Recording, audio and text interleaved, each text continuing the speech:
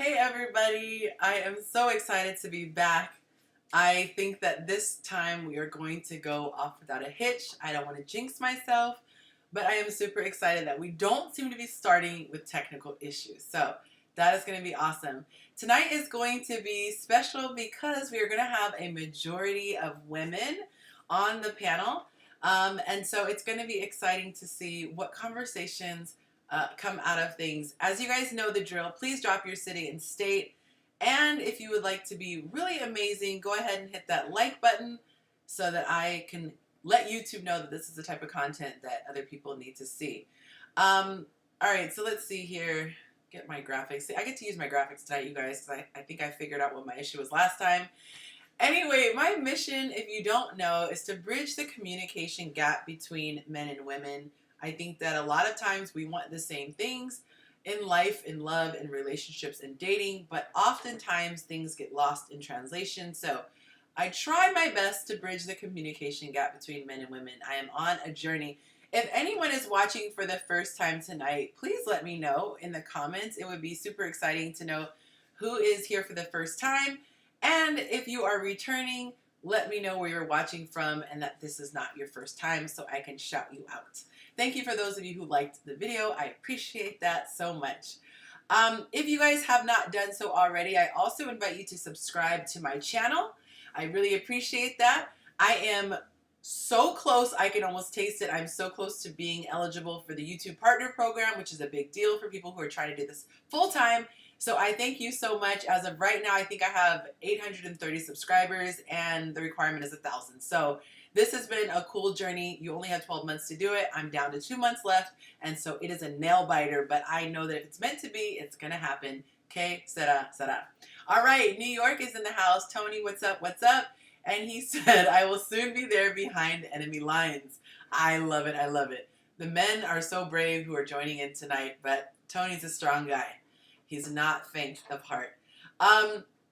Okay, last but not least, before I get started officially, if you would like to support me, you can do so on patreon.com. And you can see right here, there we go. I actually got it the first time this time.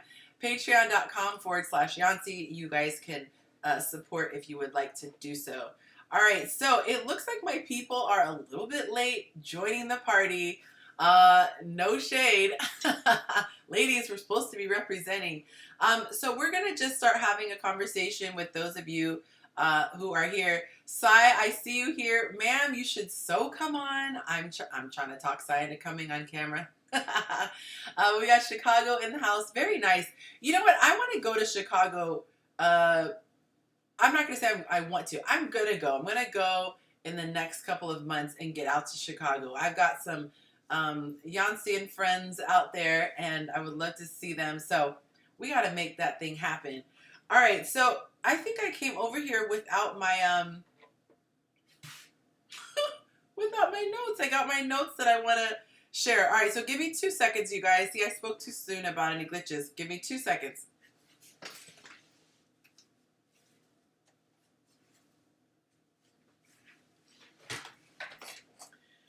All right, sorry about that. Okay, I got my notes. He said the women are always late. That should be a whole show. My goodness, my goodness. Yes, and they're probably used to me being a little bit late, so I can't really talk trash.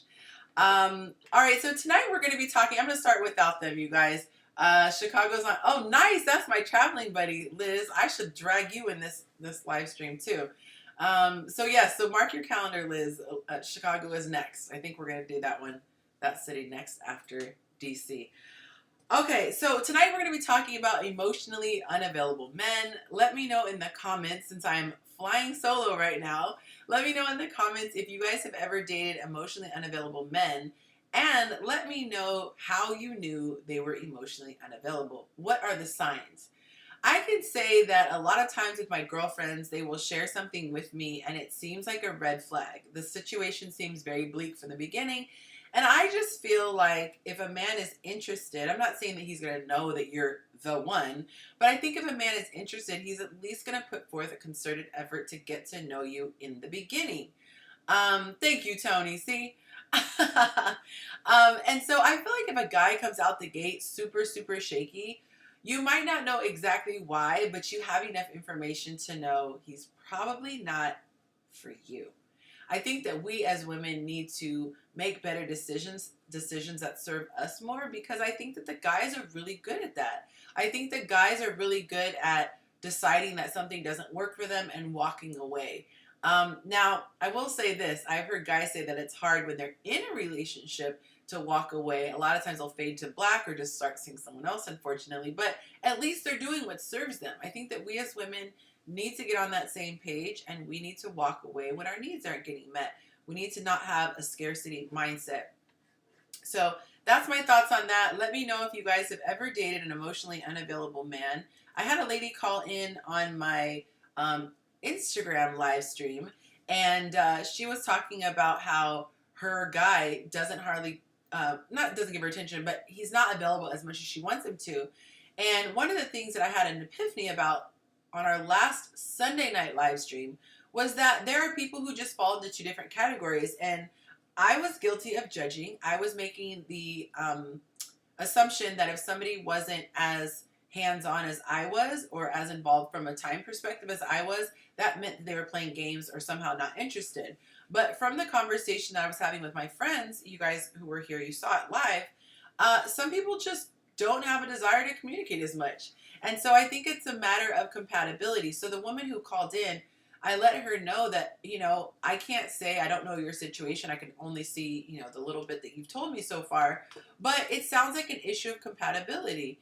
If he is giving you as much time as he feels like he can, because he said he's working and all that, it just might not be a good fit for you. And I feel like if you're starting off shaky, chances are it's not going to get better. So super important for us to be able to figure out who we are compatible with.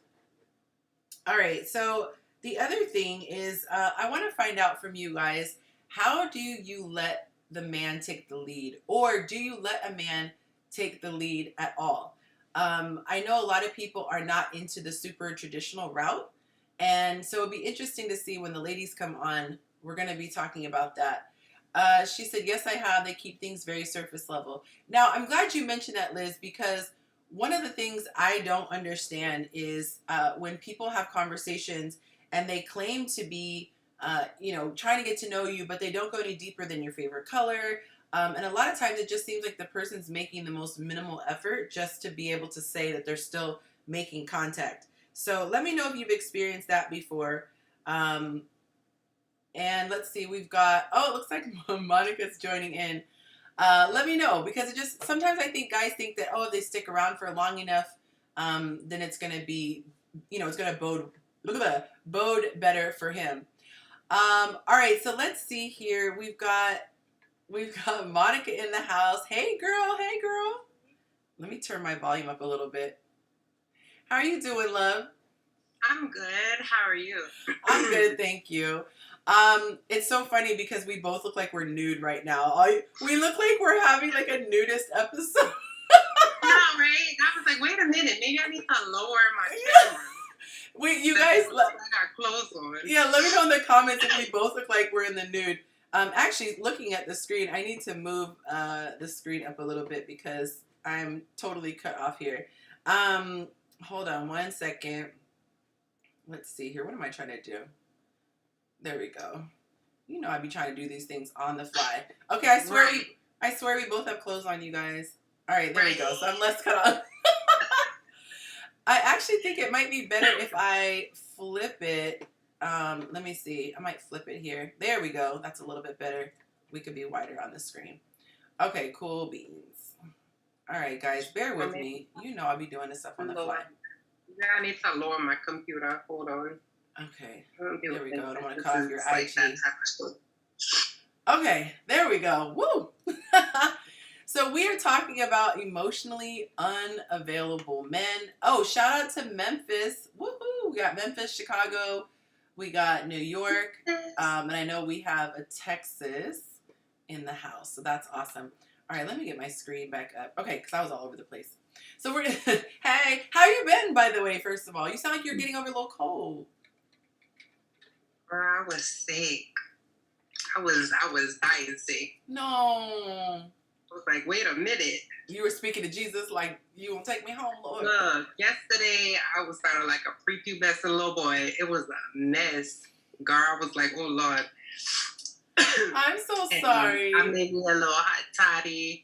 I done did some little home remedies, and this morning it wasn't that bad. Like, my throat was like liquid fire yesterday. Oh. It was bad. It was really, really bad. I didn't want to be bothered with nobody. I turned my phone on. I talked to people that I didn't even realize I talked to. No. They called me today. Yeah, they called me today and was like, how you doing? Yeah, when I talked to you yesterday, I said, we talked yesterday? She said, yeah. I was like, awkward. I don't even remember. That is it was bad. Oh. It was really, really bad. Well, I'm really grateful that you're strong enough to come on today. I was floundering. Right. Well, I said I was going to do it, and I was like, okay, I was feeling a little better, and then it got worse, and I was like, oh, Lord. I literally looked at my clock, was like, oh, shoot. Let me jump in the shower, wash my hair, throw it up. Look, because, girl, let me tell you. That's love. I was a mess. I was looking a hot mess. I ain't did my hair in like 5 days. When you're sick, you don't feel like doing anything. I ain't even put my contacts in. You just be trying to survive. But you actually really cute with your glasses. It's a whole little... I was like, I just wasn't feeling it. I was not feeling it. I was like, you know what, let me pull my little energy together. Well, we look at my presentable. We appreciate it. I'm sure they will give you love in the comments as well. And when the other girls come on, feel free to dip if you need to. Get your little rest. Elizabeth saying, yes, accent. Anthony's talking about, did somebody say... Oh, that's right. She's from New Orleans too, huh? Uh-huh. She sure is. Yeah, my little baby.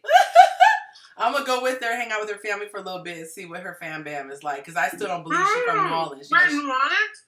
Yeah, I'm going to have to go. Y'all going to New Orleans? What part of New Orleans? What part of New Orleans y'all going to? She have to, look, I don't want to disclose all her family information. So if she wants to answer, I'm going to let Liz answer. But yes, I'm going to go crash at her family's house and that's right. And see what they all about. Because I still, okay, she said the East. Okay, so she gave it. I wasn't going to put, nothing out there. So we're going to have some... that's right.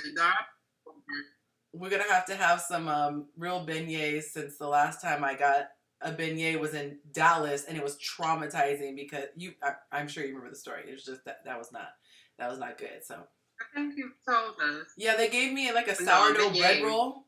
It was like a sourdough bread roll dipped in powdered sugar, and they had the nerve to call it a beignet. So it was like a hard dinner. Yes, it was. It was blasphemy. It was. That thing needs to be hot. It needs to be hot. It needs to be hot. But it was a dinner roll. I don't like cold beignets. I like warm, hot.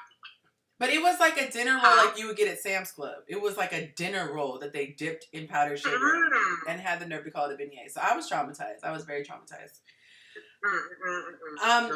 So, all right. So the topic tonight I wanted to get into was, have you ever dated an emotionally unavailable man? And how did you figure out that he was emotionally unavailable? We were talking about dudes that just keep things super surface and they barely, talk about anything in particular, but will steadily call. I'm sure we all had at one point. Now, if I knew about it, I probably didn't until it was over. And like I was talking to one of my girlfriends about it, and they was like, it sounded like he had some problems. But I mean, I've been in a relationship where it was like pulling teeth to try to get him to tell me how he felt. Yeah. Because I think maybe he felt that if he was emotional, that it would have me question his masculinity. I don't know. But then until I seen the interaction with him and his mother, she was not very she was very like firm. She wasn't emotional. She didn't tell him she loved him. Oh. Like her way was, I paid the bills, you got to 18, you didn't die, so I love you. It wasn't like in my family, like my mother, she still loves all my brothers and on the men in my family. So I think that was a different dynamic, and I noticed that how he was with his mother, it kind of poured into how he would be in the relationship as far as he was just saying I love you was like, oh my God, that's traumatizing. Right. Telling me that, you know, you had a good day or telling me, you know, how you feel. Like, if you don't like this, why don't you like it? Right. It was like pulling teeth. And then it was like, I don't want to talk about it. Or even if I ask, how are you feeling today? If I have a problem, Monica, I'm going to tell you I have a problem. You don't have to always ask how I'm feeling. Yes, girl. So then I stopped. Oh, I just stopped asking. Wow. And then it got to even ask how I feel anymore because you told me to stop. Right. That's so bizarre. You not to be that narcissist, so I don't know. Okay. So he had a lot going on. I don't know. He said he didn't die. Yeah, that was pretty funny. Jason was saying when I had him on that for some guys, emotional intimacy is the equivalent of a woman's physical intimacy. So, like, a woman is not going to out the gate. Typically, we're talking about the typical woman. She's not going to out the gate be comfortable just spreading her legs to some guy. And with a man, a lot of men, he was saying, are not going to just be open, just out the gate, ready to just open up their heart to a woman and share all their thoughts. So that's interesting, but like you said, he had those other issues. So he had a lot of deep rooted issues. But I think that it should be the norm. Where there was a post that I seen someone on Facebook say that we need to start showing Black children what it is to be love, what love is, to see, you know, a woman and a man, be it their grandparent, aunts, their you know, their parents, in a healthy relationship, even if they're co-parented, just to see a healthy relationship, because it becomes a perpetual cycle that these kids are growing up seeing. And especially with Black boys, where they're not, I don't feel like they're not loved on enough. No, I definitely agree. I think it needs to be modeled, and then also so that it's not foreign to somebody when they see it. It's not so weird, you know, for someone to say, oh my God, this is weird, or when's something bad going to happen, because we've never seen something good. This can't be real. By the way, you guys, we have 10 people who have not hit the like button yet. And so if you could just be so kind as to just hit that little like button, I would so appreciate it. And that would be really helpful. That, oh, there we go. We got another like. Okay. I'm gonna be like the pastor with offering. There goes another like. Okay. Please, the doors of the church are not open. Please go ahead and hit that. That is YouTube and social media currency. So if you guys can hit that like button, I see y'all here. Y'all pulled up. You're crashing. You're staying. You're hanging around, but you're not hitting the like button, all of you. So we are 1/3 of the way from likes to viewers. So no pressure, but pressure. Okay. I want to talk to you about dating apps. What are your thoughts in general about dating apps? Are you a fan, not a fan, kind of in the middle? I actually just recently tried it. Okay. And I had it for 2 days. It's not funny. Do tell. Thanks for that like. Anthony says dating apps suck. I feel like with Facebook, Instagram, Snapchat, Twitter, it's kind of like, remember them army commercials, be all you can be, join the army? Yes. I feel that's how I feel like with social media and dating apps. It's like, be all you can be, just get a dating app. You can be anything you want to be on it. So the first day that I got it, I told one of my girlfriends that I would try something different. So I was like, okay, let me try this. I can do it in the comfort of my own home. If I don't like it, I could just keep it moving. They don't even know I didn't like them. I just swipe. Right. Now,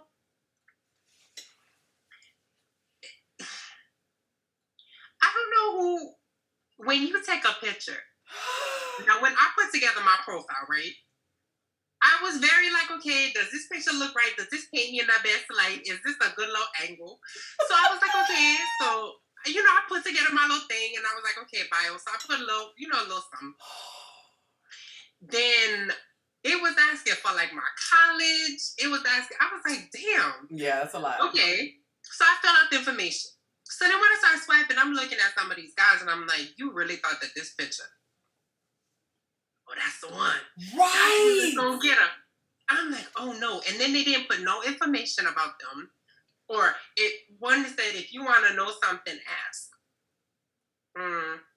No, because for me to ask, that means I need to swipe right. Yeah. Right? No, I'm not going that far. And then like guys, like it was just horrible. And then the guys that I actually did match with, they asked me the same questions where the answers is in my bio. So I'm like, clearly you're not reading. Right. So that turned me off. Yeah. And then, aside from the married ones, because remember how she said aside from the married ones, said there was like a certain percentage are married. Yes. I've seen a few of them. I've seen a few poly relationships. I was like, hey, Jason Song. I did get an invitation from one. The guy said, we are interested in you, my girlfriend, and I was like, bro, right. I thought I read it wrong. Bro. Right, the old lady was like, the guy said, actually, it was my old lady that swiped on you. And I was like, oh, okay. I don't get down like that, but I appreciate it. I'm still cracking up when we both look naked, by the way. Okay. I know it, right? Anybody coming on is going to be like... I do actually have... I do actually have clothes on. I really look like a nudist podcast right now. Okay. It's like the naked nude. Are you gonna hit that 1,000 today? Hey. 1,000 today. And I just wasn't. I couldn't do it. I was messaging this one dude. I was like, oh, he seems pretty cool. And then what turned me off was when they asked for my social media. Now, I'm not gonna jump. You might as well just ask me for my phone number. I'm not going to jump from one app to go to another app to continue the same thing that I'm doing with you on this app. You know what they do that for, though? That means that they want more photos. Okay. They want more photos. So then I had one of them. So, mind you, it was 2 days. And then I was like, no, I'm cool. Hey, Jen! Hey! The red lip, yes. Oh, God, we're supposed to wear the tube tops. Girl, you didn't get the naked memo? No, I did not. Not in Ohio, I didn't. Long sleeves still. Oh, but you don't like being cold. I said we look like we on a naked podcast tonight. Y'all showing skin. I'm not ready. It's been hot. We talking about dating apps when dudes want your social media when you're already on another app. And I said it's because they want more photos. That's what that is. So I'm not even on dating apps, so I can't relate. You don't know the struggle? Those make me nervous. I tried for 2 days. And I just couldn't continue with it. So I told this one guy that, I keep my personal life separate from the social media. Girl, and he damn near tore into me. No! He didn't like that. He said, you must be a catfish. Why? Because you didn't want to give him your Facebook? Like Instagram or Snapchat or anything like that. He said, you must be a catfish. All right. I feel like social media, for me specifically, I don't like people who I'm potentially dating to have my social media because it's like jumping into my journal based on what I do. I mean, I'm talking about my past, I'm talking about my history, and so you could really get a whole head start on me, and I don't know a darn thing about you, so it's very personal having somebody have my particular, social media. They said people pick out their best pictures and most are filtered and old. He said, we want pics. Men want pics. It's true.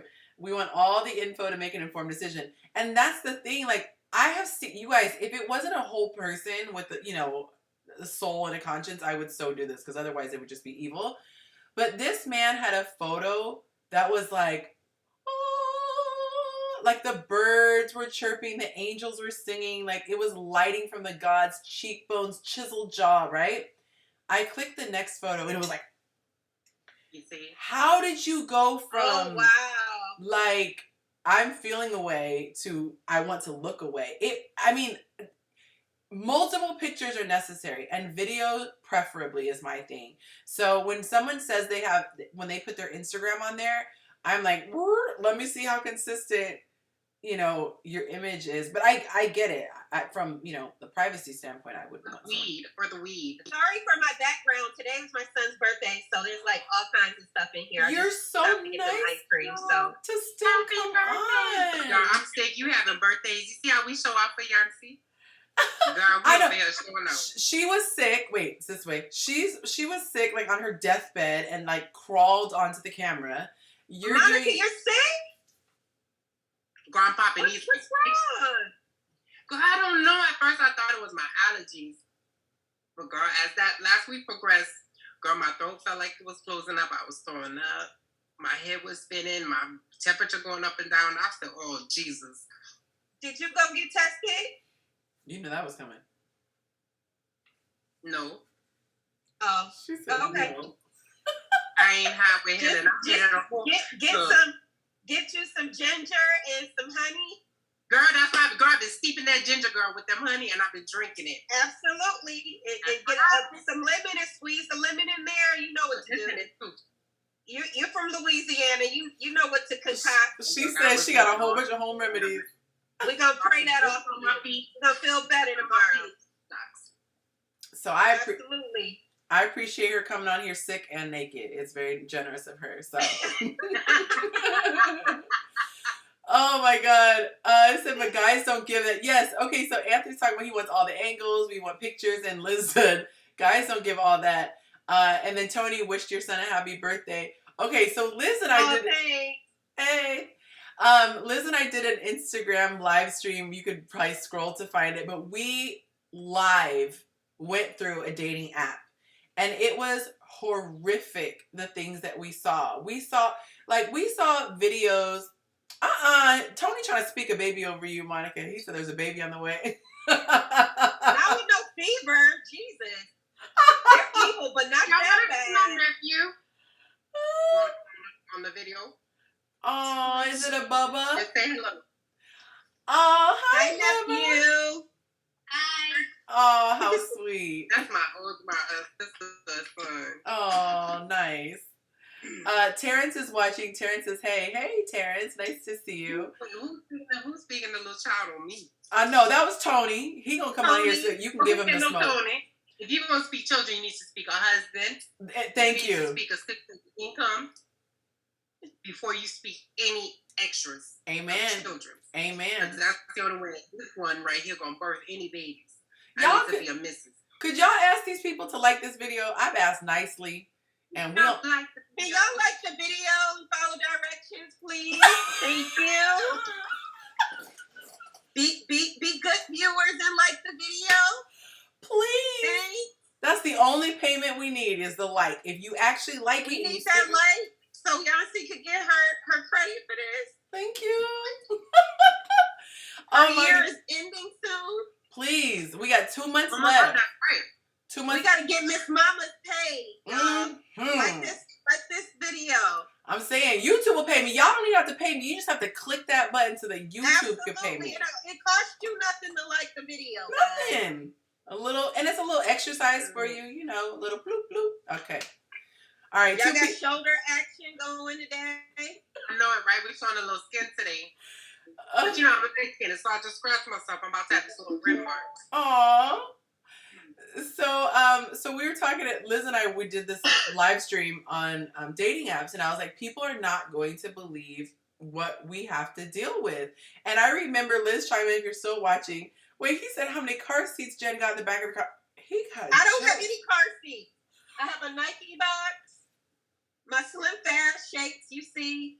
I know you didn't say Slim Flash. I can't read. He thought it was Slim Fast. You don't see that? Shameless plug. He thought that was a car seat back there. Who said that? Jen has a 15-year-old today and a 19-year-old. So they try to wish a baby on Monica and a baby on Jen. Jen has no babies. No babies. She might have a baby in her life, her babe, but not a baby. Yeah. Yeah, not yet. We're gonna speak a babe into your life. No babe in my life either. We gotta speak that into your life. But you guys, so we went through these apps, right? We're like, we're gonna go live and just have this reaction because we were doing it, you know, off camera. We're like, we should tape this in real life. We started seeing some foolishness. And like Monica said, you're looking at it like you made the choice to upload. Like you sought this picture or video out and you said, this is a good choice, and then uploaded it. So there's this one guy and he came on and he's just chomping his gum and then he's looking at the camera. Okay, the camera's over here. He was like looking at the camera and then, you know, the odd one where it's like they pretend like they don't know the camera's there, but obviously you do because you turned it on and you chose the video, but yeah, okay, whatever. And he's doing that thing and just saying weird stuff and like fixing his face and rubbing it. And we're like, out of all the videos, this is what you chose? Like, this is what, this? You only get 6 spots. So, I was laughing at my friend that's on dating apps, and she has a bunch of guys who are like biting their lip in their profile. Yes. Yes. When a man... That screams one thing to me. The only man that can do anything with his lips is LL Cool J.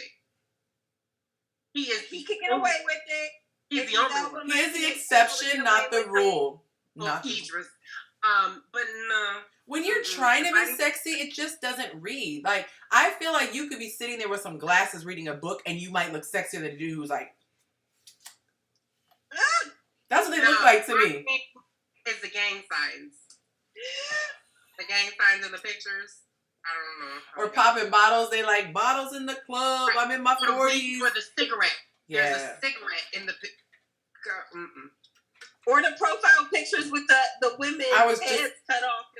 Oh, yeah. Or they have an emoji. Girl. I think the worst one I saw was a man. For the money. There's a guy holding money like a fan. Just. Oh, yeah. That's a winner for sure. That's like the top. There was a guy dancing like kind of like, you know, up on the girl, but he was dancing with a girl. And I was like, again, you could have been playing with your dog in the park. You could have been surfing. You could have been riding a bike. Really? You want to upload on a dating site a man dancing on a woman? Okay. I was like, I give up. I don't know. Or group pictures. I can't do group pictures.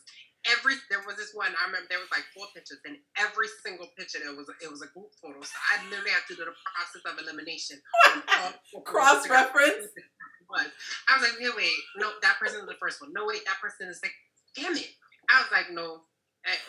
Or the worst is when it's not the hottest person, and so you want to be like, oh, please. I'm not feeling you, but is your friend on here? Like, could you point me to your friend? Because the dude with the suit next to you. On Instagram, I be seeing like friends. I'm like, oh, let me see if you tagged your friend. Right? Oh, I'm guilty. Let me see a friend and a friend request because y'all ugly. I am so guilty. Okay, ladies, I gotta ask this. Okay, so maybe you're not a big fan of dating apps. But if you flirt on Instagram or Facebook, what do? Like, what's your way of trying to like, hey, how you doing? If you don't come straight out and say it. I mean, I can open my Instagram. Oh. So I usually would like a bunch of pictures. Like in a row? Yeah, like I rapid fire like I go down. And I might go, I might skip a few, like a few weeks. And go a little bit further. Right. That's how I flirt. Hey, thanks for joining in. We cutting up tonight, so this is the week to get on, girl. It's nice. Hey. You're muted, babe. You're muted. You gotta unmute. Okay, wait. Maybe Instagram is not the best thing. You hear me now? Hey, we can hear you. Hey, love. Oh, you look radiant. Look at your skin. Oh, Chad, we missed the shoulder and cleavage memo tonight. Yes. Wait, who? We're giving the naked look. Yancy and Monica showing skin. We missed that memo. I said we look like we naked. But if you see that top from the back, she's showing all her back. I am. She got her whole back out. Wait, who? Oh, okay. Partial back. Me? Oh, you got like a gown on? No, it's like a full thing, but in the back, it's I don't really see. Oh, I was like, how did Monica know that? No, I put the video earlier. Hold on. You also probably to the social media. Oh, okay. I was like, when she said the back was all the way out, my brain went to like hospital gowns. I was like, oh my God, I hope she wasn't like a reference of like a hospital gown. I'm out here in Reno. Oh, nice. Ooh, what's in Reno? Well, I DJ'd last night. I was gonna say she always Yeah. on the turntables. Yes, I am chilling now. And I got in like 4 a.m. Oh Lord, you look that good. That's impressive. So Jason gave me a really great idea when he was on, and so we started changing our names on the Zoom to our IG. So if you want to get a little put your socials out there, you can do that. If I'm doing it from a phone, so I know. Me too. So let's try this together. It's hard work. Oh no. If I hang up, y'all know my heart, babies. I may have to hang up and call. Well, no, because I can't do it that way either. We're almost caught up on likes. Yeah, it might be harder to do it on your phone. I'm not sure. Oh, you know what? Can I do it for you? Let me see. Yeah, I can do it for you. Okay, so let me. Okay, cool. I'll do it for both of you guys. Do you want me to? Oh, sorry, I didn't see your message for the link. Okay. OnlyFans, Chaz. No, I'm kidding. I was like. Okay, let me make. Never in life. Let me make sure I have you. Wait, what are the No, first? no, it would have to be the OnlyFans that once they subscribe, you over there reading prayer scriptures. Gotcha. Oh, you know what you can do? Hit the type it in the chat, and then I'll just copy paste, so I don't have any typos. Okay. And then Jen, do the same thing if you want to put your IG on there, because you never know who's watching in these streets. I do have a stalker. So. Look. Let me not comment on that. I was about to comment, Liz. Let me stop. Okay, so we're gonna put yours here. I was like, wait, let me not comment. Okay, and let me just say this. I'll just be cryptic and say it this way, gentlemen. If you want to get to know a lady, think about the way you're going about it, and don't come across creepy. Like, ask some friends, hey, does it sound creepy if I say this way? Most women don't want to feel like you're gonna pop up unexpectedly. Nobody wants to feel like you're watching them when you shouldn't be watching them. So just watch your wording, okay? Because maybe you just don't know any better. But hey, little mama, let me whisper.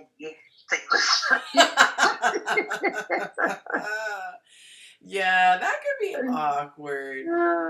Oh, you guys, we have the equal number of viewers and likes. Thank you. Let's do a round of applause. I had to beg, I had to threaten, but it's worth it. Okay. Great job, everyone. Yay! There we go. All right. So a couple people dropped off. They probably didn't like being threatened, but you know, you got to do what you got to do. You got to ask before you can receive, right? Okay. So the question on the table was, how do you flirt on social media? So maybe you're not doing a dating app specifically, but you're using IG or Facebook to, get out there and someone catches your eye. Jen was saying that she does bomb liking, which I'm partial to that method as well. And I will also look to see too, if I see a guy, doing that, I'll be like, and see, and then darn it, when they have the private thing, and then I'm like, no, I'm not gonna request you. I'm not doing all that. I'm not doing all that. I'm not following either. Nope. Sorry. So don't flirt if you have a private account, you guys. Come on, that's just no. Why not? Private accounts need love too. I'm saying you're not gonna get me. You to see what you look like to flirt back. I'm not doing that. You already saw me. I can't see you. If I send the request and you accept it, and I look, damn it. Now I got one. Then you gotta remember that you followed them. Sometimes they don't post much, and you forget. Right. And then you see this picture like, ew, who the hell is this? Like, who the heck is this? Where they come from? That's why you send a request, you get it approved, you do your due diligence. Then if it's not up to your liking, you block and you move on. They don't know you. No, what I'm saying is that sometimes they don't approve you quickly. Sometimes it takes a minute. And then you forget. And my then they done X themselves out. You took too long. That's what I'm saying. I'm not requesting. So. Oh my God. Yeah, I have to do my due diligence. Like, I really want to see everything. Can you imagine if they started having like a new modern dating app where you had like 3D? Because people are all about angles and visuals. Can you imagine if there was like some sort of a verification process, like the verified accounts? There needs to be. So you're like this. Your photo looks like this. It's like a slow video. I agree. There needs to be profile. I think that's what they do. The blue check. To get the blue check, you have to send in a copy of your license. Your license, but imagine if it was like the certification location. Like, you have to send in a natural sunlight photo. You have to have someone video chat with you. You have to have your current weight, not your weight from 6 years ago. That's how it was when I tried to verify my dating app that I had for 48 hours. She was And then over it. Monica, you did better than me. I had a 24-hour threshold. Yeah. Got in, got out. Yeah, I got in. I conversated with I think 3 guys that were really, really cool. So I thought. One I actually gave him my number, and then he asked for pictures, and I blocked him. What? You blocked someone? You hanging out with Jen too much. Honestly, look. If a guy, there was this one guy that I met at the gas station, and he followed me on Instagram, and we were texting, and he had mentioned, and Jen, I sent Jen the screenshot of the text thread where he mentioned, he was like, "Oh, and you got a fat." He said that? Peach. Mm-hmm. That's a red flag. In the text message, and I was like, didn't respond. I said, "You deal with the mother girls like that. I'm not the one. Leave me alone." And I deleted his number and blocked him. You know the worst thing that I have done? I had a hard time when I was younger saying no. I just always felt bad. So when you said the gas station made me think, so this guy I ran into in the gas station, he's like, "I think you're beautiful. I'd like to get to know you." And I was like a deer in the headlights, like, what do I say? Like, how do I say, "I don't like your face"? So, say you're married or something. I know, right? I wasn't quick on my feet. So I was like, "I don't give out my phone number, but I can give you my email." Did he email you? Did you give him your email? And did he email you? Now that's love, Yancy. I was like, "Let's take this slow." That could have been the one. Because, a lot of men nowadays, they're like, "Girl, I don't want your goddamn email." He must have looked like who done did it and why for her to say that. He wasn't even bad looking. I could just tell he was my type. Like, I look at how he moves, but what kind of background he seems to have. It's just, you kind of want to be matched with you think of all that from the gas station? I mean, the way someone dresses, he seemed like he was he came from a little more intense background, shall we just say. We'll just leave it politically correct. Oh, don't do him like that. But look, this is what I meet a lot of guys at the gas station or at the grocery store. And 2 of the guys that I met at the gas station, they actually approached me while I was pumping my gas and asked to pump my gas. Oh, nice. There was one that did it, and he did not get my phone number. I said, "Good day," and I was out. He didn't pump my gas. What do you do? What do you do when he says, "Hey, I think you're beautiful. Can I get your number?" How do you say no? What do you say? Well, if you're not interested, you just say.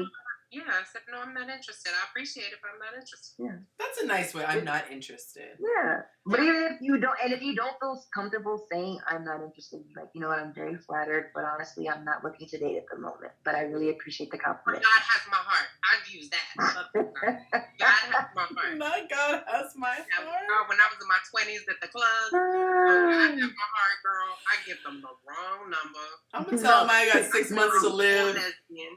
You want to make them run? Be like, insulted. Right. Oh my God. What's up? Oh, we can't talk. We can't trash the men anymore because we got a guy in the house. Barzini Feast. What is your name? I was gonna say, I'm sure you probably actually know him, Chaz, because our world is so small out here. Because I can't abbreviate and call him BS, because then that just sounds really bad. Everybody else does. No, I'm not everybody. I seen your little frat brother looking like a whole looking a little snatched with his arm on a little tree like this. Which one? Look, I want to pull up some photographs. I actually just saw that maybe an hour ago. That's why I know who you're talking about. Wait, is it on Facebook? I'll show you. It's everywhere by now. Wait, oh my God. Okay, I totally missed it. Yes, please send it to me. There's another picture of Kevin Samuels was my frat brother. I have no idea who that is. You're talking about the young picture pre-frat? Yeah. Okay, I saw that. Yeah, when he was like, "I want to study," he was like, what did he say? He wanted to go and study. He had a little, looked like he had a little escrow. And he had the Hey. little belt to match his top. Listen, I had an S curl too. Oh my god, y'all, you're making me cry. My mascara up. I Size. think if I pulled my hair, I could have had bangs like down to my lip. It just my hair was that long. Oh Lord. With the super hold gel from Newberry's. So stay in place. So it was like crunchy, but it looked wet. I had the bangs, and I hadn't figured out how to straighten my hair yet. So my bangs would just get higher and higher, and they just kind of end up like here. I had so many struggles. Like, if y'all ever found my younger pictures, y'all could blackmail the crap out of me. Here, I'm gonna send you my S curl pic. Please do. I will really post So it. since we're talking about I think I was in I used to wear I was in junior high though. like and a little piece of hair that I would press and it flapped and I was about the side part. depending on what color my clothes was, I'd have a piece of that color in my clothes. Oh my Yeah. god. I rock the side, the little cross, and then you have to just I keep got moving. forehead. Yeah. So any girl that had a forehead, we had two. Oh my I'm god. trying to find that picture. I was literally just looking at it. So Jason, we were talking about how to shoot our shot on social media, but you're more about the in person, right? So are you not really a fan of shooting a shot if you see a beautiful photo on, let's say, Facebook or Instagram? Would you I wouldn't even so much say shooting my shot as in like or make your attention known? I'll pay a compliment. I mean, I wouldn't even say I really have intentions. It's like if you look good, you look good. If I want to follow, like, I shoot your request, and then I gotta kind of before I say anything, I gotta kind of see what your online persona is like. You know what I mean? Like what are your trends? What are your patterns? Yeah. And I know it's not always someone's real life, but when that's all you have to go on, and I think that's just a real interesting thing to pay attention to if you're actively trying to date. It's like people jobs argue or that with anything, me. Yeah. like, because I mean, like, for instance, I'm interviewing next week. I'm hiring right now, and so we're looking through. Me and my boss were looking through applicants and resumes and stuff like that, and we go on there. So we try to find their social media to see, like, And people were saying that, like, oh, I'm not that. Don't judge me off my social media. I just joke around. But I feel like, why would you? I think that's just BS, because it's like, why would you say something that you don't in any way, shape, or form either think is funny or think is relevant? I don't just randomly post stuff. Something has caught my eye. Rick is so nice. He's encouraging people to hit that like button. Oh, we got more viewers than likes, you guys. Hit that like. Take 2 seconds. And if you guys are watching it here and you're able to watch it on a separate platform, get my watch time up would be great. I'm not ashamed to ask. Welcome, Rick. You're always so nice when you come on. Now, Link has a question because I think based on the comment where I was just saying the dude walked up and I sized him up. He said, could this be why certain black males date other races due to the harsh judgments of our sisters? Just maybe the guys that are turned down may have someone worth getting past the giant blind judgment. I think that we, y'all are too much. I think that we all make snap judgments. Monica dying over there. She got the picture. She dying. I think we all make snap judgments. I think if you saw, for example, somebody who just wasn't physically appealing or somebody who was disheveled, I don't think that we could say we give every single person a shot at our heart.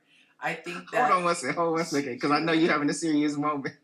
But here's the thing. I know people laugh when they see old pictures, but she's going in. I'm like, damn, was I that bad? Oh, wait, she got your picture. I was thinking the Kevin said... Oh, no. I sent it to you as well. Oh, wait, how come I don't see it? Check your phone. Oh, I'm looking in everywhere but the right.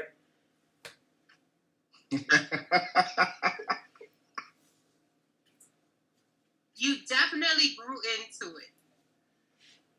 Listen, there's another one where that's actually covering my ears. Like, my ears was... This is giving me the wood vibes. Can I show it, Jason? You can show it. That's cool. All right. It's precious. I'm trying to get like super cool. There we go. Isn't that precious? I was in like 8th grade, I think. You have great skin though. We can say that. Yeah. kinda bad. changed It's precious. It's precious. Definitely had a process on it. Yeah. My daughter got I jokes. remember those backdrops. Oh, Uh-huh. y'all Yep, try to. them good school pictures. Liz said, "Bless it. I cannot." Okay. Hold up, because what I wasn't about to do was the whole shirt and tie and. You know Like, those nah. people who took your photos? They would always make you sit so uncomfortable. They'd be like, "Tilt your head, tilt your a little bit more." You're like, "This does not look natural." By the Nah, way, they tried to do that. They was like, "Button, you want to button your shit?" I ain't buttoning nothing. You need to see my chains on this white tee. Get my rayon. yes. Oh Make sure my the God. curl is, you know what I'm saying, you're holding. I think my worst picture ever was when my parents got me. So I had glasses, and my eyes are terrible. Like I could barely see my hand in front of my face without contacts or glasses, right? So my parents got me these glasses, and I thought I was so cool because they were transition lenses. Do you guys remember what transition lenses were? Are? Was that the these are- thick ones that had the little bottoms? Those are No. bifocals, ma'am. No. So, She tried it. Full disclosure, I'm actually wearing transition lenses. No, but let me tell you, this is 2021 when they've actually gotten the technology down. The reason why it was so traumatizing was because I was so excited. I was like, oh, if I go in the sun, it's going to transition into shades so that I can still see. No, ma'am. No, sir. They did not transition back. They stayed this murky, grayish brown. And I look like some old perv. Like, you know those old perv men with like gray, green, oranges tint? And I was like, in my school, I was like waiting for the transition. I was like, come on. It never went back. It just stayed this like light tint. Now I'm sure they have technology down because yours don't, they're not tinted at all. But yeah, it was traumatizing. Yeah. Oh. It's hard for me to find glasses I don't even like because I have such a weird shaped face. So. But those fit you nice. I feel like they perfectly frame your face. No pun Well, intended. because I have to shop for fashion, and then I just have the lenses replaced. But like just going into the optometrist and finding frames. So these is actually Fashion Nova, and then I just go to the optometrist and give him my prescription. No way. You know what? There's this link that my sister sent me that she gets her shades from. Probably like I Buy Direct. No. I've seen some really cute ones on IG, but a lot of times I'm scared to use. Zenny Optical. Okay, I haven't heard that one. Yeah, she got some really cute ones. What is it called? Zenny Optical. Oh, okay. Yeah, Zenny Optical. I was gonna say free I'm gonna plug. fool around and just go get LASIK. I went with my parents to go get that done, and I was traumatized. Like I was like, I'm such a I'm just nervous that they might mess around and put too much laser, and I can't see. But I think they have a really good success rate. I'm just a freaking baby. Like just knowing what it is. Like I wanted to think it was like a lightsaber where you're like wee wee and just do it. But when I actually knew what it was, I was like, oh. Yeah, no, because I was having astigmatism in this eye. Me too. Yeah. I can't see. The struggle. Right. Those of you guys who do not have vision problems, count your blessings because, look, I don't know how bad your prescription is, but if you have ever had your glasses on a nightstand, okay, and you actually not me on my bed, not on the nightstand, because when I So y'all want to laugh at me again? Here, I'm gonna show you something. I'll be right back. okay. and When mine are both in the negatives, and I can't see. I think it was 26 inches in front of my face. I cannot see past that. I remember one time I was when I went to the optometrist, he was like, "You don't see little halos around, little lights." I said, "Oh, I just thought that was normal." He said, "So what do you?" I said, "Oh, I turn my high beams on." Girl, I was that blind. Like my contacts, was bad. Like that's So, glasses on the nightstand. no. Why do you have so many frames? Because I wear different clothes. So you like Oprah? Like, so I have one of these for my watches and one of these for my glasses. Yeah. I am so mad at you. I've knocked my glasses off before, and I was Helen Keller, like, on the floor, like, really trying to find them. That's so bad. And then and this everything else. I have like boxes of contacts. me too. This is the other struggle that people who don't wear glasses don't even understand. Tilt it a little bit more. Oh, there we go. Oh, okay. You doing that? Oh, them's are Ray-Ban. You got sunglasses too? Why is your house so dark? It's still a little light outside. So what? Why is your house so dark? It's still light outside. I don't know. It's just relaxing, and I guess it gets darker on my side. It's a whole vibe. I don't know. Alexa, turn on dining room. Is that better? Right. Monica's face. He said Alexa. All right, I guess you just got her like Alexa. Got her together. Right. No, my whole house is automated, so she controls everything. I like gadgets and tech, yeah. What the fuck? Wait, just Humble Me says the ladies should share their photos. Yeah, okay, y'all. I will really walk over and get a photo. Y'all want to see a photo? Okay, let me put it this way. If I get 2 additional subscribers, A lot of our stuff was lost during Katrina. what's that? A lot of our stuff was lost during Katrina. Oh, it's terrible. I was gonna say though, if I get 2 people subscribing like right now, because I know what my subscriber number is, okay? If it goes up right now, I will pull out some vintage Coke bottle, tinted shade photos of Yancy, okay? And this is like permanente. Or maybe I should put it on my Patreon. Oh, man, I really need to make it worth it. But no, if I get 2 new subscribers, I'll get a little notification. I will bust out the photo album because there is some stuff. Okay, another struggle for glasses wearers is that if we're wearing your glasses and you want to lay down and watch a movie, you have to position your head in such a way that it doesn't like hit your glasses and it doesn't push your lenses. You got to worry about swimming.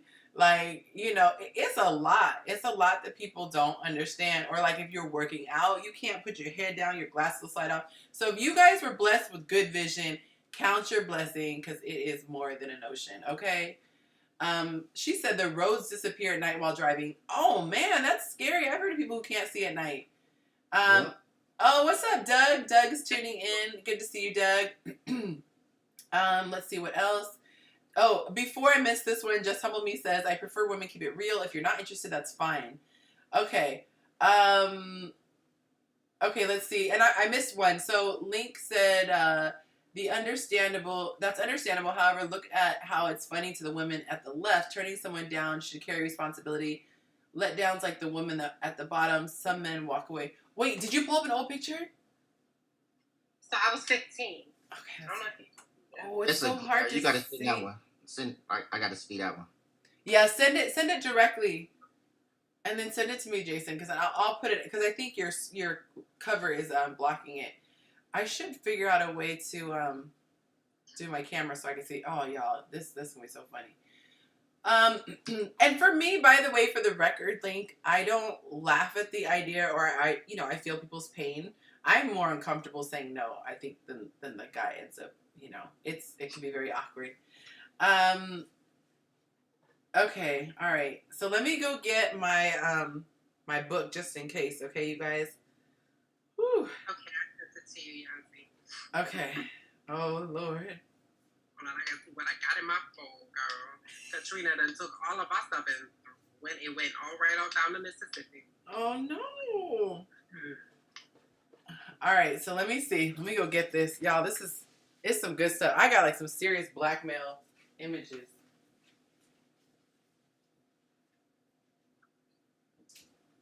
Did you get it? I didn't. Not yet. Jason, did you get it? Not yet. All right. This is how old school this is. My grandma. Not the birth album. I got one of them. Well, I have one. My grandma made. We had a belly button thing when it fell off in there too. In the vaults. Okay, I'm gonna show you this one. This one's a freebie. But this is my mom holding me. Wait, where's my camera? Okay, there we go. This is my. Is it here? How come I'm? There we go. Wait, can you even see? It's too light color. There we go. Yeah, my mom. My mom holding me. How come I can't see any of your pictures. It's like glossy. Oh, how cute. Oh, look at the little cheeks. Look at the cheeks. It's funny when you look at old pictures and you realize I didn't have any hair. how young your parents were. Like, My mom is white. You didn't know? I mean, I knew you was mixed. I just didn't know what you was mixed with. Oh, okay. Yeah, she is. What do you mix with? Because I've seen on your IG. My mom is Hawaiian and Chinese, and my dad is black and Creole. Hawaiian and Chinese. Okay, because I saw your grandparents. That's my great grandparents. Okay. I was like, wait, what? Like, This is where I get my eyes from. Oh, how cute. Can you see the Coke bottles? Okay, I don't know if you could see. No, you can't really see the Coke bottles. Oh, you had glasses when you was a baby? No. I would say this is where I get it from. So my father, he has some serious Coke bottles in his, but I don't know why I can't get it to like, it's hard to see. Yeah. Child, the struggle. I should send it to y'all. If you saw these pictures, oh Lord. Struggle or something. Did you see it? Did you see it, Jason? I did. Yours wasn't bad at all. I'm trying to tell you. I never said I was up. I didn't say I was funny looking. I didn't say I was funny looking when I was in school. I was hoping to get the kind of laugh that you got. Oh yeah, no. That awkward stage was right on down to Mississippi. Sorry. Oh my God. This book runs out right before my glasses. This is the year before my glasses. Dang.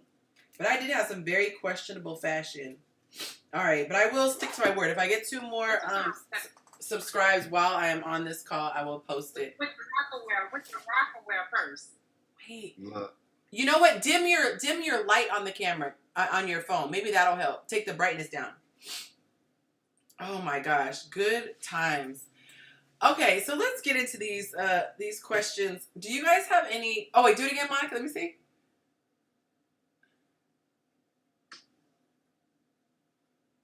Oh yeah. I wish people could post pictures in the comments so we can see pictures as well. He said, oh yeah, you have to turn on the brightness for us to see those pics. The camera lens is picking up too much light. Every race has a preference. I'm sure there are black women who would like him. There's a black male that's starred in a superhero movie that when he was younger got rejected by lots of black women, he said.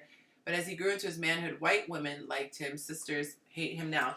But then again, it's like you don't know who you're picking. And also, you said as he grew into his manhood. So maybe he developed. I think that sometimes, people blame rejection on the people who are rejecting, not realizing it could be your personality. It could be your lack of being in shape. It could be a plethora of things. So I wouldn't be so quick to blame the rejectors.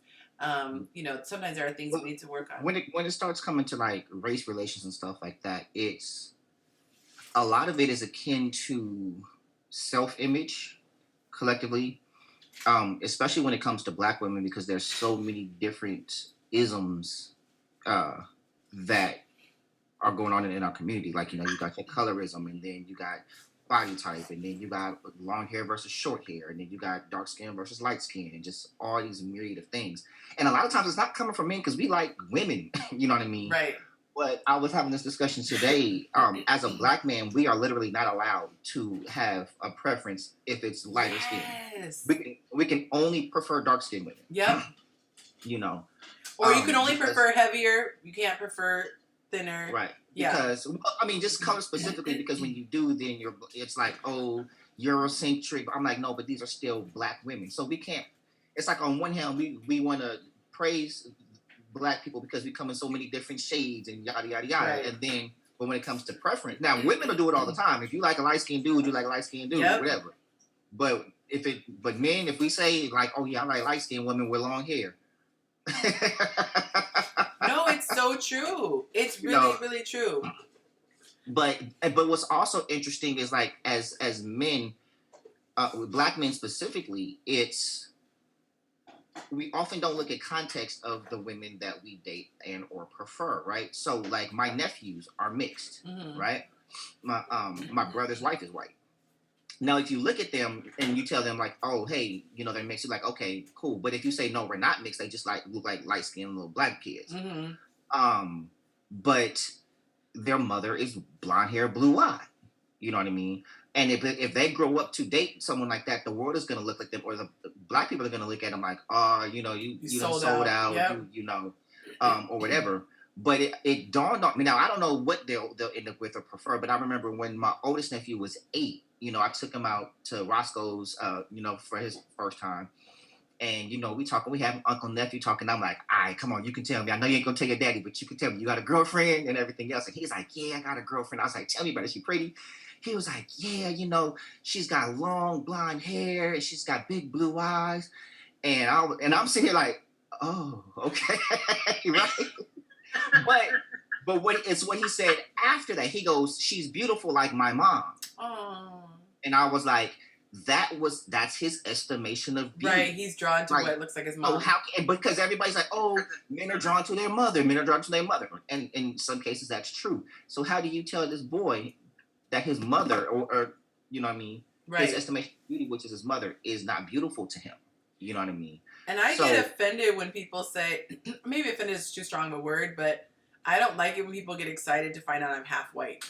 Like, you know, or it could be half anything, I feel like sometimes the way people respond, but it's like, just say that I'm pretty. Don't, you know, oh, I like that. Because I feel like if a black person says, oh, I like the fact that you are mixed, to me, it seems like, you know, what is it? Like self-hatred, you know? You wouldn't be pretty if you were just... Yeah, it's like, you don't like the black side, you know? It just sounds funny. I grew up with not being black enough, or... because I was black, I couldn't play with white girls. So I definitely dealt with that growing up. It wasn't until I got a little older and went through puberty that girls was hanging out with me, not because they wanted to be my friend, but because the guys would come around. So it's like, let's just be friends with her. And I dealt with that too. Yeah. So actually, I experienced more ignorance as far as when it came from my black side than I did dealing with white people that I grew up with, other than the fact, oh, I want to touch your hair. But with the black side, it was always feeling like, at this point, I don't care, but when I was younger, it was trying to prove that I was black enough. Yep. I can totally identify. Black girls, like, you think, and they automatically thought that I had it easier because I was light skinned. Because I had a good grade of hair, because I looked a certain way, so they automatically assumed that I had it easier. No, because I don't know the struggles that they face because I'm not dark skinned woman. Right. But I definitely still dealt with my share of crap. It's always funny because when people say, you know, do you identify with the white side? And my thought is always, how am I going to look if someone's like, what's your nationality? I'm like, I'm white. It just looks crazy. To me, it's by default kind of, what category does society put me in? I think it'd be different if I could, quote unquote, pass for white. If I looked white, it would be different to kind of acknowledge that side. But I feel like when you are part black, you're just black. Like, nobody sits there and needs to identify. They say what your father is. What your father is, that's what you are. Mm-hmm.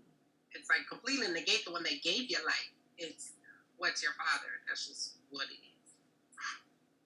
I feel like sometimes it's, well, a lot of it I think is what you look like. Because, you know, people back in the day who could pass, people just assumed they were white and they had a hard time accepting the fact that they were black. So I just feel like it would be odd to look black, look melanated, and then say... Same thing as if you looked super Caucasian, you're running around like, yeah, you know, black power. Like, man, Becky, what are you doing? Like, no, I am half. It's super hard for me, like, as like the albino black man, like, you know, I always get it because I'm light skinned, so I'm like, whatever. But I love Monica's face when she kissed her. She was like, wait, what? But no, actually, you're a light skinned black man. Okay, that's what's up. All right, bro. Nah, around. Off screen, we introducing off screen, you guys. But yo, being dark is cool now. Like Wesley Snipes got it, like put us on like after New Jack City. Mm-hmm. You know what I'm saying? It was straight. But being young, when light skin, curly hair, and everything else, like we wasn't in style. So you get all the black jokes, this, that. I was never attracted to that. You said what? I was I was never attracted to the light skin. Like when everybody thought Ludacris was fine, he was never cute to me. I think People I went thought through a Ludacris was fine? phase. No, I used to like no. He I said, didn't know that was a thing. that's what I was gonna say. Yeah, like that light skin stuff. Oh yeah, no, them 504 He's- boys, honey. He's saying Ludacris. Did people ever think Ludacris was fine? Like I've never heard a woman's like, oh, Like Ludacris. when I remember when I was in school, like he was yellow and had braids. They thought that he was really cute, and he just wasn't cute to me. I always used to like chocolate and dark chocolate. That was just my thing. I used to love it. But it's true. People did go in and out of phases. What do you say? Oh, I'm super slow. I'm like, oh my god. Okay, so let's get these comments. Anthony said, I just used my white voice to get a reservation at a restaurant. The light skin struggle is real. Okay, speaking of struggle, I don't know if you guys can see, but I have been tanning. I get so pasty. Like, y'all don't understand. It be the wintertime, and I look like Casper the Ghost. So I'm really excited. I got like 2 or 3 shades darker this past week, but I had to put in some serious work getting this because I wanted a little bit of like brown. Do I look like milk chocolate at least? I feel like I look a little darker today. Can y'all see it? You don't look milk chocolate. Maybe even honey. I'm just trying to get away from white chocolate. I really sometimes think that I'm darker than I am, and then You I'll like pecan tan. How about that? okay, I'll take pecan. That's better than the white chocolate. It's not pecan. Pecan. Who? Oh, I do say Jesus. pecan too. Oh Lord. Okay. I said pecan because it rhymes with tan. I know pecan. I'm well aware. I'm just watch.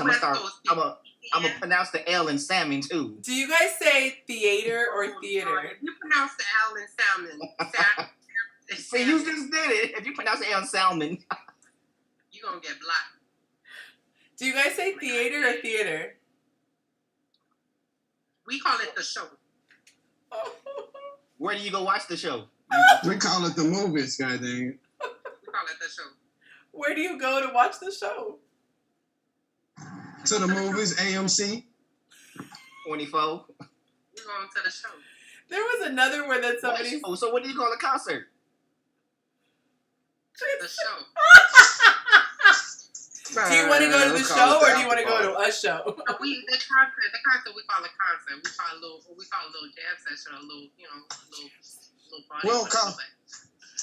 We don't call it the concert. We go straight to the after party. I cannot with y'all. What do you say? Is that the one that was in the picture with Yancy? Yes, it is. Yes, it is. Mm-hmm. Folks, Hey, you ain't got to turn up your face when you said that, though. You ain't have to make the ugly face. Like, that's the one I was in the picture when y'all said. so y'all. I don't look that bad, dude.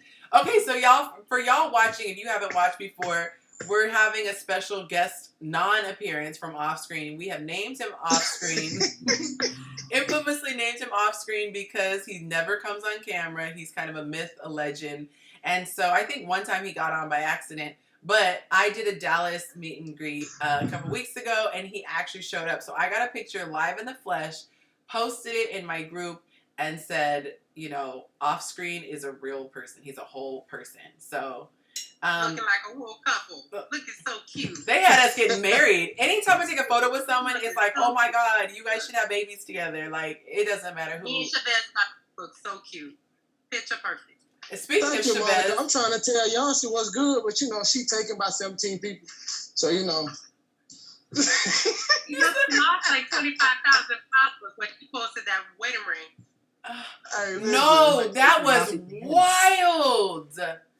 That was so wild. I never thought that would happen. I got the April Fool's was on me. So y'all who don't know, I posted my wedding ring, my engagement ring for April Fool's, and I said, you know, I want to share some good news with you.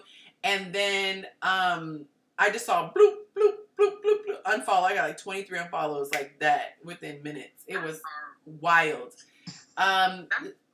Yeah, you should have spoke. kept it on the down low, Yancy. You should have kept it on the down low. Chavez just slipped in here. You spoke him up, Monica. Chavez is in here. Hey, love. Sai, girl, I'm gonna get you on one of these days. All right, so we having a whole reunion in the comments, you guys. All right, so I want to hear about dating horror stories. Does anybody have a horror story where you just were like scarred for a cool minute, like after a date? I want details. I want juice. I want tea. Jason looked like he had a recollection that came to the forefront of his mind. I don't like. A dating I don't think I horror went story. on that many dates. Ooh, Sai says she does. Okay, you got to tell us the story. And I wish, you know what? I got to get my technology down so that I can get people to call in so we can hear. But tell us the story. Is it like one of them dates that is like, it was like that meme, like, you ever been on a date with somebody and was like, oh yeah, you're never going to see me again? It's like that type of situation. I wouldn't say that it would scar me for life, but I've been on like a couple, one or two, like bad. Oh, we're losing you, girl. I literally I left in the middle of the date. Huh? Oh, I was saying you froze for a second. I was going to say, I'm getting stronger because I'm only like 6 or 7 years in the game because I got married like freaking out of the womb, so I didn't really have dating experience. But, That's creepy. What'd you say? That's creepy. I mean, I had like no dating experience and I got married, and then now I have dating experience after marriage. But I remember going on a date with this guy, and I think I met him on a dating app, and I think it was before I demanded that everybody video chat. Like now, I don't care if I hurt your feelings, we're video chatting. Like I'm not wasting the queue, I'm not wasting my time, we're not wasting gas until I know what I'm getting. So I saw him, and I remember he was so negative the whole time. He complained about everything. Everything was negative. I mean, it was like the most Debbie Downer. I felt like I was getting pranked. It was so terrible. And then we left. We went to, you guys remember, well, not you guys. Jason, you remember the farmer's market? Like, I can't remember what downtown LA? At City Hall? What's the mall, though, that has the outdoor, the farmer's market and it's like that really fancy mall. I can't think of the name of the mall. The Grove. I think it was the Grove. Was it the Grove? Oh, yeah. Yeah, it might have been the Grove. So we went to go meet at the Cheesecake Factory, out there. And it's huge. Like, this is not like going to a regular restaurant and there's a parking lot. It's part of a mall. There's like a whole parking structure. You could park anywhere and just kind of walk. So he got me because when we were going to leave, like, I just wanted to bounce. And he said, oh, where'd you park? I was like, oh, I'm close. Thinking that, he was trying to walk me to the car and I just wanted to get out. Like, don't worry, I'm fine. I'm really close. He said, oh, well, that's great. Can you drive me to my car? And I'm like, and so this is, you guys, I'm not this way anymore. Back then, I had a really hard time saying no because I always felt awkward and I always, felt for the other person. You took him to your car? You took him to his car? I drove him to his car and we see his car. I pull up and I'm like, all right. And he's just like this. Thanks. You want to get out? And I'm sitting here like, okay. And I made every... I do that smile again, y'all see? I do that smile again he has you. What he do?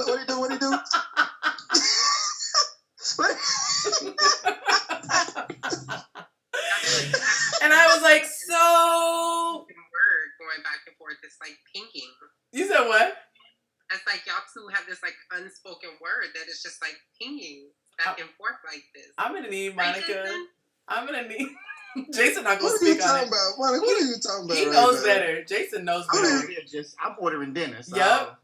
Jason knows better. What we getting, Jason? I don't know what you want. Ooh. Ooh. Feed a woman. She gonna come back for life. Yeah, They in the do not miss. They in the same zip code, y'all. So I'm just saying it would not be unlikely. Ooh, I'm just saying that part. Oh, okay. How you know how zip code? You do know how big Houston is, right? No, I don't. But it sounds She like on your side. Hey, y'all, she is on your side right now, player. Thank you. She on your side right now, player. Take it and run with it. Try to step all over his blessing. Take it and run with it, player. Listen, look at her face. You see that little sign like, Monica, he said what you like we gonna talk after this live. tonight. He said what you want to eat tonight. What is on your menu? He trying to see what's going on. He trying to see. Order that lady some food. Everybody fancy with Uber Eats. He has something sent real quick. Real quick. Ooh, drop it all. He dropping it all. Yeah. You dig? Y'all seeing love connections happening live, you guys. It wouldn't be the first. She looking a little hungry too, bro. She looking a little hungry too, bro. Hey, you ever had a virtual dinner date where y'all both order? You just, you know what I'm saying? I have. It was really romantic. Now, that's very creative. That I could do. I did dinner in a movie, and it was really cute. That's really cute. You can do. Y'all, see, this ain't about you, y'all. See, this is about Monica and my man right here. But appreciate you. Go ahead, brothers. Shoot your virtual.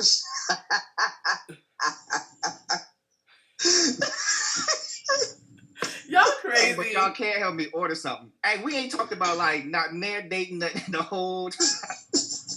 We trying to get this virtual dinner date set up with Monica. Let that man know what you want to eat so he can go and get you there. Oh, stop playing. Jason, I'm gonna text you. Alright. Ooh, player. That's what I'm talking about. Boom, y'all. So we did it this time. Don't worry. Everyone, don't worry about this. You worry about Miss Yaki over there in the corner. Oh! Sai is asking how she gets on. So Sai, hit me up on Facebook. Oh, you're on here. Okay, let's see. Let's see. Yo, so don't be trying to change no subject that fast. You move too fast. Now slow down, turtle. Okay, so wait, I was talking about dating. I do have a dating horror story with somebody that we still cool though, but it was years. Please do tell. Right. How much cussing can we do? Because You have to bleep yourself. Okay, so get creative because YouTube will ping me. The story's hard to tell without a couple of operative words. All right. Okay. So back when I was doing when I was on the poetry circuit, you know what I'm saying, tour and whatever. You do poetry? I did. I'm retired. Oh, I love poetry. So, is that? Oh, okay. Oh, she waiting for that virtual date now, baby. You know, oh, that can now, baby boy. Spit some lyrics, rhymes. I mean, we got another poet on the call too. Right. There was this chick, you know what I'm saying, that was on the scene, you know, that poet the whole nine. And I was like, damn, she fine. So me and the homies just talk about like, yeah, she did this the third, and I was like, yeah, gotta get her. So when we did shows together, got cool, whatever. Whole time found out she was feeling me too, so we was chopping it up, talked about going out. So when we finally went out, went and picked her up. She lived in like, I want to say Pomona though. No. Shout out to Pomona. No, she wasn't that far. I think it was like Pasadena, somewhere, Alhambra, whatever. It was far. And we was going out to Santa Monica though, to a poetry spot. And so we did that date. Then it was another date we went on to go see her homegirl perform at. You remember Temple Bar? Mm-hmm. So we went to Temple Bar. So we drinking, and I don't know what I ate, whatever, but I started drinking, and it hit my stomach the wrong way, right? So I'm like, man, I'm not about to go let one go in this club. But I know at some point it's gotta happen. So now she want to dance and everything else, and I'm like, God, damn. So listen, and you know me, I'm a dancer, you know what I'm saying? So, but I'm out there. Oh, he doesn't play. I'm retired. I used to do that too. But I'm out there two-stepping like nah. She's like, what you do? I know you. I'm like, nah, I'm just, you know, we in public. I like to stay low key. I don't want nobody knowing who I am. The whole, you know, that whole deal. And so I'm like, yeah, you know, you ready to go. So I'm like trying to end it early because we got a long drive back to her place. Because I got to get to the crib and handle this biz because my stomach is bubbling the whole time. That's terrible. So look, so she like, well, it's late and you've been drinking, you know, why don't I just stay at your place so you ain't got to drive like all the way back? And I'm like, and on any other night I'd have been with it because I wanted to hit like for a minute. But I'm like, this is a bad night, you know. And the way my apartment is set up, the bathroom is in the bedroom. Yep. It was a bedroom apartment, and the bathroom was in the bedroom. So it ain't no way I could like sneak off, you know what I'm saying, let her, you know what I'm saying, clean up and come back. So I'm like, dang. And there's no logical excuse for me to like, nah, I'm going to just take you. I got nothing, you know what I'm saying? And she pressing the issue because she wanted to get it in. She was like, yeah, you know, we can just go stay at your place. And I'm like, trying to get it in? Yeah, she trying to smash. Let him tell the story, please. Oh! Don't do me. Don't do me today, Tony. You got a great story going on. She tried it, then, man. She tried it. Look, I'm about to make my popcorn for real. Right. No, so we get back to the crib, you know, in the bed. I turn the movie on, and I'm finna try to like the roll over to fall asleep thing. So, you know, she get to touching and everything else, and I'm like, you know, we got plenty of time. We ain't really got to move that fast. You know what I'm saying? Like, Is you poop in the bed, bro? You Nah. nah.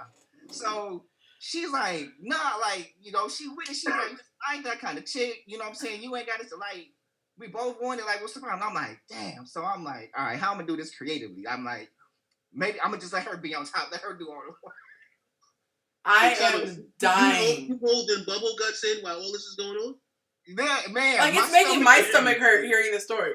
My stomach is bubbling. So we smashing, and I'm trying to. Now she want to, you know what I'm saying? She want to do all different positions and stuff like that. And I'm like, I'm not even going to get no good stroke because, like, one false move and it's over. So I'm like, I cut it short. I'm like, did you know what I'm saying? You good? Because I was like, it's not going to happen for me. Look at Monica's face. Look at Monica's face. And so I had to get up and go to the bathroom. And I'm like, it was so explosive. And I'm in there, I know she hear this. Because there's she no not way, passed out no yet. way to like, ease it out, nothing. I'm like, full on, like, boom. And it's loud. I'm like, it's everything. I'm like, damn. I was like, ain't no way I'm ever going to get another chance. I know she hear all of this. So I get done. I come out. She don't say nothing. I go to sleep. The next morning, my stomach still ain't right. I go back in there like the next morning, same thing. And I'm like, this is embarrassing. I know she gonna tell everybody on the scene, on the circuit. She gonna be writing shitty poems and like the whole. And if I hear it, I know it's me. And so like, I'm not saying nothing all the way home. So I take her home. I'm not saying nothing. I don't see her for like a couple of years or so. Like we you know what I'm saying? Dang! So it was a wow. So I'm like, yeah, she must know. So when we got back in contact, we were like talking, and the subject we didn't talk about that, but like a while, it was probably about 10 years between the time that it happened to the time we had the conversation. She was like, because she got married, had kids and stuff like that, and she was like, you know, like, well, you had your chance, this, and this, but you just wasn't feeling me. Like the night we was together, you wasn't feeling me. I was like, what are you talking about? She was like, the way you acted, like you didn't want to do, like, I was like, baby, I had the shit. What are you talking about? I cannot. And she was like, you had got up and you just left me, and like, I was like, no, I was in there shitting. Like the whole time, this whole time she didn't know nothing. Wow. She didn't know. So you pooped your chances away is basically what you're saying. She said what? You pooped your chances with her away. All Pretty of much. Right All down of the whole thing. But I feel like guys sometimes think that we're just these savages, you know, that, yay, Sai's gonna come and tell her story. I think that guys think that we're savages. Like, I would never tell that story. I remember I was making out with this guy, and, you know, he's telling the story now. Classy, bougie, ratchet. Wait, who said I gotta look to the Oh, that must have been Chaz. Oh, sorry guys, I had a business call come in. Oh, okay, I was like, that had to be Chaz. We're kissing, right? And he went to just like turn to. What'd she say? Oh, sorry, I can't even was kissing, girl. We were talking about I dating hated horror stories. So he said that was an SHITTY ending to a story. That's hilarious. Yeah, guys, I don't want you two to flag me. That's why. Okay, so this guy, we're kissing, right? And he's on the couch, and he, you know, you try to get in another position, just kind of, you know, making out or whatever. And he said, it was like the. And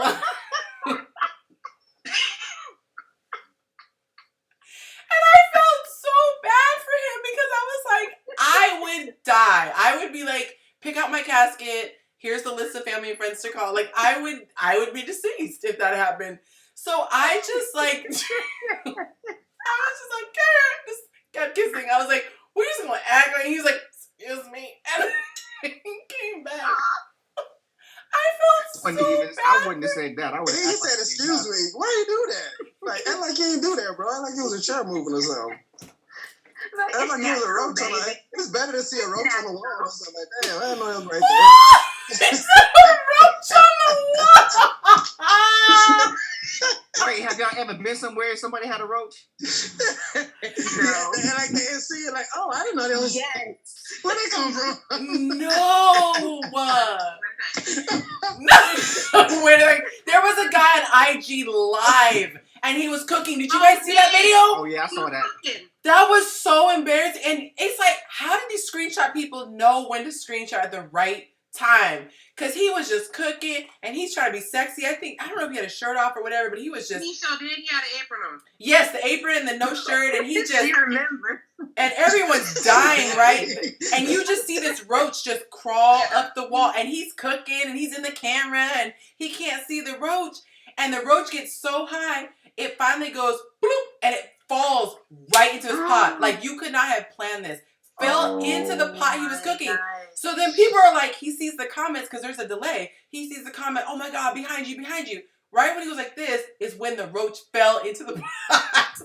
So everyone was like, oh my God, and they're dying. And then when he finally realizes it, you just see sheer terror in his face, and he like comes to like turn off the camera. I felt so. And what's worse, he went viral. He did. That's how I saw it. Oh, I never even knew the guy. sad. That's what them screenshoters be on I it. think he was making fried chicken. He was Man. making Ain't fried nobody roach. eating at his house. Fried roach. Nobody. Hey, roaches have happened to the roaches. best of them. What did she say on ATL? She said, that's right, because she said, don't eat nothing. She said, that's right, because I did see some roaches. Oh my I God. had one roach incident, but it was so. Check this out, right? I was living in Anaheim, and Shout out to I had Anaheim. I know, right? I had torn a ligament in my foot, and it was like really bad. So I had my foot up. I'm chilling.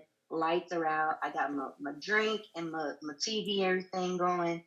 And all of a sudden, this roach drops on my neck. No! Yes. I jump up, forget that my foot is messed up. I hit my foot on the table. I'm screaming. I fell because I couldn't walk at the time. I'm like, Oh my God. bam. Mind you, I'm a very clean person. My nasty neighbors upstairs moved in and brought freaking roaches with them, and it kept. I was like, no, Mom, I can't do this. I'm moving tonight. I need to move tonight. Yeah, I don't care. A roach just fell on my neck. Not your neck, though. My neck, because it hit, and I'm like, what the hell was that? And I look, and it just. I was done. I threw everything at it. That's I the killed difficult. it even after it was dead. I killed it like 3 times. I was That's like, the thing no. about living in an apartment. Kill on contact. If you live in an it needed apartment, a it's whole like, lot of things. My soul left my body. oh my God. I've had a mouse before. So where I live was very rural, and apparently they can like squeeze into anything. And so I lived up in the hills, and so I just remember looking out of the corner of my eye and saw it scurry by, and I said every name in the book. I called on the Father, the Son, the Holy Spirit. I was so done. Like, I couldn't, every morning for like the next year, I couldn't put my feet on the floor. Like, I had to make boom, boom. Like, I would hit the ground, and like, even when they came and they caught it, and they put like, they put the little, they put this like, it looked like silly string in any hole that they could possibly squeeze their bodies through to get in. So, I mean, I'm sure it was never going to come back, and they caught him, but I was terrified. So I knew they did, they'd be scared of noises. So I would hit the floor. I had this whole routine. I was like, thump, thump. And then I get out of the bed. Oh my God. There was no more getting out of the bed in the middle of the night with the lights out. Like, it was done. It was done for me. It was terrible. No, wait, pause. With the man that tooted, right? Did you? Because that's what he did. He did too. It really was a toot.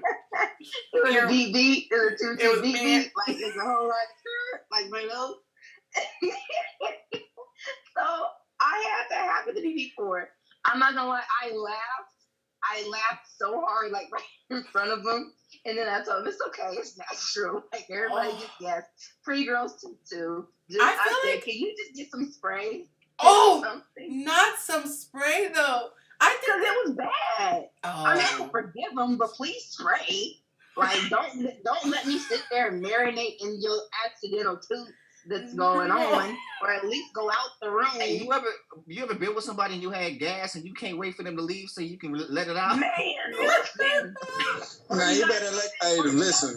Knocking at the door. You got something knocking. You know which door I'm talking about. You got something knocking the door. That milk. Not the turtle head. I ain't trying to scared of this brother because he's fine and I'm digging him, but you know what I'm saying? Nature is calling and it ain't number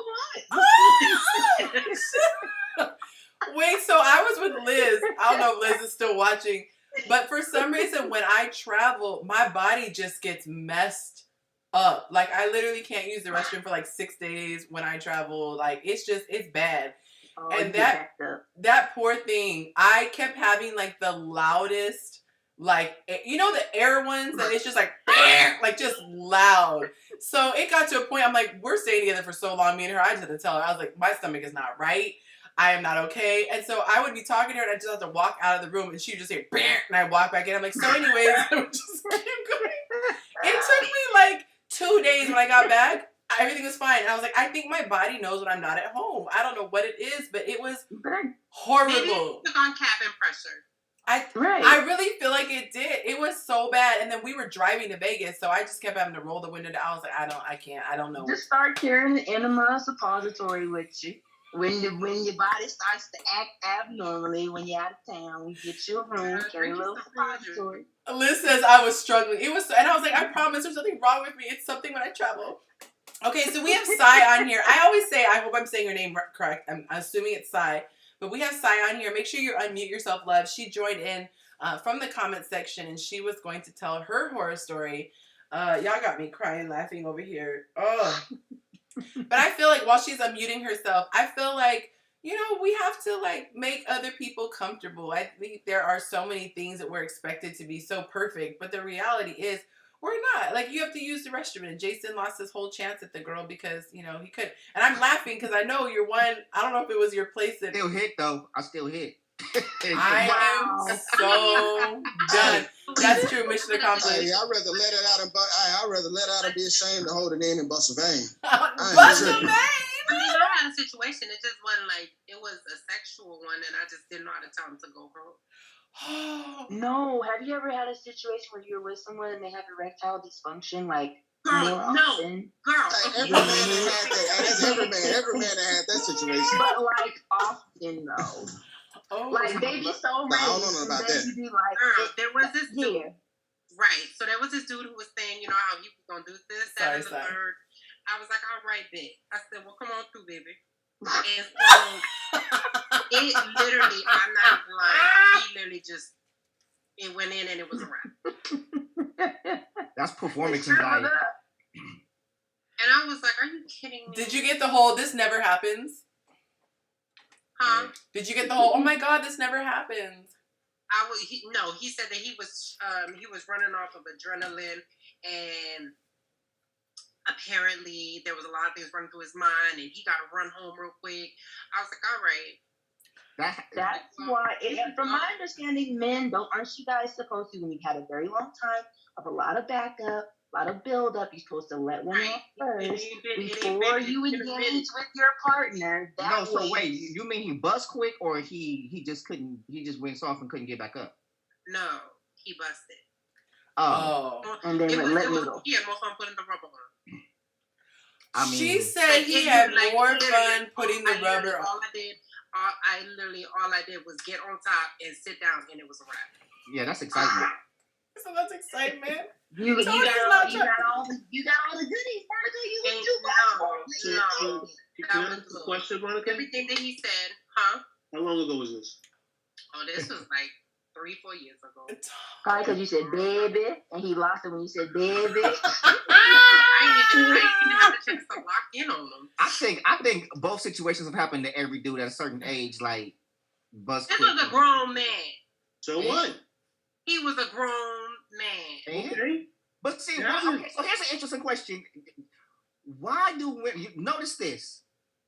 If a dude can't get a woman excited, it's his fault. Like if she don't get wet, it's his fault. If he can't get it up, it's his fault. Yeah, you're goddamn right. And I'm gonna tell you why. It's his fault because you want to dive into this delectableness, right? Into this delicacy. Wow. You need to make sure that this thing is ready to go. It's like a car. You don't just stick the key in it. I get that. I agree with that. But the other way around. So if he can't get it up, why is that his fault? Because he needs to go to the gym. He needs to see a doctor. He needs to do something. That's a problem. So she basically precautionary measures. If you know you got an issue, do what you got to do to get right. If you're not taking those steps. Anything, you know what I mean? Like But sometimes it's not always that. Sometimes it could be her. Right. What if when you took those clothes off, it kind of turned them off a little bit? Oh, And like the Princess right horn, come on. It turned him off. let's take it to. It It was nice knowing you, Tony. It was nice knowing you. Let's not get ahead of ourselves now. Sorry, it was nice knowing you, Tony. What color should we wear to the repast?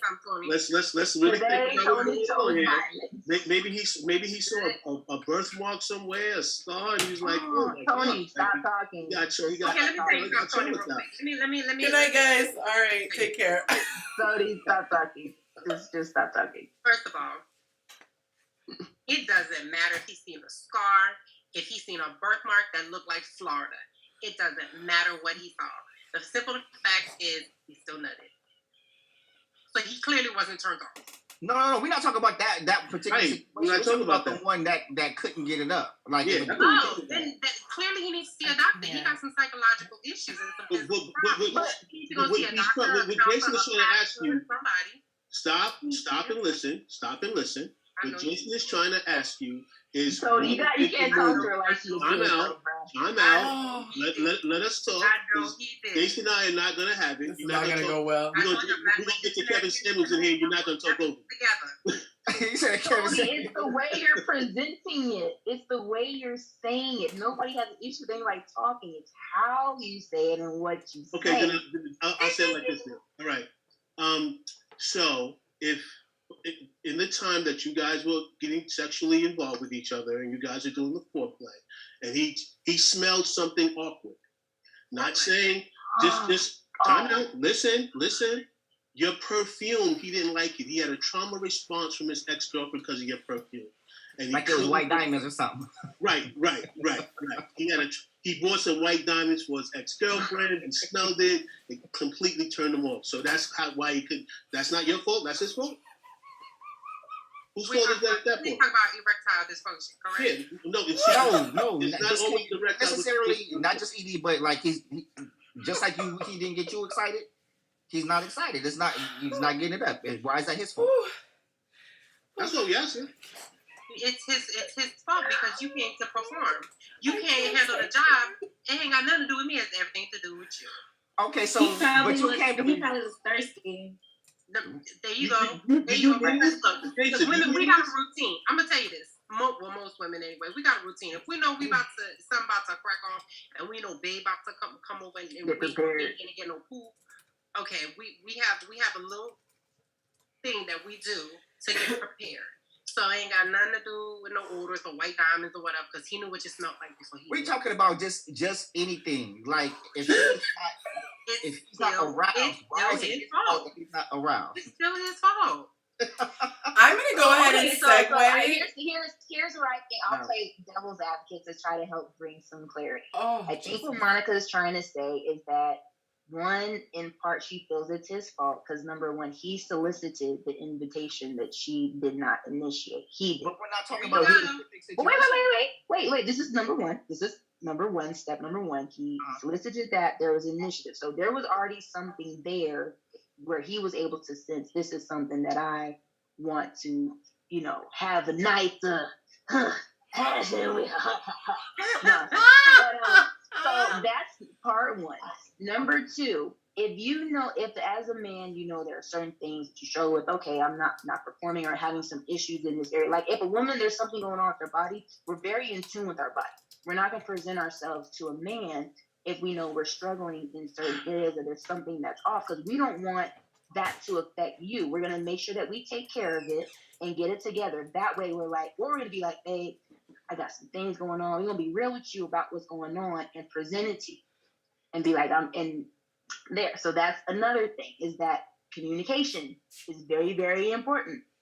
Now, I'm pretty sure you kind of have an idea of what someone looks like without their clothes on. Yes or no? You kind of have an idea, like an idea. You're not completely in the dark about what someone looks like. Yes or no?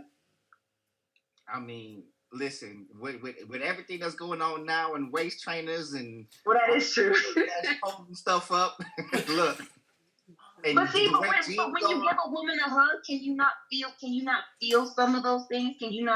You can't sense some of those things? 'Cause I know I can look No, at a you guy can't. and But the question was, do we not have some sense of what she looks like? No, because sometimes, like, okay, especially like a thick woman that got cake, right? You see them yams and you like, ooh, and then she come out them jeans, because them jeans can hold it up a certain way, and you're not seeing dimples and everything else through it like you might see leggings or something. But when it come out, you like, oh, it's like that crowd cheering, and it's like, oh, So I guess in this sense, and this is what I say, Tony, your approach was off because you went right into assuming it was what her body looked like. No. I'm sorry. He was giving examples. Right, but I'm saying how it was presented.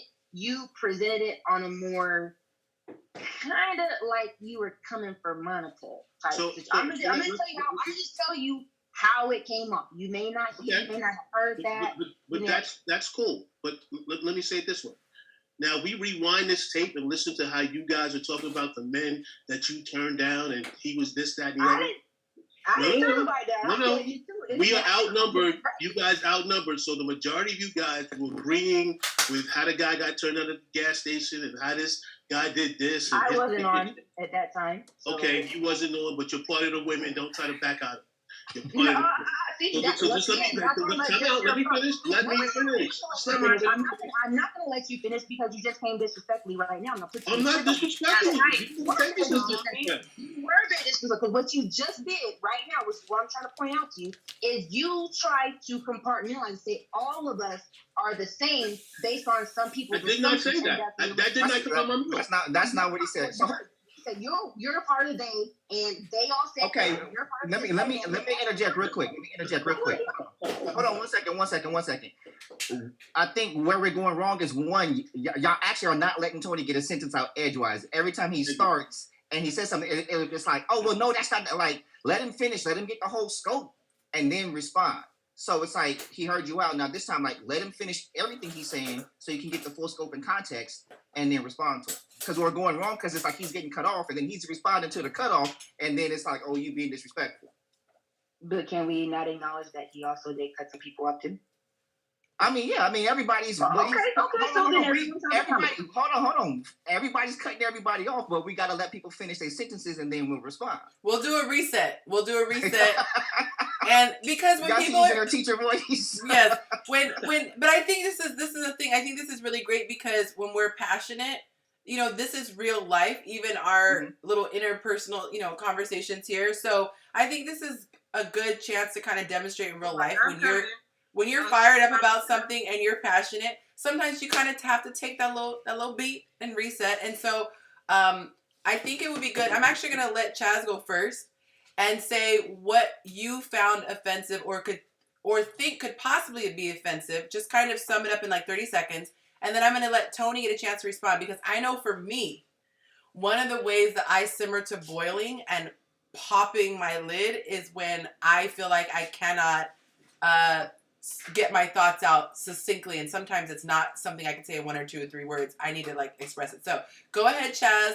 Welcome, LaShante. And then after that, we're going to get to Sai because poor thing, she's trying to work and she was going to tell her horror story. So, all right. So Chaz. We're sorry, Sai. Yeah. Am I saying it right correctly? Am I saying it correctly, Sai? Yes. Okay, good. Because every time I was saying that color. And that's why I inboxed her. I was like, that color is pretty. I love that color. I love a brick. Express. Thank you. Very cute. Okay, so Chaz, what were you saying you think could be taken offensively based on what he said? Well, what I personally just took offense to was when he said, no, y'all was on here male bashing. I said, I wasn't male bashing. Well, yes, you were on here because they was talking about the gas. I said, I wasn't on here for the gas station thing. Well, you was a part of this whole day. And that's when I inserted, okay, time out. Because now you coming at me a certain way. And I wasn't even on the call, let alone, I always play devil's advocate. And I'm very open to hearing multiple perspectives. But I also know that when you're talking about a woman's body, let alone, or even a man's body, I wouldn't try to demean the man, make him feel embarrassed about, what's going on with this, that, and the third, because everybody goes through their own health stuff. So it's all I was trying to say was, it's how it's presented. Even if you may not see it, be open to hearing it and don't tell somebody well, no, it's just because you think this. Like, Tony, I've heard you speak before, and sometimes you have a tendency to tell people how, like, what they're feeling and what a value you feel like it is, or it's less than, or you don't feel like it's that big deal. I've heard that before. Hence why I addressed what I did with you in this situation. I have no problem hearing your side of you whatsoever, but let's be respectful of everyone's point of view and the fact that not all women are the same. Not all men are the same. Not everyone has the same negative flaws. We're all individuals. Okay, That's so we're going to let Tony, thank you, Chaz. We're going to let Tony respond. What are your thoughts, sir? Okay, so I appreciate you. So when I came on just now, I saw your box there. So seeing your box there, that means that you were on while the discussions were having. So if you weren't on, then I will say I apologize for that. Oh, she took a phone call, so I get how that Right. can be confusing. Okay. I didn't know that. So when I came on, I saw your box there. So when the men were getting... And I'm sorry, you guys. Just for clarification, we're not talking about the trendy term box. He means an actual. Right. I'm like, she's not over here with her legs. Sorry, trying to do a little humor in here. Okay. So I didn't, because I couldn't see you from the YouTube side. And when I came in, I was assuming, that's why I'm apologizing, that you were here. I didn't know you were taking a call. So, like when women say men should step up and say, if I say something foul to a woman, that another man should take responsibility and be like, yo, you shouldn't say that. Or that's not all men. Being that I didn't hear that during the call, I assume you were on. So that's why I gathered you with everybody, because you did not, I didn't hear you stand up for the guys who were getting, I guess, shamed or being put down. So that's why I put you in the team. I didn't hear you say anything right or left. So I said, okay, since all the 4 women are here, all you guys are in the same boat. Not saying that, that's why I came at you the way I came at you. That's why I had the thing that I said. Real quick, Yancy, when I use Monica, because I know her and we're friends that way, I'm using her as a situation, not her as pointing her out or trying to pick on her. She know I would never do that to her. So when I said, he had a performance problem because of the way she smelled, because of this, that, and the other, instead of bringing somebody else into the conversation, I dealt with the person who was giving the information. I hope that makes sense. Is everybody satisfied with the way we saw it? Until I hear Sai's story. I know. I want to hear Sai's story too. All right, girl. No pressure. No pressure. So I invited her to come on because she said she had a horror story, a dating story. And in the comments, you guys, you're welcome to contribute as well if you have a dating story that you want to talk about. But girl, let us know. Let us know. What was your dating story? You guys remember Hell Date, that show that used to be on? Man, that little midget though. Oh. I'd have kicked him. You said what? I'd have kicked that little midget. I cannot. Okay. Hello, everyone. My name is Sai. Oh, my name is Saida, but I go by Sai. So basically, I was in a relationship for 4 years, and then we broke up, whatever. And I dumped him. And then did he too? So I got on the dating site. I got on Tinder, and I met this new what is that, a Kappa? A new Kappa girl. Yep, the new is a Kappa. Yep, all day. And he looked so good. Like so good. Like he was everything that like right on the list. And we exchanged information, all that good stuff. His pictures, looks really nice. He on couch and seeing. Where's he from? Chicago. Okay. And so whatnot. So we were comfortable. Like our birthdays were a day apart. His was the 10th, mine was the 11th. So we was just clicking. Like we talked from like literally on the phone all night, high school style.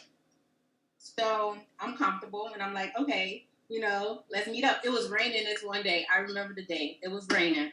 And in Chicago, when it rains, I don't know if you guys visit Chicago, but anyway, when it rains, it's just like, I don't know, it sets some type of tone. So I'm like, okay, I'm going to go to your house. We're going to watch a movie, whatever. Right. I'm comfortable with you. Let's meet up. So I prepped myself, for whatever. And I get to his house, and it's like 3 kids outside, like little, like dirty kids outside. Not dirty kids. First off, when I think the gate open, I should have just mind my business because why y'all house like just open like this? So I told him like I'm outside or whatever. Wait. Okay, so prior to me meeting up with him, he went to a new block club party with his boys, and he sent me a picture of what he was wearing. So when he came outside, he had on the same outfit, and you didn't wash up, right? It was from the night before. Yeah, and he was out all night drinking with the boys. No. So, like, I was coming, and the first impressions is everything. Like, I look how I look, like, on my social media. So what's going on? So he smelled funny, and I'm like, you gonna shower, right? And he's like, well, yeah, he's like, okay, yeah, I'm gonna shower. Yeah, because you smell different. Like, I'm the type I have to tell you what's going on because I don't like that because I would want you to tell me what's going on, although I don't have things going on because I know how to check myself. But, so we get in the house, and before we get in the house, something wrong, and people be like, wait. So my aunt is moving, so her mattress is in this hallway. And then he goes to tell me, okay, wait, they didn't even get to that part yet. So we go upstairs, it's carpet all over the house. It's 2 couches in a dining room. It just looked like hoarders lived there. It's like a trap house. Right, that's what I was thinking. Nah, it's not a trap house. Trap house don't even have furniture. So, we go upstairs. Trap house. We go, all they got is a card table in the trap house. I know that. We go upstairs, and like the carpet is dirty, like it's Chuck E. Cheese dirty. Like, no, I don't know what's going on. So we get in the bedroom. Chuck E. Cheese dirty. And I told him, like, I'm uncomfortable and I don't appreciate you doing this to me because I look like this, how I look on social media. And this is not what I meant when, this is not what I seen when I whatever. And he was like, I'm so sorry. And then, like, he made it worse because he was trying to tell me a story. And he said, in order to get in the Noops, he went to a party and one of the other guys beat him up. So now I'm like, so shit, you can't fight either? Like, how am I, like, it's a lot of stuff that's unfolding that I'm not liking. And then he said he doesn't. Okay, so the room we were in it had a king-size kid bed. It was a Cars king-size bed. And his shoes were lined up. They made king-size kid. That's what I was thinking. I hope this Why man did you have to say that? Timothy said pick a cue next time. I am, Monica. I really am. I'm really He's not representing at all. So you said a Cars bed. I'm the type of person that, like, I'm really, like, OCD and I'm picky and, like, everything has to be clean and smell like bleach or, whatever, or something good. And I couldn't sit down. I was shaking. The air conditioner it's supposed to be white, but it was beige. And it had dust in it. And then he had a computer chair. And he had a big screen, perfectly new TV on the dresser. He told me he did not live there. He told me he stayed in a loft downtown, but all his shoes was in the corner and he had clothes in the chair. And then I said, so why didn't we meet at your house? Because first impressions is everything. And he told me we couldn't go to his house because Lil Durk was recording and the guys was there. Wait, Lil Durk was recording in what? What was the last one? Recording at the loft that he stayed in, so he couldn't go there because there was many boys there and he didn't want to take me around them. And I said, well, didn't you have your own room? And he said, yeah, I do. Like filming, recording? Well, no, Lil Durk recording. He don't even live in the loft. I don't know who that is. He's a rapper. He's a rapper. I thought you meant like he was recording something on his DVR. That's what I was like, but what would that keep you? Remember, we weren't in the loft. We were in this house. Oh. Like this house. And then some old man walked out with like with a tank top on. It was just all wrong. And then I spoke to the lady on the couch and the lady on the couch. Was that grandma? It was just all wrong. Was that grandma? Huh? Was that grandma on the couch or auntie? No, it was a young lady. So I speak when you enter a room. You speak. So, hello, how you doing? She just looked at me. Okay, that's strike one. What's going on? Like, what's wrong with people? And then I spoke to the old man, and he was like, hey, how you doing? Whatever. He was cool. But then the whole kitchen, it had stuff that shouldn't be in the kitchen. Like it had like totes and stuff. And I like, y'all moving? And he was like, nah. But mind you, earlier today, your aunt is moving. So y'all just got stuff in the kitchen like that. Like that's weird. Then I met his grandma, and then her birthday the same day as my birthday, and she's like, "Oh, that's a good one." Like, yeah, ma'am, y'all ain't gonna see me no more. You don't even Right. know. So He had a whole. Did you go somewhere with him? Yeah, so he begged me to go to Little Village in Chicago to get lemonade. I don't know, you guys familiar with the Italian Ice? Yeah. So we went to go get that, and I'm like, this is very disappointing. Like I was just grilling him the whole time, and he's like, I'm sorry, can I make it up? All this other stuff. And I'm like, So y'all did all that in the rain? it was done raining. It was just. It wasn't raining anywhere else either. It So sounds you like. didn't smash. Hell the fuck no. YouTube. I just wanted to know. She was I mean, having 'cause sometimes it's like, listen, I've had some horrible days, and then it's kind of like, No, They was gonna smash on the king size kid bed. not the king hey, size. you was there. They should have You ain't smashed. come on that way. We got the bubble gut. With the You dirt. said what? Actually, I did. After what I've seen, I did go over there for nothing. I remember going out with this guy, and he always dressed like head to toe, just nice, very well spoken, educated guy, what have you. And we all knew, I had a lot of mutual friends. We all went to the same church, and he went to pick me up. I came outside. This thing was like Chitty Chitty Bang Bang, and I know I'm showing my age by referencing that movie, but it was like that thing. Just picture in your mind's eye a car that was left abandoned 12 years ago underneath an oak tree. Okay, let's just picture what that would look like. And there was this smell that I just couldn't even place a finger. It was so terrible, and it was like, the car, like, you have to do a special thing, like, okay, when we started, everybody like leaned. It was so bad. And then when he went to go open the door, I think he couldn't open my side from outside of the car. He had to go inside the car to reach over. But the level of filth. And then when he started it, it made the loudest, like, I was like, I want to just drive, like, and I don't have to have the latest car. I'm not saying you have to have a 2021, whatever. It's not. My car's a 2004. I'm not judging that. But this thing looked like it had been through Katrina and back. It was just so terrible. It was so loud. It was just the smell. I think the worst part was the smell. And Listen, I've been on a day in a bucket, and it broke down, and I had to ask a stranger for a jump. That is so awkward. Hey, I talked to her this morning, and that happened years ago. That is hilarious. He's still fat. Yeah. He's like, look, we can rope off a little area. Why? Listen, if you know how to talk, certain things, I don't think, most things are not insurmountable. It can be salvaged. Jason has a way, though. Jason has a confidence level that will just talk the panties off of anybody. Look, I got to tell you this story. This is not a dating story, but this is one of those times I just wanted to kiss my mother because she saved me.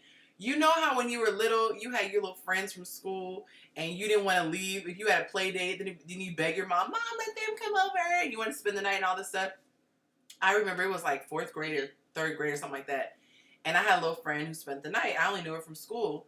And she wanted me to spend the night. And my mom was the buzzkill. She was like, nope, you can't spend the night, whatever. So I was like, man, I won't say her name. I remember her first and last name, but I will not say it. And so we went to take young lady home, and we took her, and I remember she lived with her grandmother. We pulled up, and I walked in the house, and I was like, it was like a horror movie. You ever seen someone's house that looks so dirty, you don't even want to sit in your coat on the couch? Like, I try to be slick with it, and like because, we dropped her off, and for whatever reason, we were staying for a few minutes. And I took my coat and kind of slid it down so that my legs wouldn't touch the actual couch. And then she's like, let me show you my room.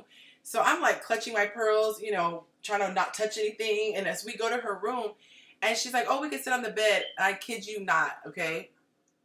She pulled the cover to kind of like have us sit down. There was a used sanitary product under the cover. To this day, How old was she? We were like puberty age. Like we were elementary school, but it was like, yeah. And I still to this day don't understand why that would be taken off in the bed and then left there in addition. But I was just horrified. I had so many questions. And I just remember going back in the living room and I was like, okay, Mom, let's go. And in the car, I was just like, thank you, Mom. Because if she had said yes and had to leave me there, I would have died. I feel like I would have gotten lice. I'd have been like, you know what, girl? I gotta go. This is so random, but I think we all had that friend that had a dirty house. But Yeah, why like is there my mom. someone always mom. cooking though? And it smells Yeah, like, my mom- and it's always like chicken. Somebody's always frying chicken at a Chicken. dirty house. Boiled chicken. We boiled chicken. And it's Oh, always, look, my mom. it's always, and the mom is always real nice and they always offer you food. You like, I'm good. The worst I've seen is when the roaches come out in the daytime. See, we were just talking about roaches. My house and the roaches. Hey, I have very polite roaches because And they acted like I was like those roaches was like so serious. They were everywhere. Like I had never seen that before in my life. Did they act Hey, so surprised y'all at ain't least? never had a roach situation and then like somebody come over and you hope don't let the look, Not like I've been in that Not like that. No, this is not. No, that same situation. I have seen roaches in people's house, like they turn the lights on and the roaches scatter or whatever. No, it was broad day light. The roaches were like this. I'm gonna just be in the restroom real quick. Time. And them roaches was scurrying about that house like this is what we do. And this is I had never seen that in my life. The roaches weren't afraid of nobody. They was just Were the kids playing with them like toy cars? Like, wee! all over the place. It was so listen, I was like, I don't understand what's happening right here. Something dead in here. Like, why are these roaches so comfortable? Like, they were just everywhere. Roaches make my damn skin crawl. And if you're in an apartment complex, and you got I was nasty so neighbors, Yeah, afraid. you can't control. You can't control. I was so afraid that one of the roaches was gonna crawl on me and leave with me. I just No, because they'll get in your stuff. Like I was there, and like 30 seconds went by, and these roaches was moving, and I just turned around and walked out because I was like, no, I can't be here. I was invited to Thanksgiving. I was invited to Thanksgiving at a house. My house flooded. When I had company, so I had an issue in my apartment. Yeah, this is when I was in Hawthorne. I was gonna, yeah, at that spot. So I had an issue in my place to where dirty water would come up into the sink. And your house was always immaculate, so it wasn't like. Yeah, I don't do nasty. I can't I'm not a nasty person. I can't abide that. So it was like somebody washing their dishes and then they would empty their sink and then it would come up in my sink in my unit. And I've been telling my landlord forever, like, y'all gotta fix this. Like and so I'm always having to bleach my sink, like everything. So I got company over, we chilling. And I just hear this noise. It sounds like somebody taking a piss in my kitchen. And I'm like, what the hell is going on? And it just is like this gurgling sound. And I'm like, what the hell? I go in there and water is just coming up out of the sink and just pouring. No. And it's dirty water from whatever units in the complex all coming into my unit. And it got under the tile in the kitchen. It got under the carpet. Eventually I found out it went under the stove. So my bedroom was adjacent, the wall adjoining the kitchen in my bedroom with the closet side. So it went under the stove into my closet. So all my shoe boxes and everything else had gotten soaked, the carpet in there. And so they come in, they clean the carpet, but they didn't pull the carpet up or the tile up. Like they just and so it was this stench that was just nauseating. And I'm like, y'all need to come pull this tile up and sanitize like under. I was like, it's underneath. And they wouldn't. It took me like a month and a half. So I'm breathing this shit the whole time. So it was like, I hate slumlords, but I had company there. So we just sit on the couch just watching the whole waterfall. And I'm looking at her like, yeah, I still smashed though. In a stanky apartment. Oh my God, that's terrible. I've seen Y'all could have went out. She was comforting me in my time of distress. See, that's if you know how to talk it through, you know? Y'all ever seen the people who had like so much clutter, Like it's like they ain't no talking me through that day. I just cannot. She was traumatized. I've seen Bruh. people who have so much clutter in their kitchen where like there's this much counter. And I was invited to eat one time. You know, it was a big holiday meal. We'll just say it like that because I'm always scared someone's gonna be watching this. But everything was so cluttered on the countertop that in order to make more like cooking space, they had to pull a drawer out and then like kind of put the dish over the drawer being pulled out. And just for me, like I associate clutter with uncleanliness because I'm thinking, how can you get into stuff? And like when I clean my counter, I have to move everything off my counter, my knife block, my everything, like get in there. And I was just so nervous and I felt so bad because it's Thanksgiving. So when it's Thanksgiving, you like, I slipped. You don't really eat because, you know, you prepare to come eat. And I came in and I saw the kitchen and I was like, can I eat Hawaiian rolls straight out of the bag? Like, you know, you be trying to think of what things possibly were not meddled with. Because that's just a scary feeling when you don't know the cleanliness of the person preparing the food. It's just. And you went to think, and you went. You a bold soul, because I would go to Thanksgiving and nobody else. I don't know. And it's worse. It's worse when it's a woman. So I dated. This woman. She was fine as hell, right? So I was chasing her for a minute, and she lived downtown LA. Had a loft. She actually did live in a loft downtown. A real life loft. Real life.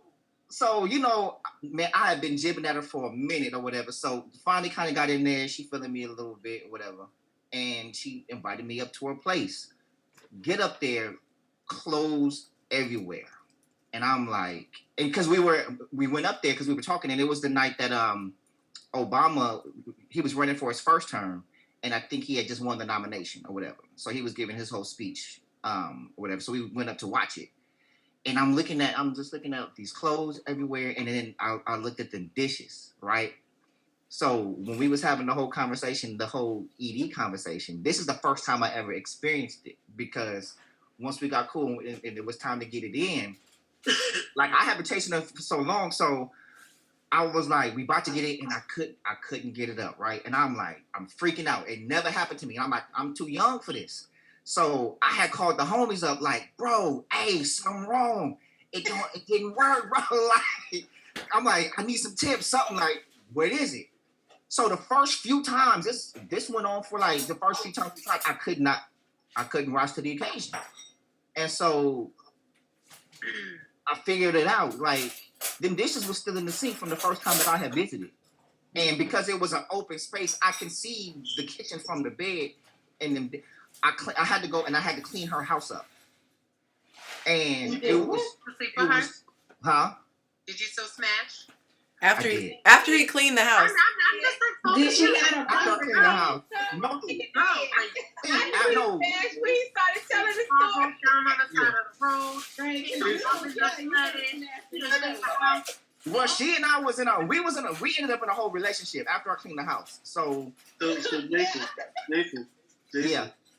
It was that important to smash. You just clean the house just to get you past it. He called Molly Yeah. Maids. Molly They Maids. started. It wasn't gonna work. It wasn't gonna work if he didn't clean the He house. said, I gotta get these bitches out of here. What But cleaning no, wait, material so- did she have? But let me tell you how nasty this. Stories like that make us question everything that y'all believe. Okay, y'all not telling us that we need to do this, you need to be that, you gotta act like this, you gotta be like that. But you see what? You ended up in a relationship with a dirty girl because I'm not a dirty girl. And you like smashing her. That's why. Just listen. You are. Say with a grain of salt, cause. No. Hold on. Because here's the thing. For starters, you're absolutely right in that situation. I have no rebuttal. No, there is no butt in. There's no philosophical. Just that situation? That, you know. No, I'm saying what she just described, you absolutely right. Yeah, she was fine. And I said that not to back you into a corner, but I have heard that story from so many men at this point in life. It's just not even funny to me. But I've heard those same men say, no, I need for you to cook and I need for you to clean and you should Absolutely. do this and you gotta But no, do that. and I'm gonna tell you why though, because like this. But those But same here's the thing: you have to. IG models with who's sleeping with mattresses on. But hold up, you got to compartmentalize these stories at certain points in our life too, though. Now, ask me would I do it again? Absolutely not. I don't give a damn how fine you are.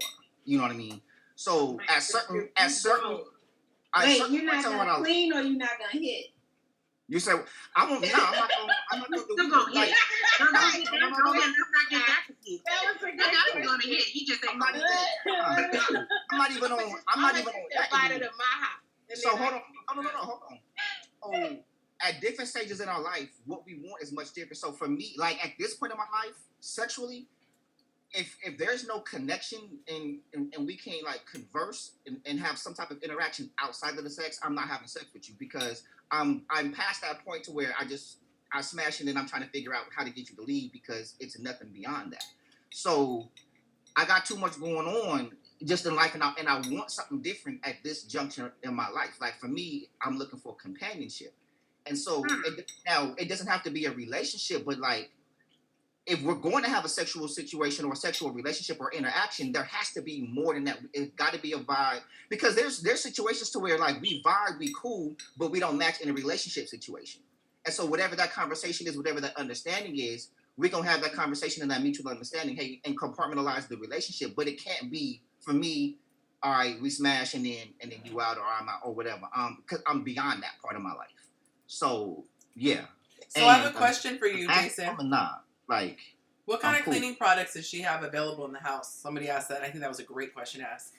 Right, that's what I'm trying to say. Stuff that I went out and bought, but no. Okay, so this single. She want nothing to clean her house. Dang. No, she didn't have what I needed to clean her house because What you needed? look. So when I went to clean this, first she had like the big industrial sink, like. You know, I had to take everything out of the sink and clean the sink just to wash the dishes. But when I went to clean the sink, there was stuff sprouting from the garbage disposal. No sprout. I was like, you didn't even. And so then she took her lunch to work every day, but instead of like coming home with the Tupperware and opening it up and rinsing it out, like she's putting closed Tupperware and just put it in the sink. So I'm opening stuff. It was trifling. Like I don't understand. Like how did she know to be embarrassed at least? Huh? Did she know to be embarrassed at least? You say, oh yeah, she was embarrassed, but I'm like, listen. Okay, but at least she knew to be embarrassed. How do you mess up Pyrex? She had Pyrex that I had to throw away. How are you embarrassed after the fact? You should have been embarrassed when he showed up in there. Like, how are you embarrassed he has to clean? Like, you should have been embarrassed when he came in the house. I had kids and toys was on the floor when people used to come visit me when my kids were small. I'm like, excuse the toys. Y'all come get these toys. Listen. You should have threw everything in the garbage. Just start over. Just start over. When you show up. And how does she know that you're coming over there and not attempt to clean up Jack before you get there? And then at least act like this is how she always is. Like, oh, well, when it comes to or did you tell her you was going to clean up for her in order to get over there because she was so fine? Listen, no, I was there. I was like, look, I'm gonna just clean up. Now she would go out. It was a situation. Sometimes she would go out with her girls a lot, like girls' night. When she went out with her girls, I'd stay back and I'd clean up. Like her closet, I had to reorganize her closet. Like this stuff on the floor. Wait a minute. How do you find stuff? I don't understand how you live your life. Jason, I want to give you a round of time out. I want to give Jason a round of applause for stepping up in that situation to try to be an example of how to clean. Because I wouldn't have did it. At all. I was just trying to. I wouldn't have did it. Like, she had a magical coochie. That's all it was. She had a magical coochie. I actually been asked to clean and declined and picked up my person. And I had been dating him for a while. It's like, you can get some dishes? No. And I went and won, and that's against everything my daddy ever with her taught girlfriends while you stayed at her house and cleaned and reorganized her closet. Wow. Jason was in love, yo. That was a magical coochie. Jason was in a whole grown up relationship. So if you know something about, I can't be. It must have been sunshine. Like she threw it in the air to turn sunshine, bro. No, it wasn't even about that. was- I cannot be in so as far as the relationship component, she always want me there. Okay. Like, okay, come over because Yeah, if you want me there, He's free. I need my environment to be They're not gonna let you live, Like, Jason. I would have Darcy's been to my place before, and Immaculate. I don't Like he keeps it better than my house.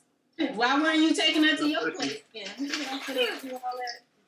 No, she would, but I worked walking distance from where she lives. It was convenient to be there.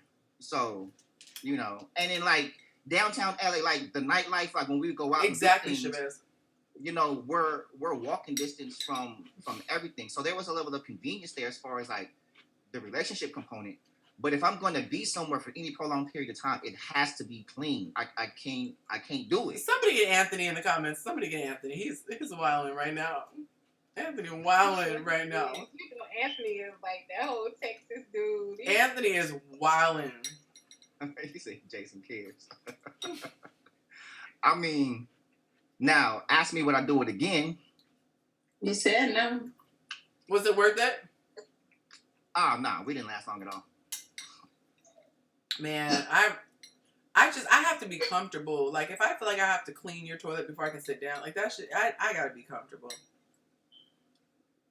I mean, and I believe in people like being comfortable. Like when you come to my place, I want people to be comfortable. I want my home to hug me when I get home. That's like, and if you always, so even when my place needs to be, it's not necessarily always need to be clean, but like straighten up. I have designated places for my messes, you know. So, like, yeah, I just can't do it. It like Jason, dirty environments make me itch. He wants to know if you made the ladies shower with soap. Not so. Did I what? I told you he's wilding out here. They're asking, did you do extra cleaning outside of the house? Clean in between. They're being Did y'all facetious. take baths? He's saying, did you make the woman wash herself? Oh yeah. Yeah. I'm like that in general though. Like He coming in the bath like, okay, let's see. Nope, one more round. Let's throw some dishes in here. You could sing the cleanup song with her. I can't.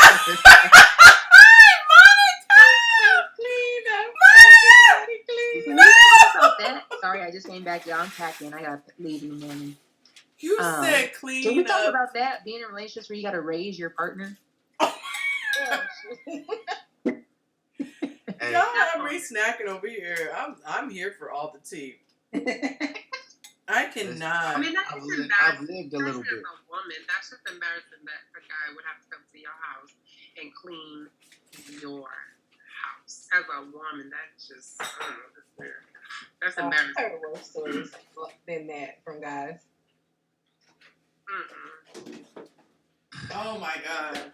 But Okay. Jason, if it don't work out, if your public speaking don't work out, you can always go into the cleaning business. Molly made That part. or organization Charge by business. square inch. I'm cool. I'm Right? cool. You can come clean my house. Okay, I have a question for you because this happened to me in real life. Okay, For who? twice for everybody on the panel. If you are on a dating app and somebody who is a very close person in your life, their significant other pops up on said dating I'm app. telling. Okay, that was the question. I'm minding my business. I ain't saying nothing. That's I'm happened to saying me. that you Screenshotting. What was the question? I mean, like, look, here you go. Do with it what you will. What was the question? If you're on a dating app and somebody that you're very close to, their significant other pops up on the dating app, as in like an eligible person, are you saying something? Oh, you gotta be hands off. It's my friend. It's your friend. So your friend's chick is on the app. You come across her profile as you're scrolling, and you're like, "Hey, that's old girl's wife or old girl's girlfriend." I think in most cases people would stay out of it, but depending on the nature of your relationship with your friend and like I how would only do it for family or people who Yeah. are my best. Like it has to be my best friend. Like Yeah. that happened to me before, but the person wasn't. But the person and I weren't close. Like I just knew her, So And if you see my boo thing, if I had a boo thing, if you see him on a little, you wouldn't tell me, you would be like, girl, you wouldn't send me the screenshot. probably because we. Look, better send me in. If I called you and I'm like, girl, If we close, like I said, if we close, I wouldn't do it. Nah, I would too. Like if it's my inner circle, my boys. That's what I'm talking about. It's one of your. Like if we close, I mean we talk every day. I would definitely say so. But I'm saying if it was somebody that I just knew, like it happened to me with somebody that I just knew. And she would post her husband all the time. It was like crazy. She was my Facebook friend. We went to high school together. And she literally would post her husband like at least a couple times a week. Like everywhere they would go, what they were doing, celebrating this. That's usually the first giveaway. I love my husband so much. And this dude was on the dating app. I was like, hey, I'm a little bit petty, so I probably would have swiped on it. No, I'm like that. Well, how about this? This was another idea. What? You said swipe as in you would like try to get at her? I would. So they would get the notification. So it's more like I see you. Right. So they get the notification that Jason. Oh, okay. Then she would have to swipe on you too, though. No, not in some. No, because she don't have to swipe back. Like she don't have to choose me back. She'll just get the notification that I swiped on her. Yeah, which is basically like, Well, it depends on the app. That's true. Or if she got the premium version or not. Yeah, you're right. So I was on an app. The time. I think the most trickiest is marriages, because a lot of times marriages go through so much that they don't discuss with everybody. That it's like in a relationship, I thought, okay, if someone's in just a generic relationship but not married, like marriage is a touchy one. Yeah. No, but I'm gonna still say something to my, even if it's, hey, if I have to send them a screenshot, I'm like, hey, bro, y'all good? That's messy. No, I did that before, and I'm especially doing it if y'all married. I'm not, and I wouldn't even consider if they weren't married. I probably would keep it moving. Like I ain't even see dudes. But see, that's how most dudes are, especially like you not married. Like the fellas can be out and see one of the homies' girl I want to do, and we're like, dang, I ain't know she could down like that. Like my friend and probably not tell the homie. We're like, yeah, I was like, and we probably like, we gonna tell them which one of us. No, all right, we gonna leave it alone. Yeah, that happened with my girlfriend, and we were really close. Like we talked multiple times a day, at that time. And her guy lived with her, and so he popped up on the app, and I was like, "Yo, this is suspect." So I wrestled with it a little bit. I was like, "Well, what would I want?" I would want to know. And so I brought it up to her, and she brushed it off at first, and then she was like, "No, send me a screenshot." But this app allows you to do videos and photos, and so she saw one of the photos and she was like, hold on, that's a recent video. Like, it was like one that had been recently posted on IG or whatever, something like that. And so he told her, the story he gave her was that, I had a dating app and I just forgot that I had it and forgot to delete it. But then when she saw the recent photo, she was like, hold on. He spun it and said it was my issue because I was, like causing problems or whatever. But and then that's why people don't tell. The app kept matching me and him, and it was so annoying. It kept matching us, saying like you guys would be a good match. The other time this happened was my cousin and I, and we're like best friends. So we were both on the same app. I had talked to her about this one app. I was like, you should sign up, whatever, blah, blah, get out there. So she's talking to me about this guy she met up with. All women, well, guys are probably the same way. Send me a picture. So I know what his picture looks like. And I had checked out his IG. They're supposed to go on a date. And the day before they're supposed to go on a date, he swipes right on my profile. And I was in such a dilemma. And I was like, okay, granted, this is a first date. I know it's a numbers game. People, they can do whatever they want. But at the same time, I was like, I didn't want her getting all invested. And, he's clearly the day before the date still trying to fish. So I'll tell you guys what I did after, but what would you guys do in that scenario? This is like the closest person to you. Would you just the closest person to me? I'm telling. Anyone else? Yeah. I was reading a student incident. I'm sorry. Oh, you said you were reading somebody? No, teachers are sending me student incidents that I got to deal with when I go into work tomorrow. Oh, I thought you were saying like you were reading someone. I was like, dang. No, that'll happen tomorrow. What would you say, Sai?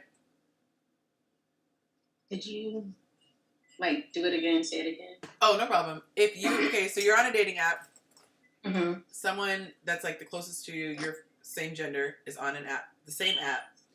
You know about the guy she's met and is kind of feeling. She's about to go on a date the next day, but that night he swipes right on you.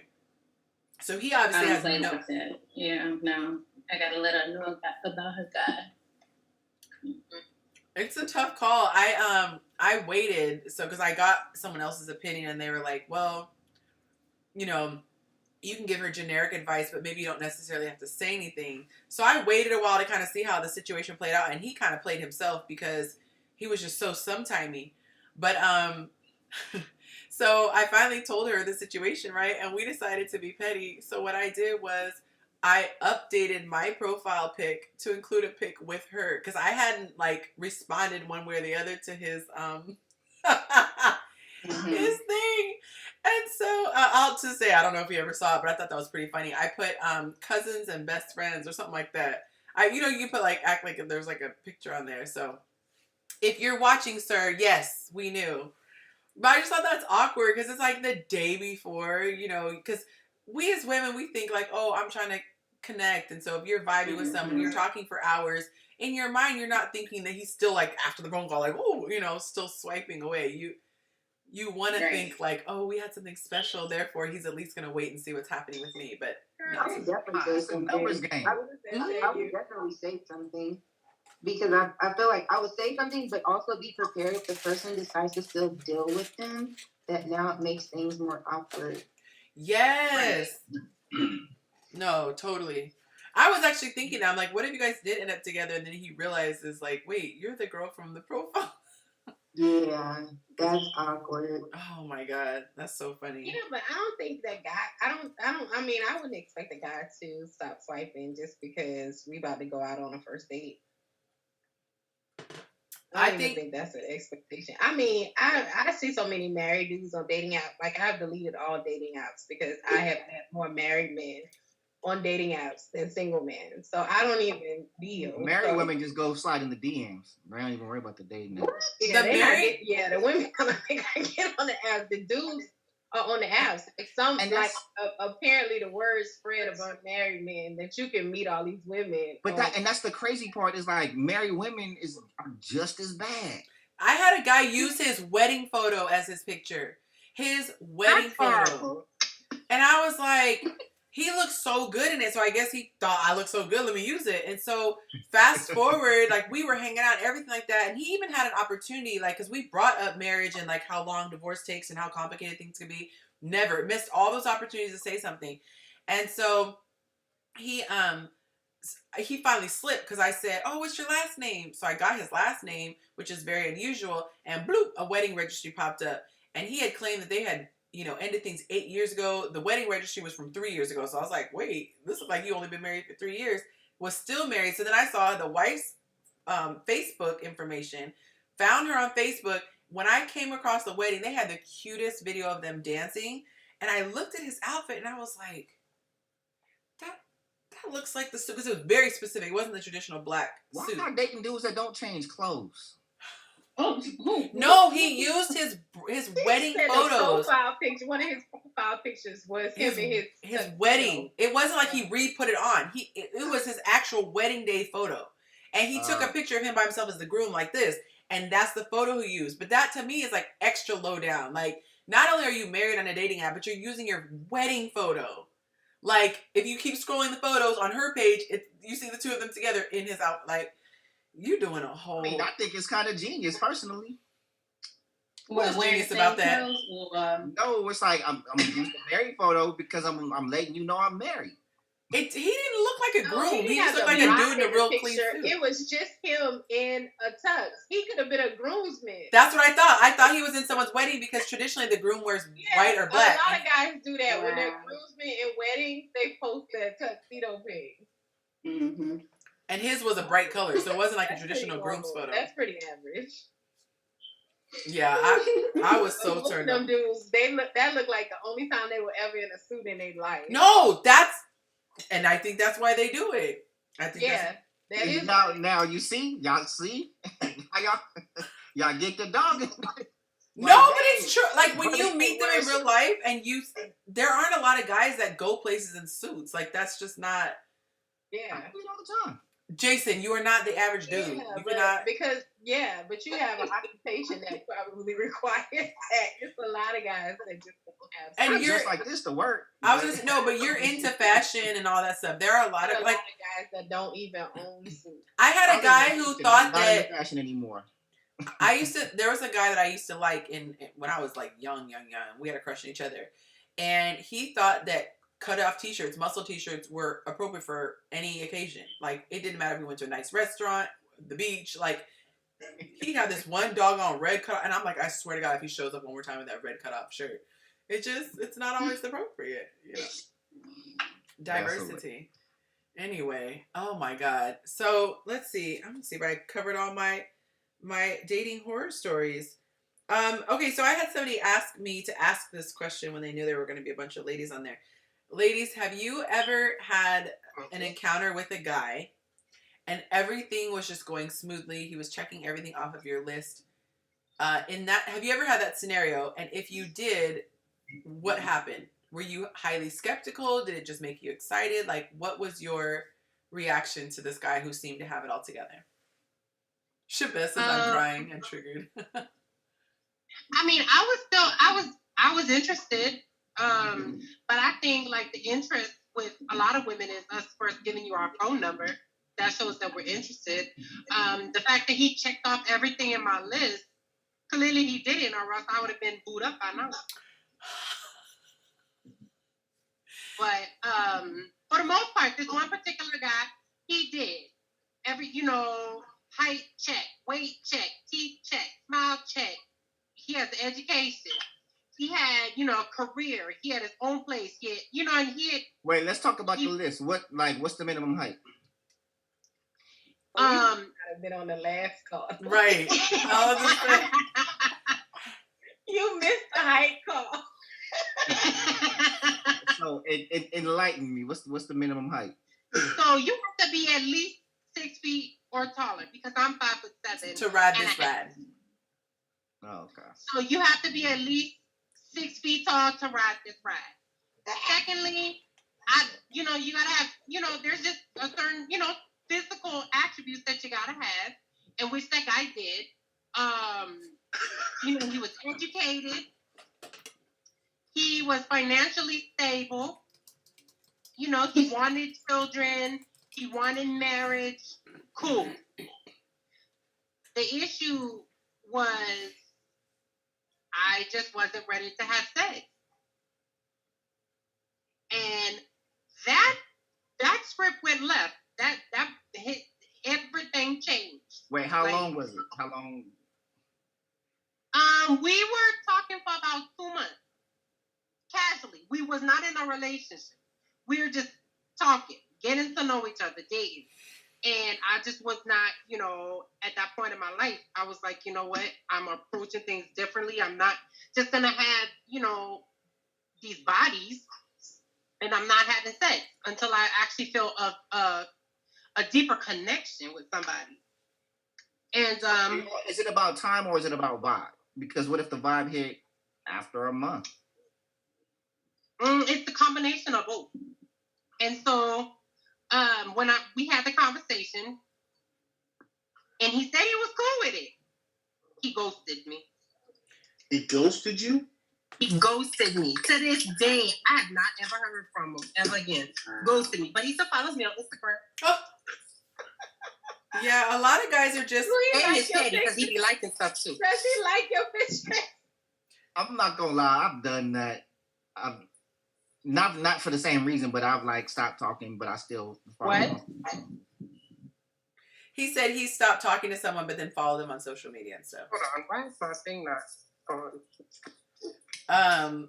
He said 5'10" and under is a midget. I'm a Oompa Loompa.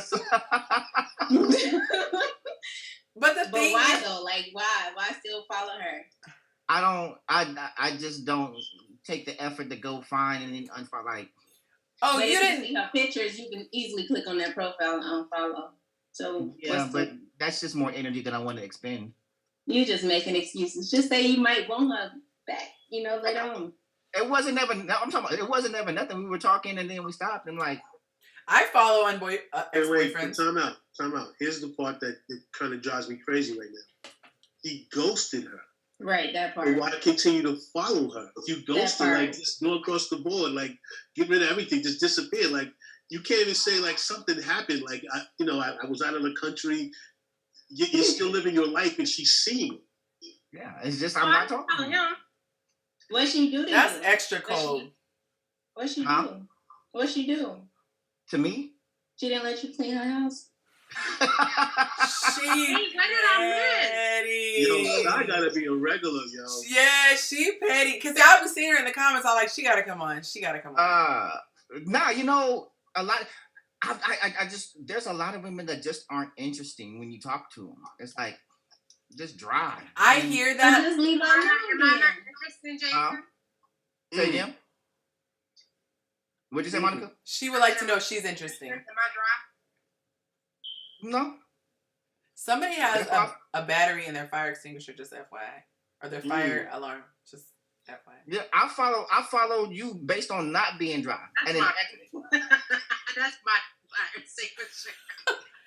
I swear, I have a friend who for years would not change that battery, and I'd be like triggered every time. It feel like you change it and then 2 weeks later start beeping again. That is hilarious. That Yeah. thing drives me nuts. I will get up in the middle of the night to go somewhere to find a battery for it. That is me. I'm like Inspector Gadget. I cannot. Listen, I got an old alarm system downstairs, like my Wi-Fi box.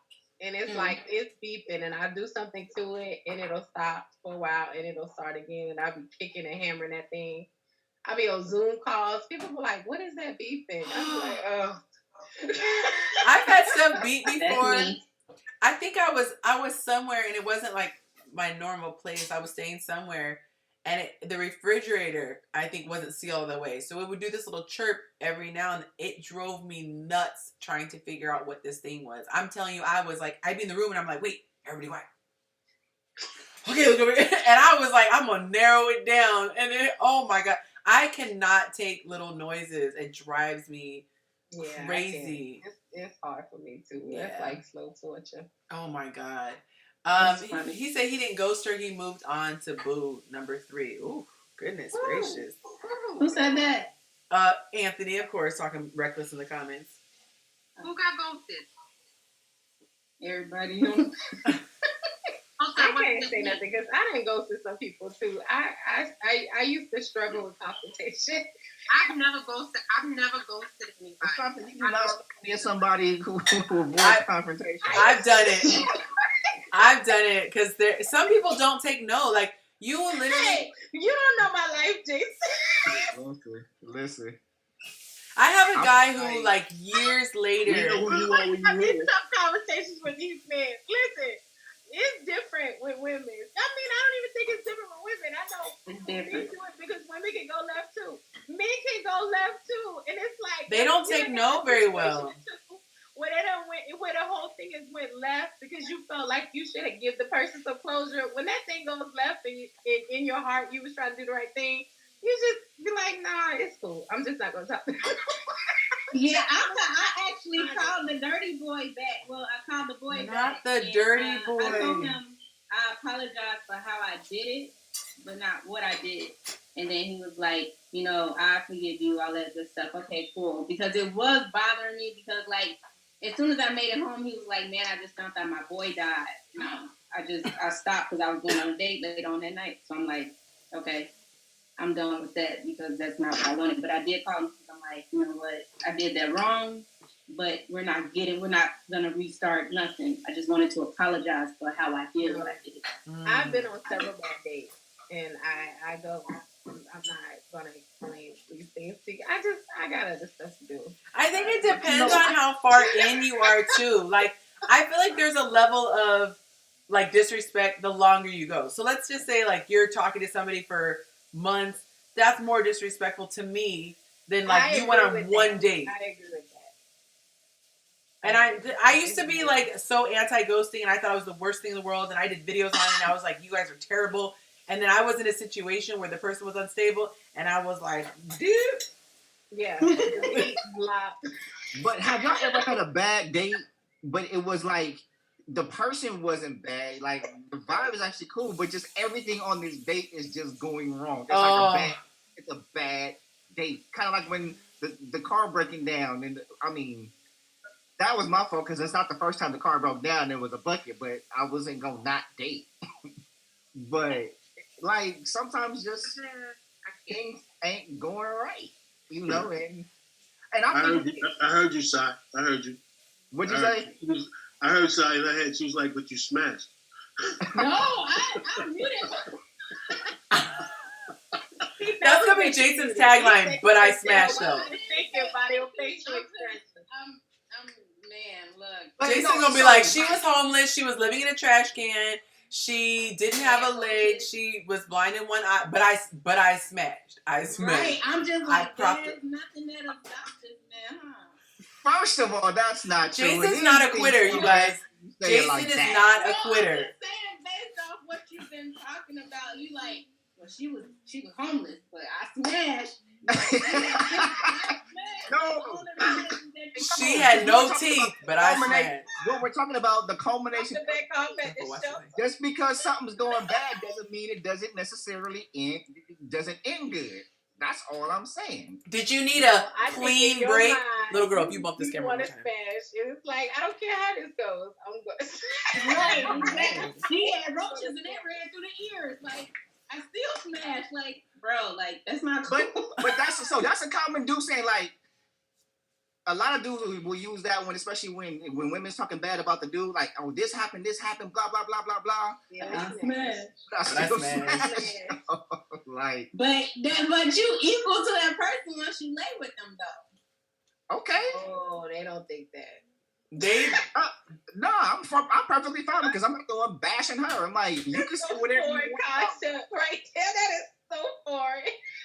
Like, you can say whatever you want about me. At the end of the day, I smashed. But it's what you value, though. So if you came to do a job and the job got done, that was a victory for Jason. Jason's not a quitter, okay? Jason is not a quitter. So he just, equal opportunity box. Equal opportunity box. He like the UPS man. That box is going to get delivered. His boxes. I'm since learned to quit. She checked his box. Poor Jason. Jason, he knew better than to open up on this platform. Listen. First of all, as much smoke as I give, I could definitely take. You really can. You really can. You can tell he's hilarious. Y'all see, he's so unbothered. So here's my thing. This is what makes me cringe. The worst is when the person didn't do anything wrong. Like, it's not like I found out they were married. I didn't find out that, the ex is a stalker and she's on America's Most Wanted. Like, they didn't do anything horrible. You just aren't feeling them. And that is so awkward because some people won't just take it lightly. They'll be like, but you didn't see me at high noon. Well, you haven't seen me during the spring season. Well, you haven't seen me for, like, I don't need to see you in a different light or in a different time. Or someone else was like, the date just wasn't romantic. I'm like, man, we could go to IKEA and if I like you, it's going to be a good time. Like, I just not feeling you. And I swear it is the most awkward thing when a man tries to convince you to give him a second chance and you're just like, but your face is still going to be your face tomorrow. Your spirit is going to still be your spirit tomorrow. Like, between now and then, what is really? I had a guy, and actually, he and I, we're still very good friends. It was, all right, we lived in 2 different states. And, I mean, dude, I lived in a different state when, you know what I mean? But we went to college together. And then, he moved to California. And he was just like, look, this ain't gonna work. I just want us to be friends. We live in 2 different states. And we're actually still good friends to this day. We're still very good friends. We ain't what's so funny? How did I miss this? Who is Oscar? That's the question. Who is Oscar? Oscar. So Anthony in the comments acted up. But who is Oscar? Oscar to the grouch. Oh my God, read the chat box. Read the chat box. That's what I'm so small. I'm so slow. I was thinking Austin Girls, but it still didn't click. Trash can. Wow. Anthony is a man. Okay.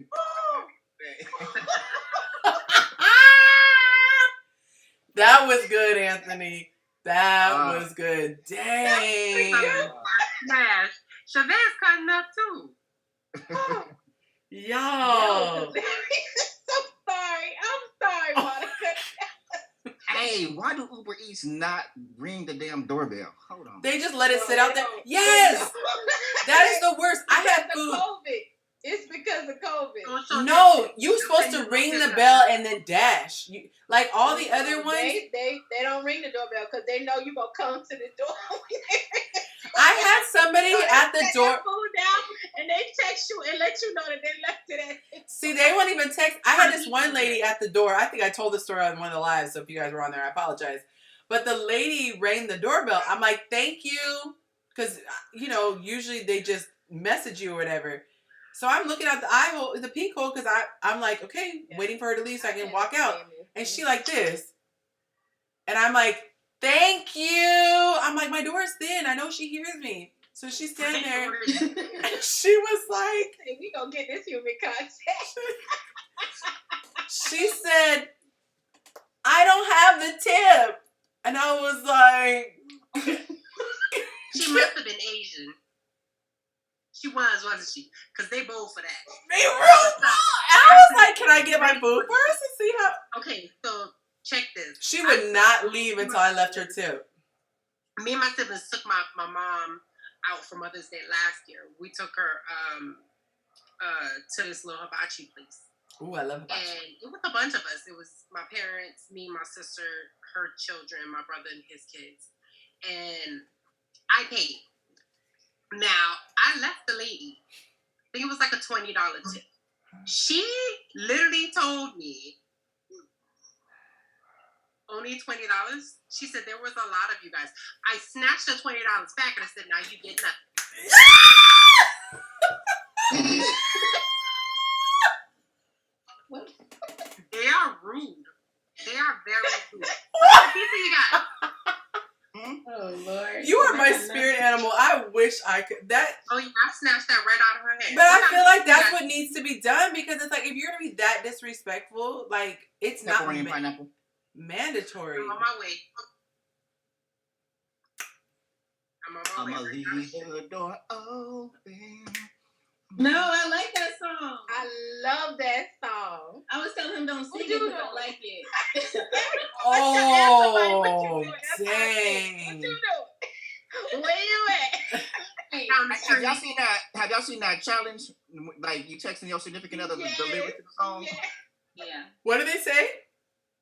No, they're texting them the lyrics to the song to leave the door open. Yeah. So it's like you send a text, "What you doing?" and they respond, "Where you at?" And they keep answering. Oh, you got plans? Oh, don't say that. I have to do that. That's funny. Oh. And what significant other you gonna take? Damn, as soon as I said that, I was like, they gonna come back and I just got through all my questions. We just got but who's that one who's the significant other you gonna take? Him, the one she hugging. That's him. Or her fine son? That's my baby. Yeah, both her little babies is fine, honey. Oh, you need to put. Get him his own. Don't be telling me fine. Get him a login, LaShante. Get him a login. You real beautiful. You real good. You real beautiful. He can be talking to anybody. How old are you? Bye. Ooh, look. Let's clarify. How old is he now? He 18, girl. Oh, if he's legal, get him a login, honey. Get him a login. Child, No, that's the baby. He's 16. Ooh. Voice deeper than mine, shit. Yeah, you hear him? People be thinking I got a You're baby. real beautiful. They be like, who a child? That's how my son. The first time my son. Hey, how old is the other one? 21? He's 21. The oldest is 21. My son called me one time from a friend's phone, and he almost got hung up on because he was like, "Hey, mom," and I was like, "Who is this? Call me mom." And he sounded so much different on the phone. And I was like, boy, you almost got hung up on. He was like, I just Your want son to know. handsome too. Thank Oh you. yeah, he is. He's so cute. Y'all want to see? Wait, since we showing our sons and whatnot, I got to show. Hey, Tony, you notice we file these things under stuff that men could never say about daughters. You can't say my daughter's beautiful? Right. That's a whole No. I'm writing a list. So we would call the 911. Right. Look at my son. We play this whole conversation and imagine, oh, your daughter fine? You going to jail? How old is she? Yeah, how old is she? Huh? Let us see Tyrese. Oh, she said, look at my baby. He's handsome. He's almost 17, so you can't. Yes, he's so If you're cute. underage, you can't like him. Or Oh, wait, watch. Look at him. Look at him. Look at him. Aw, he giving that. Hey. Yeah, look, I see it, girl. I see it with the look. What is it? See? He gonna be like Auntie Monica. Auntie. It's the model phone. We said what? Oh yeah. He's the 20. I'm scared to look now. That's not the 16-year-old, right? No, that's the 21. Okay, I can look a little harder now. Okay. Yeah, it's true. It's a double. Things we could never do, bro. I know. Things we could never You know do. what, Jason? You're very Look, handsome. this is how I see him. No matter how old he gets, this is how. I've been catching off guard though because it's like when they're developing, it's just weird. Like you see it with facial hair, they just look like a totally different person. So even my daughter, I'll be looking at her, I'm like, you are so beautiful. She's just growing into her own, and she just. What'd you say, Jason?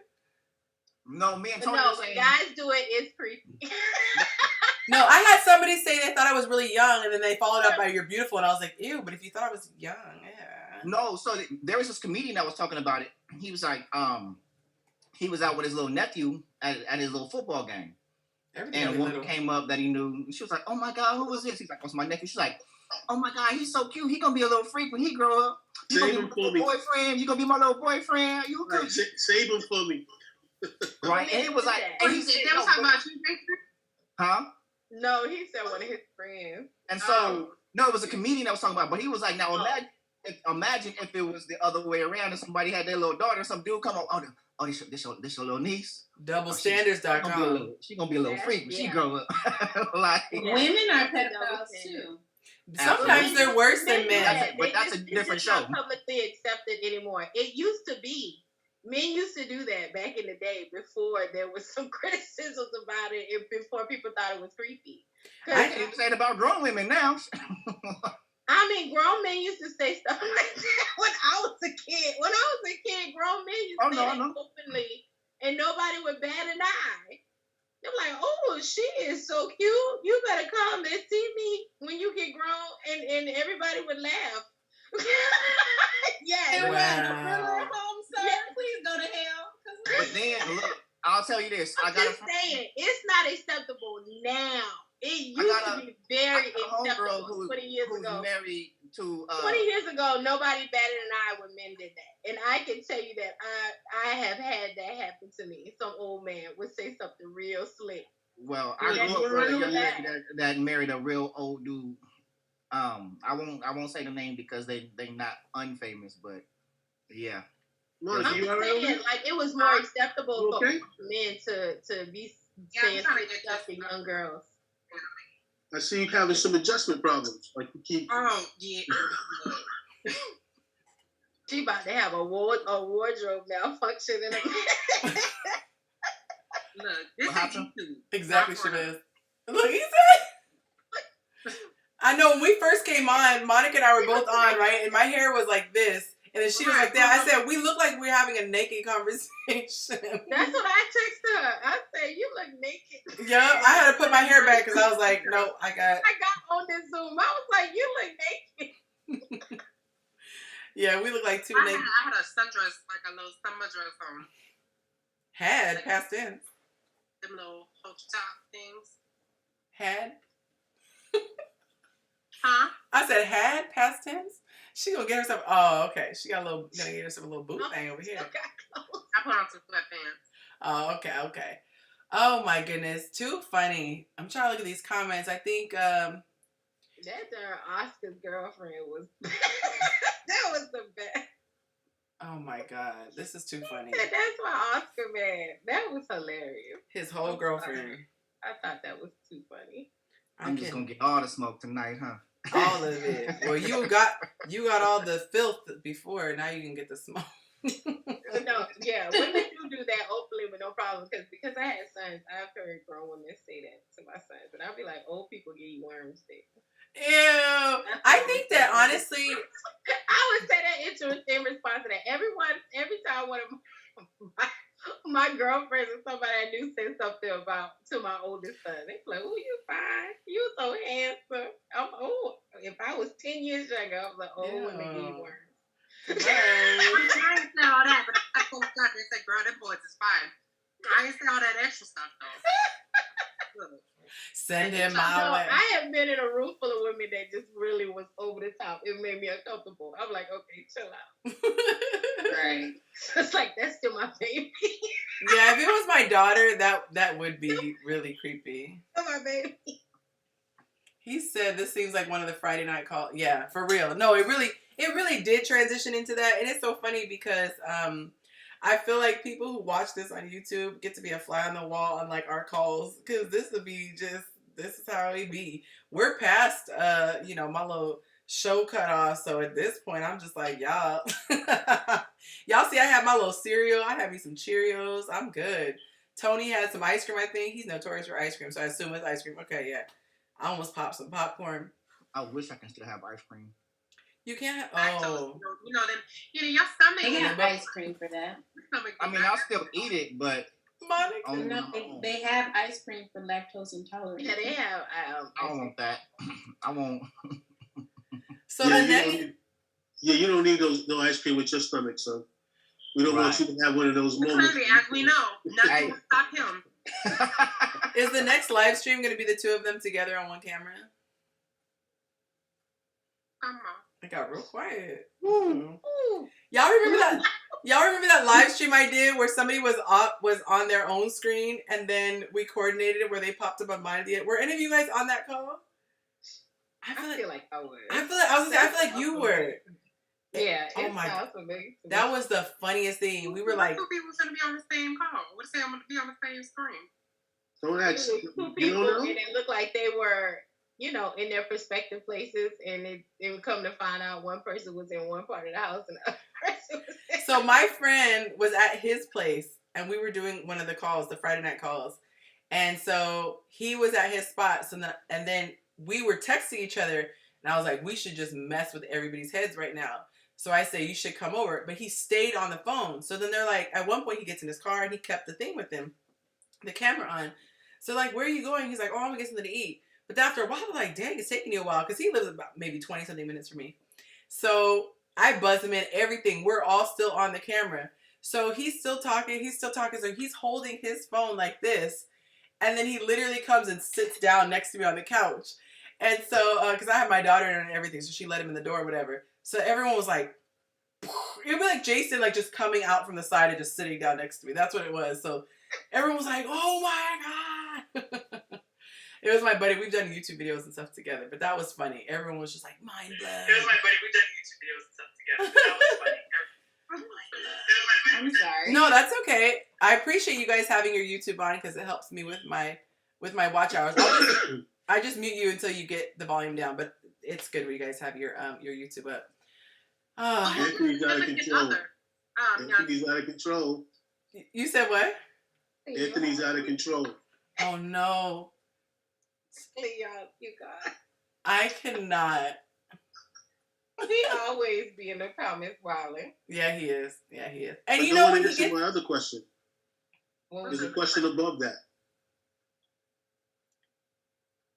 Oh. You don't have to answer that live, but just, answer it in the comments. I don't know. Yeah. Why? Let me. Oh, yeah, I have no clue. All right. That's so funny. Anything else you guys would like to discuss? Oh, I cannot believe I forgot. We didn't play a game. Yes, I got so caught up in the conversation. Okay. We should let Sai go first. I was gonna say she gotta get jumped in. Can we play a different game? She said. Not jumped in. And it's so funny. I actually had brought some other games, but then I was like, it's going to be complicated trying to play it live. So that's why I usually be sticking to that format. But we'll just do one round, Monica. We'll just do one round. This game is Who Am I? You can only ask questions that result in a yes or no question. So like, am I black? Am I a woman? You can only ask yes or no questions, and then we will collectively answer. The one rule of thumb is that if you ask a question like, am I a dancer? We will answer if you're known for this, because these are all famous people. So we will all know the name of the famous person before we start, and we'll answer according to that. But like, let's say, for example, if you would say, am I a dancer? And you say yes, that person might be more well known for singing. So we'll try to answer it from the sense of what they're well known for. Does that make sense? Yes. All right. So we are going to do the name. And what I will do is I will have you look away. And actually, I was going to do, you know what? I'll put it on here. Hold on 1 second. I was going to I go first? I don't know people. I'll give you Could y'all do somebody easy? Like Yeah, I'll do somebody easy. All right. Yeah, because we have some. Okay, this is going to be super, super easy, okay?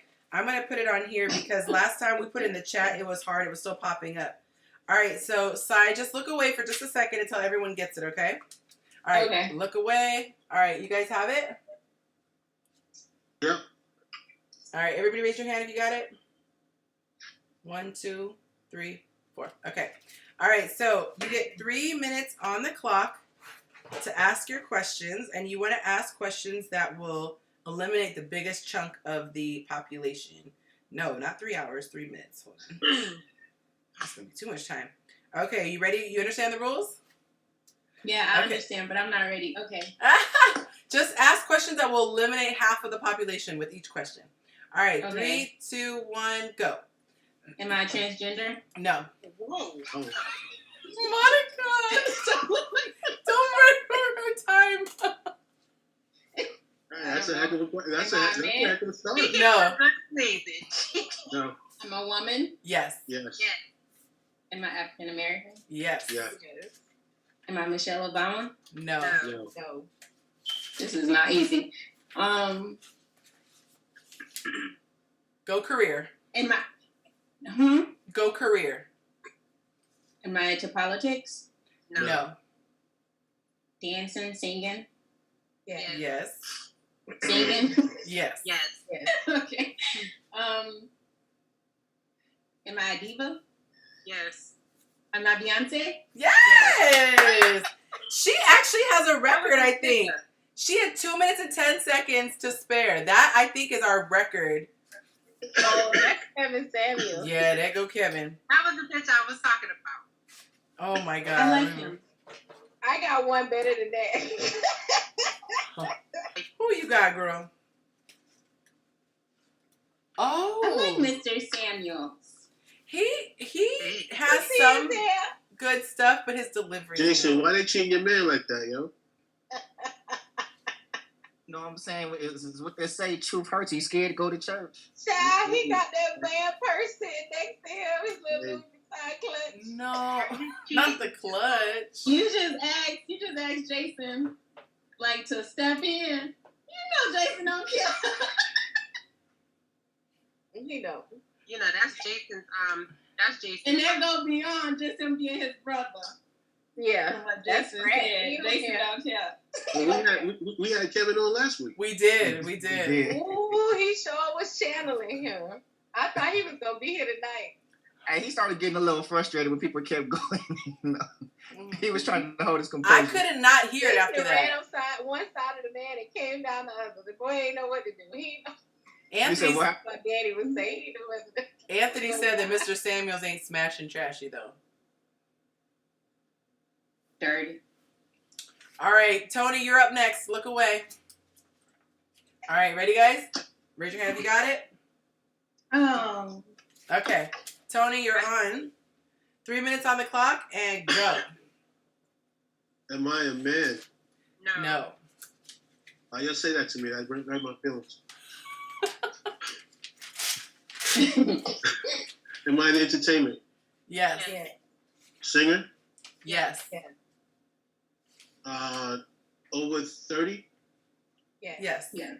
Yes. Over 40? Somebody Google. No. I don't think No? so. Um, Did I have a platinum or a diamond album? I don't know. Yes. That means 10 million sales. 10 million sales. I'm sure. Yes. Yeah. Yeah. Usher? No. No. You're Yeah. not a man. You're right. He might know that. No, I'm just playing. It's the woman. We'll have a recent album out. No. No. Album within the last 10 years. Yes. Yes. Album within the last 5 years. Yes. Rapper or singer? No, either or. Huh? Am I a rapper? Am I a No. rapper? No. No. I'm a singer. Yes. Yes. R&B. Yes.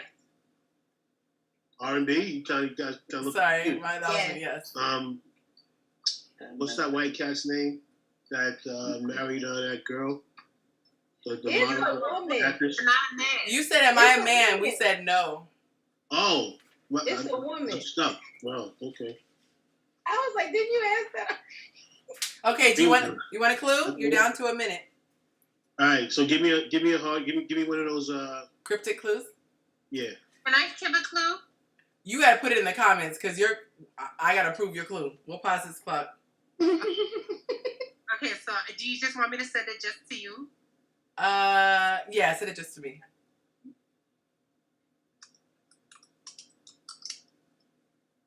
Oops. No, that's too easy. Okay, I'm gonna say, very famous spouse. Very famous spouse, and she's a singer. It is not We Beyonce. just did Beyonce, so It's who not else has a very famous spouse? It is not Beyonce. I said we just did Beyonce, so That's what I said. It's not Beyonce. who has a very famous spouse? Jennifer Lopez? No. Hey, You Mary. ain't got no spouse. And Oh, that's right. fame- She got the Not 5 now. rings. Look, not now. Okay, I'm done, one more hold clue. One more clue. And A put lot on of that people one say. Here's my That clue. Hold she- on. Let me send it to Wait, you. wait, Okay, I can't- Jason's gonna give me the clue.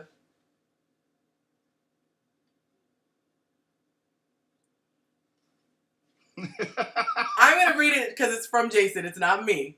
Jason's clue is that her spouse is a simp. No, that's not right. See? That's not right, because he's not. See? I'm giving the clue to the person. Exactly. People would say that she came up. She upgraded. No. He is not Oh, the- Sierra. Yes. I was gonna say she left the past in the past. She Good now job. has a bright future. She left her past in the past. All right. She has a bright future. Hey, but you see how he got it with my clue though. Mhm. Future is her past. Link says, my story, he said, a girl from Trinidad wanted to date me, but the thing is her lips had spit on them as we were talking. In the corner of her mouth. I'm That's assuming. like Why boogers. is it lip gloss? And it was That's a turn gross. off. After the date, I ignored the phone. Was I wrong for this? Bring it. No. If you can't imagine kissing the Her person, white mouth is nasty. We have a name for that. dry mouth, cotton mouth, that's too much. That's gross. He better know his worth. Know your worth, King. Know your worth. Okay, LaShawn, this is you. Ready, girl? Look away. Look away. Look away. All right. Here we go. Y'all got it? Mm. Okay. All right. 3 minutes Be hard. on the clock and go. Is it a man? Nope. Is the person black? Yes. Yes. In entertainment? Yes. Yes.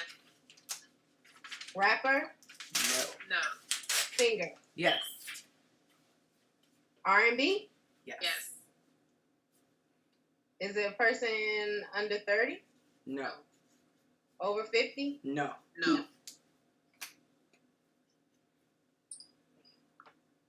Famous husband? No. No. So young. Shoot. So in their 40s? Yes. No. No. She not in her 40s. Younger than 40? No, she's in her 40s. Yeah, in her She's 40s. not in her 40s. Yeah, she is. I'm pretty sure she's around my age. Yeah, she is. Damn. And I'm drawing blanks right now. 2 minutes. She's 42. Oh no, she got a thing that says choose children. Yes. Does she have children? Yes. Yes. Slash. All right, I'm going to give you a clue at 1 minute and 40 seconds in. She was on Versus. Jill Scott. No. I like my clue better. Monica. No, girl, No. tell me. Nope. Close.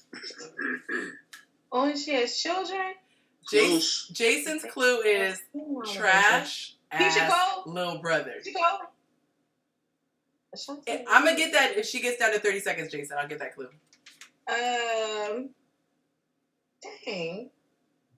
So Brandy. Yes. Jason said her brother's trash. That was the clue. Jason. Oh my God. All right, Jason is up next. Oops, I put the wrong one. Damn, we haven't even got yet. All right, Jason, look away, okay, Jason? Honor system, Jason. Is he looking away or is he ignoring me? He looking away. Okay, here we go. You guys got it? Can I look yet? Yeah. All right, in 3, 2, 1, go. I was just watching Red TV. They were Am saying I Kobe man? took her to prom.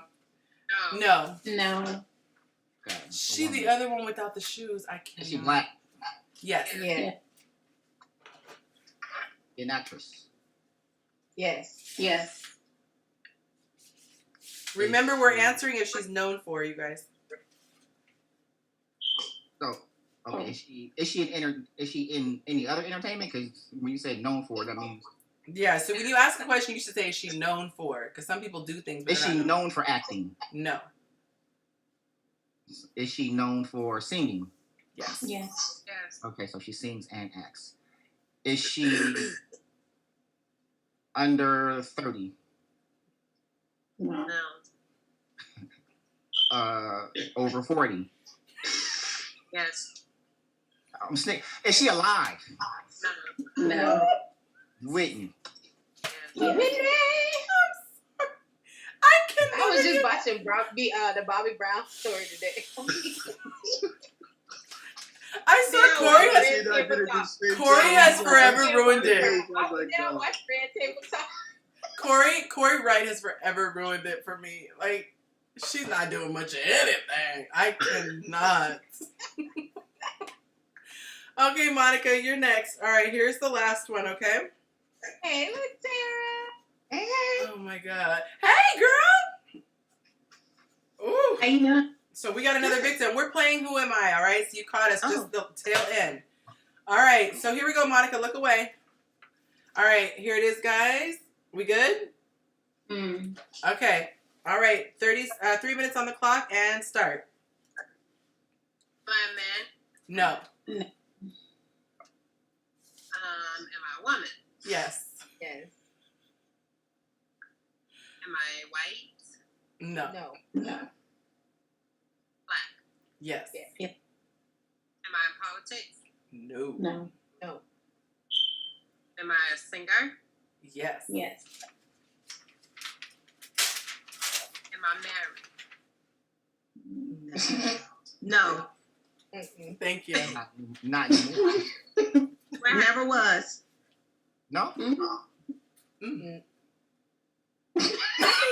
get married.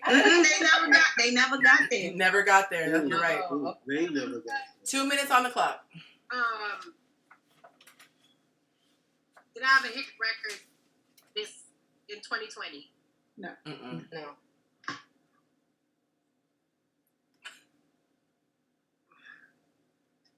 Okay, you're down to 2 minutes. I'm going to give you a clue. She became well known while on TV. She became well known while on TV. She has since become well known for singing, but she first became well known while on TV. Ain't that how they all become famous? Not all of them. Mm-mm. That's Kinda very He specific. became famous being on TV. Being on a TV show. So, Fantasia. oh, that's a good guess. No. No. Y'all helping her a lot.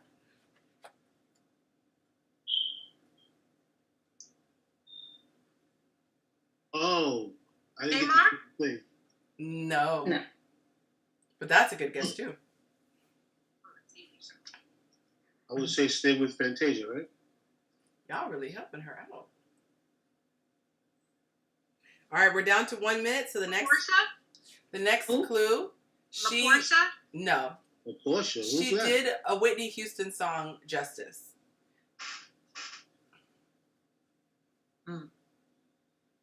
She got big pipes. Big pipes.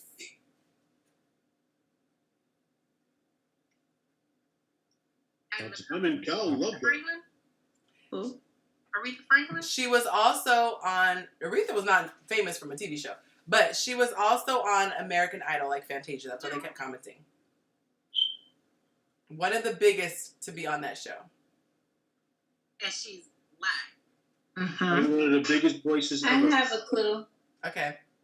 They may affiliate her with the Illuminati. They do? Mm-hmm. Yeah, that's interesting. Anthony. She said it. That she sacrificed her brother, her Right. family. Right. Wait, she guessed it? Not the child. She My do clue have is gonna be you gonna love her. Did she guess it? I didn't hear. You gonna love me? Did she guess it, you guys? Huh? Did she guess it? I never heard her guess it. I was like the same dream girl. Monica, you guessed it? I said Jennifer Hudson. Oh, okay, I couldn't even hear. Okay. All right, Latera, you gotta have one. We can't have you come on and not go. So you have Okay. three minutes. Have you played the game before? Nope, because I just saw you. Okay, so 3 minutes. You get 3 minutes on the clock. You can only ask questions that result in us giving you a yes or no answer. Okay. If you start to struggle, obviously we'll give you clues. You don't Okay. want to get the buzz. Okay. Okay. All right. So one of mine was going to be Fantasia, but I'm gonna take that off because you guys just mentioned her name. All right. So here's the other. Do I cover my eyes or something? You do. Yes, please. All right. So That'll be look all away. Trusting. All right. Everyone got it. Mhm. Cool. Yes. Yeah. Okay. All right. 3 minutes. So I can look? Yes, you Can can. I look? You can. Yeah, she did you dirty. Okay, let's see. But she's a G. She got it. All right. Here we go and I start. didn't see it. Oh, you didn't? Text it to me, Monica. There you go.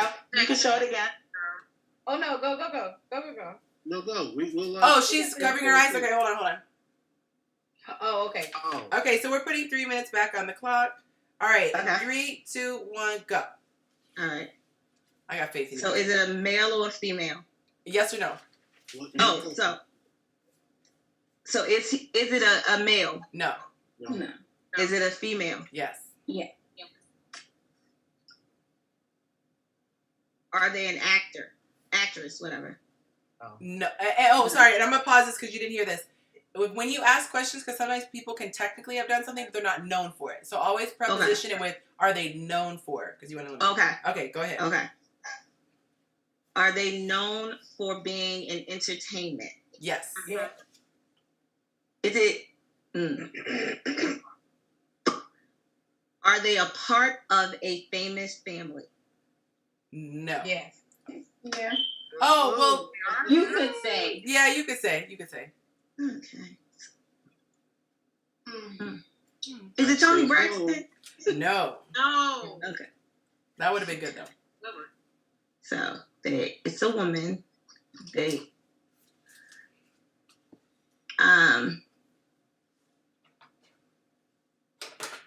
Are they a dancer? Are they known for being a dancer? No. No. Okay.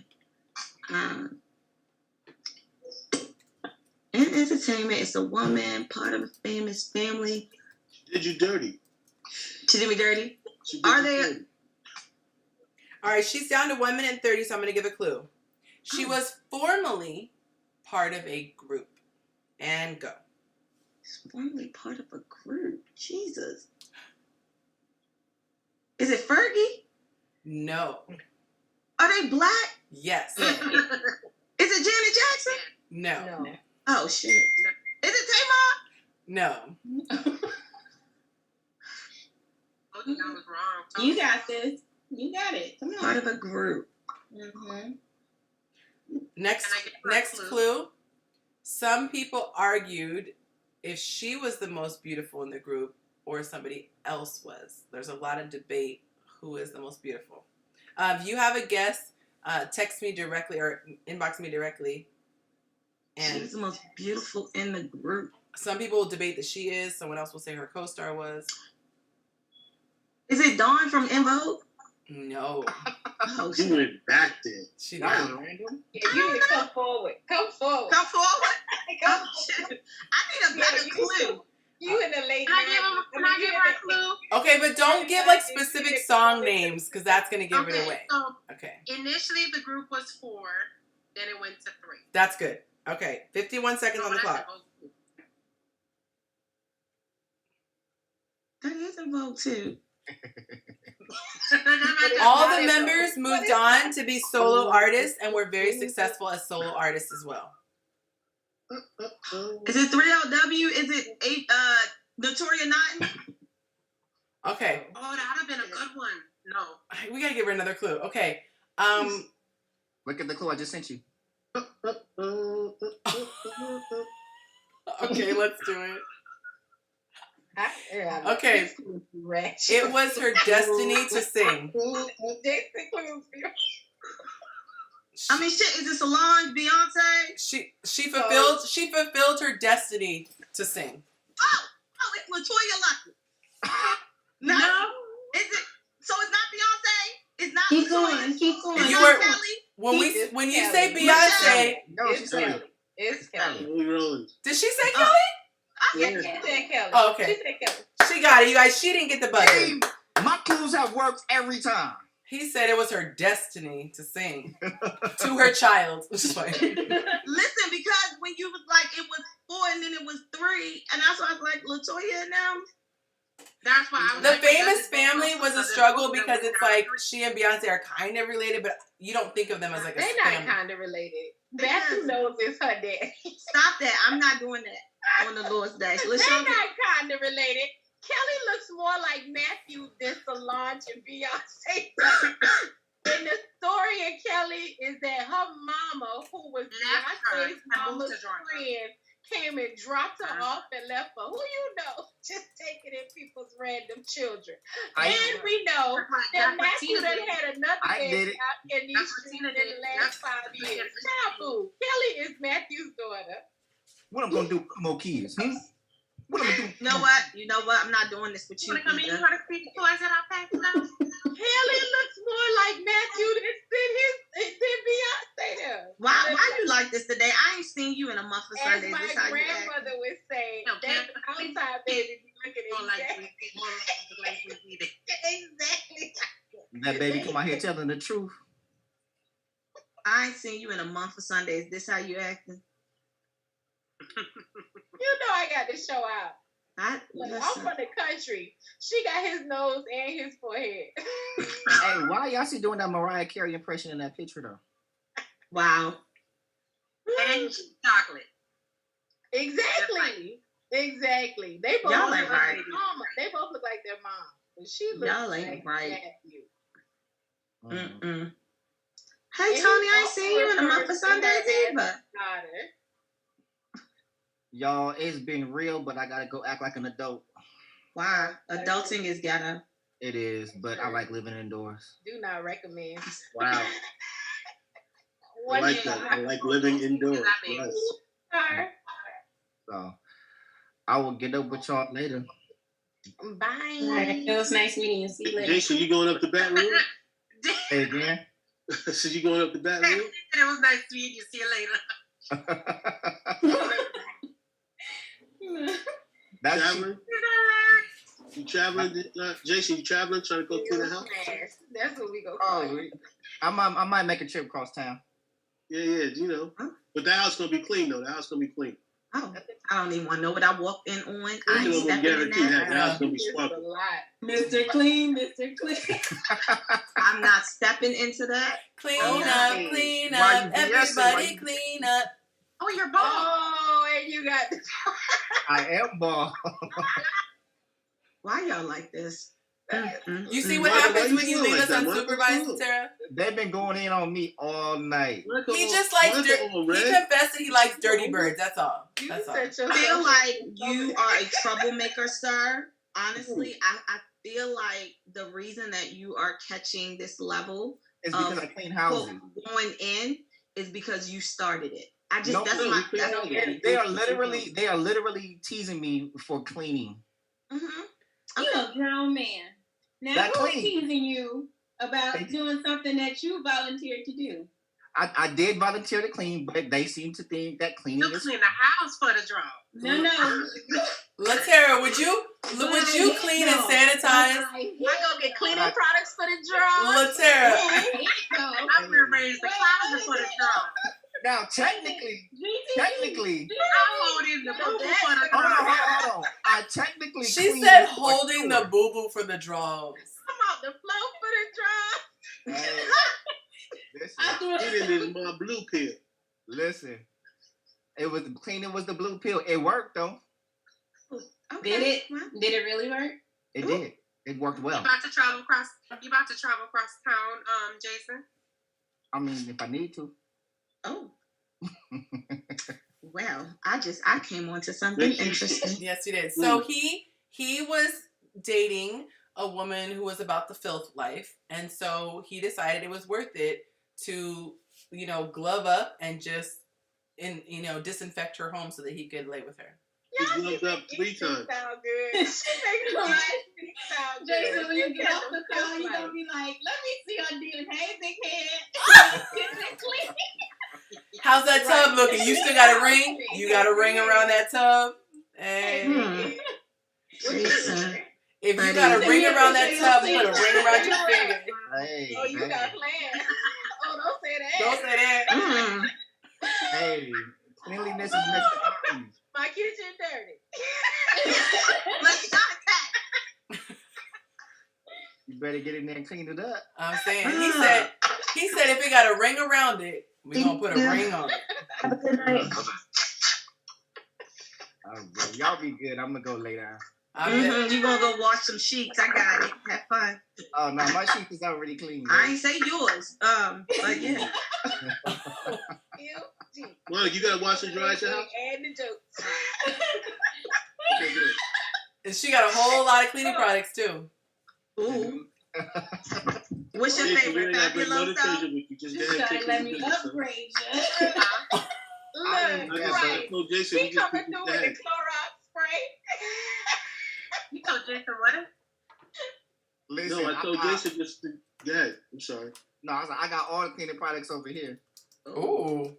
You don't have to take none with you today, though. You're good. Oh no, I trust I don't need them. He said he grew up out of that phase. He don't wash dishes. He no more. did. Nah, I mean, I wash my dishes. Well, He doesn't But wash I also dishes eat off a for paper plate, drawers. so I don't have to. So He doesn't do dishes for drawers. That's all. He's dumb. Anthony said he don't have to buy her a ring because it's already around her tub. Yeah. That's petty. That's petty. Like That's that's petty all night. wow. Anthony said that's why Oscar stay in a bad mood because Jason smashing his girlfriend. I can't breathe.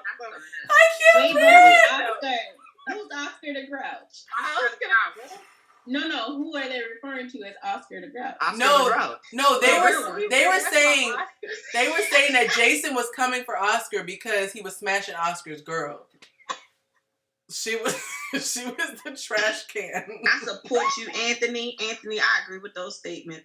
I agree. Hey, I'm just saying, just because I was transparent this evening. You were transparent, and they was sharing pieces of my life. They said We applaud girl. you, good brother. You didn't judge that woman off of her unsanitary ways. Yes, you I tried no, to teach her. And it didn't work, but you tried. I absolutely did judge her. I'm sorry. I And did. okay, Damn, I'm how trying. you live. Listen, If she has skid marks, let her go. Skid marks, let her go. If I'm anything, I'm accountable and I'm self-aware. All right. What's surprising is that you didn't think the dirty house related to a dirty body. What? Said something else. Did you make her take a shower after you cleaned? That's my only question. Her person was clean. Her place wasn't. I'm like, but can you prove her person was clean because her place wasn't? Yeah. I mean, he smashed. He don't don't make care. shit He don't He care. didn't expect it. He said, He expected it. Yeah. I'm like, It was a thorough. he did I'm the slightly judging you, Jason, but you It's know, okay. We all are. We all are. And you know what? And it's perfectly fine because I'm normally on the other side of these type of things. So he took it like a champ, just like he did her that night. Jason, again, I applaud you because you tried to do the godly thing. You tried to lead. I'm You saying tried to lead like the man God made you. exactly. We By supposed to showing be her leaders. how to clean up her Tom, house and really? clean her stuff. That's what And you're she doing? just didn't pay attention. Okay, that's what we doing. He tried to show her I the way. was supposed to supplement Trying her. to figure out how God came in. Yeah, no, you What did God no. have anything to do God with ain't got it? nothing He was to doing his duty. He was being God the really man of didn't the have house. anything to do with that What apartment. I'm gonna do is bring my God into any and every situation. That Right. part, because what? And I would. I mean, honestly, no. if she wasn't as fine as she was, I wouldn't have did none of that. I'd have just. No. That ain't what you said because you just said as long as you... That unsanitary he booty. led with she's fine. He started with that. The beginning of his story was she was real fine. He said, Anthony said, I hope he led her to some soap. He led with that. Anthony said, I hope he led her to some soap. That's what he said. I'm not. Yeah, no, she was good, but that. Now I did. I mean, I had questions. Okay, so I have a question for the guys, okay? There's two of you on here. I have heard stories. One of my friends said that this chick he wanted to smash, and he said as he began to travel to the southern region, there was an unpleasant odor, and he had to deuce, and she, that was too close to the other word, and then, I was like, that was poetic, and give her the deuce. She later asked him, like, what happened, and he told her, you smell foul. He was supposed to. I'm sorry. So, would you guys tell a woman? Like, would you just be straight up with her? I would hope y'all would. Just help them ladies out there. I mean, I would hope they would. So, I would hope ladies, let me ask you this question: do you not smell yourself? That's what I would think. You Right, smell I mean, you that's before real anybody talk. else smell you. Right. So, Time out. but sometimes, I'm just playing devil's advocate. Now, I smell myself. However, sometimes you get so immune to your own smell that you don't think you smell. Then that's bad. That's Yeah, bad. That's you. I know, That's something I know. with you. But that means there's some longevity and there are some issues there. Correct. Yeah. That's some issues that you need a medical doctor. My thing is, if you have become immune to your own smell, you need medical attention. like if But you I'm smell atrocious. yourself, then why would you even want somebody going down there? That's my thing. But if they don't know, But you know. But I've had. Come out. That's why they make that Febreze commercial. Like, you know, it's you just sit Nose there because you blind. keep smelling it. But that means that they've gone. Nose blind. But that Yeah, means, nose blind. Tony, that what they're saying is that it's so much accustomed. You're so much accustomed to it that you've gone nose blind. It's not a Right. one-time thing. So if you practice cleanliness, you would notice something was out of the ordinary. Like You don't practice washing your dishes. right, but that's what I'm saying. You can't go nose blind if you smell it all the time. Like the reason why I go nose blind in my perfume is because I'm wearing it all day long. Right. But if it's occasional when there's an odor, I'm going to notice it. Right. Well, and especially if she knows her body. Like, you'll know. There's a difference depending on the time of the month. Anthony is killing me with the comment. Yeah. I need. I logged out. No fish tacos. No fish tacos for him. I always wonder about that. I always wonder about how they not know that it smells like that. Maybe I think other guys maybe have never said anything to them and they don't care anymore. There's a condition.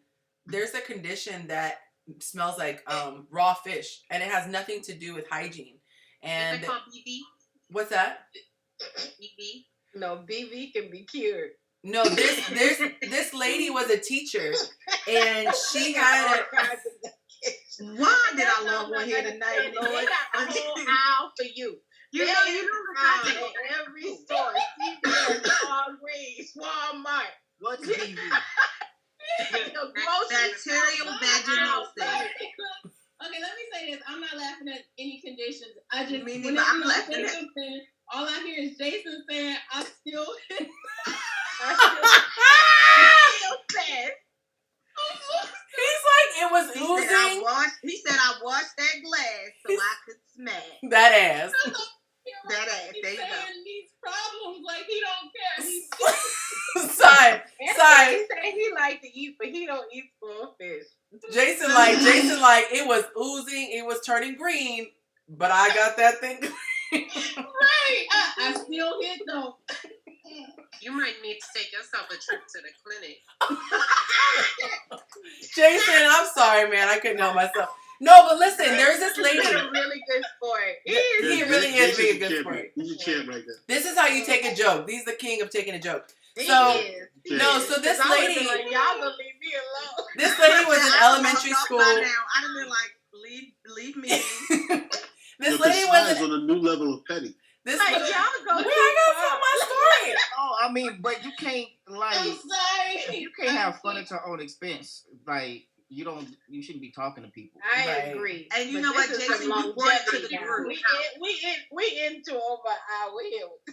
Yeah. Jason, I mean, you brought it to the group, so in the group's defense, He was No. answering the question Because though. I'm He was saying, answering the question. I'm normally going in on people, so that's why like He took it one for the team. and I'm probably a little bit worse than y'all even doing right now, to be perfectly honest. Yeah, I'm not Jason can. surprised. We've seen you red form. But you guys, so let me tell you the story. So this lady's a teacher. She's an elementary school teacher, and she has a condition that makes her emit a fish smell from the inside out. And it's so bad that the kids would make jokes and say things. And so she wrote in, I think, some anonymous thing. And she was just saying it's really painful. Like, she's considered quitting her job because people think she has poor hygiene. And it's literally a medical condition. So you could Google it. But I cannot think of what would be a worse... Well, I mean, there are probably worse conditions, but... But if it's a medical condition, there should be a cure. Sometimes it's not. Like, it could be like you have eczema or you know, like... She just... I mean, There's... the cold is a medical condition. We ain't found a cure. Right, True. but even with eczema, they give you, you know, lotions. And, Oh, you mean like treatment for it? Right. There has to be something that she can get, like the cream or a pill or poof spray that she sprays a minute. Breeze. But it's not. That's the thing. It doesn't even. It's not even coming from her coochie. It's like her skin, like her. I don't know if it's her glands or whatever. Yeah, it just the smell comes out of her, and I'm like, I cannot imagine. Because like if you walk by and everyone's like, oh, like it's that bad. Like she just emits this fish So smell. I would turn it up in a bubble. Well, I mean, COVID, she can just be I a know worker. a girl in high school who had that smell. Okay. You know what, LaShante, lock up. Wait, Lock up for the night. wait a minute. I have a question. I have a real question. Have you ever smelled someone with bad breath? Like I smell bad breath, which like just smells like bad breath. Have you ever smelled someone with bad breath that actually smell like feces? Like their breath? Yeah. Yeah. Okay, so quick, so story. So if that show, Like if the show that come on, they used to come on MTV, whatever, some kind of dating show, right? It's a lot of those. I don't remember the name, but it was the contestant is like picking like it was like a chick and she was picking like all these dudes and they was trying to. It was like the fifth wheel, so whatever it was. Yeah. Oh yeah, I remember that. So I was on this show or whatever, doing a specialty act. So she was like, I like a guy with rhythm. So me and my frat brothers were stepping, and she was like, you know, you gotta like step like them or whatever, like whatever kind of gimmick. So we out there filming all day, and I'm getting mad at my frat brothers because I'm like, which one of y'all keep farting out here? Like, you know, somebody farted, it's like, okay, but you keep doing it, and I was like, bro, for real, it stink. Like, stop. Like, who's farting? And you're indoors? No, we're outdoors. Right. And That's so bad. I'm getting mad because somebody keeps doing it. And it was like it wasn't until hours later that we figured out, and I'm not even BSing. It was her breath. Oh no, Jesus, Lord! It was her, Picking the man. yes, it was the girl on the show, and we knew because even then she started telling the story like she was on some other dating show. And she was like, "Yeah, this one guy was an asshole. Like he was talking about my breath," and I was like, "Baby, hey, check it out." Why you Like, ain't slide her no Altoid? Why You said ain't slide check her? it out. It wouldn't have worked. Drink a whole bottle of I feel like some people though, it's like they've never drank water in their life. Like it's coming from their spirit and their soul. Like it's like No, see, I want you to log off too. I want you to log off too. Okay. It wasn't no, because it wasn't her mouth. It was like in her mouth. It was coming up like that's what out I'm of her saying. esophagus. I'm saying it's like Jason, what fraternity? What fraternity? I'm a noob. Oh God. Oh God. Oh my God. there was someone when I was in a play. You know We were in a play together. I completely understand why you washed so you can smash now. I do. What's the Oh God. Listen, she just. Nathan, you and Hey. I will have to throw one. No, I want to know where that smell comes from because I don't. I actually think I found out what it was. So there's this condition. It's called tonsil stones. Google that, and it's crazy. But you can tonsil stones? tonsil stones. So Yeah, they stink. yes, so you can get pores in your throat, and what happens is like particles of food will get stuck in there, and they'll look like little white. It looks like pieces of rice, like really soft rice. Everybody gets that. Though I googled it. I was like, But soft thing. Everybody gets those. But it I'm might about to be. go gargle right now. But I used to have. Are you gonna shimmy while you gargle? Tonsillitis. Like, No, I don't shimmy. You got tonsillitis. You don't shimmy? But they will emit an odor. It literally. I'm sorry, Beyonce. I'm sorry, Yancy. I'm sorry. What? What's shimmy? Shimmy? He said he was a newt, so I said, is he gonna shimmy while he go? I don't- They shake their shoulders like this. Wait, what was that whole tongue? She stuck her tongue out when she did it. That's what y'all did. They get on my nerves. That's why I heard it. It's called a shimmy. It's called That a was a shimmy. room practice. The tongue don't work. My shoulders. Yeah, my, I'm about to say the cues are the ones with the tongue. Right. That neck. I mean, being a Q is an excuse not to bathe. Oh Ew. God, I ain't even gonna go there. I ain't. Noops. That's all I'm gonna say. But I love the news. I don't. Oh, what happened? Tell the story. That sounds like a story. Yeah, No it did. story. Y'all just get on my nerves. Who hurt you? Why? But wait. But I'm about to be real petty. But indie love though. Oh, okay. What you thinking over there, Monica? That convenient bond, like I was like, oh, uh-huh. Oh, Whatever. Timothy coming up in the She don't want to comments. share her experience. No, it's really no experience. Listen, I have never She's telling me dated she's an a dude. SGRO. I am. I'm talking shit because I'm SGR. That's really what it is. What are you? Sigma Gamma Rho. Oh. What is He a was new? like, huh? What's a new? A new? What? Yeah, what is that? Kappa Alpha Psi. Oh, Kappa Alpha Psi. Okay. And she's a poodle. Yeah, good Yeah, time. she look at that proud poodle. She's like I am. Am I the only non-pledger on here? No, Let's- GDI over here, love. You're a GDI. I'm not. GDI. Look, We're not doing this I today. bucked the system. I bucked the system. You what? Oh, LaShawn thinks she's a perfect delta. You guys know what a GDI is? GDI is a goddamn I'm individual. surrounded by Delta. That's hilarious, GD. Yeah. Yeah, I was that person that thought that everybody was following me. AKA sprinkled in there for good measure, but most I of see them. what definitely AKA. Yeah, I'm still trying to teach my mama about Greek life because she still can't say Kappa. What you say, Capper? No, she be like, anytime like she sees a Greek, she be like, yeah, my son one of them Alpha Kappa Bathas, one of y'all, and I'm like, That's so cute. I support your mom. I'm sorry, that's cute. and no, so my mama loved elephants, right? So she had like elephants all over the place, and all over her desk she has elephants. So somebody at her job came up to her, and she was like, "Oh my God, are you a Delta?" She was like, "No, love, I'm Cindy." I like your mom. She said, "I I fly like your American mama. I bet you Airlines." she don't know. Wait, but do your mama know this story about you washing this woman's ring out of her tub so you can smash? Do your mama know that? Absolutely not. My daddy know, but I never tell my mama. Did your daddy tell you was a fool? Huh? Yeah, well, because that's my daddy's teaching. Follow his face the whole time. I'm gonna tell your mama. I'm gonna call her and be like, so when my daddy met her, when my dad actually met her, he was like, he couldn't stand her. My daddy liked everybody. So like if I'm dating, he couldn't stand her. He couldn't stand your mama.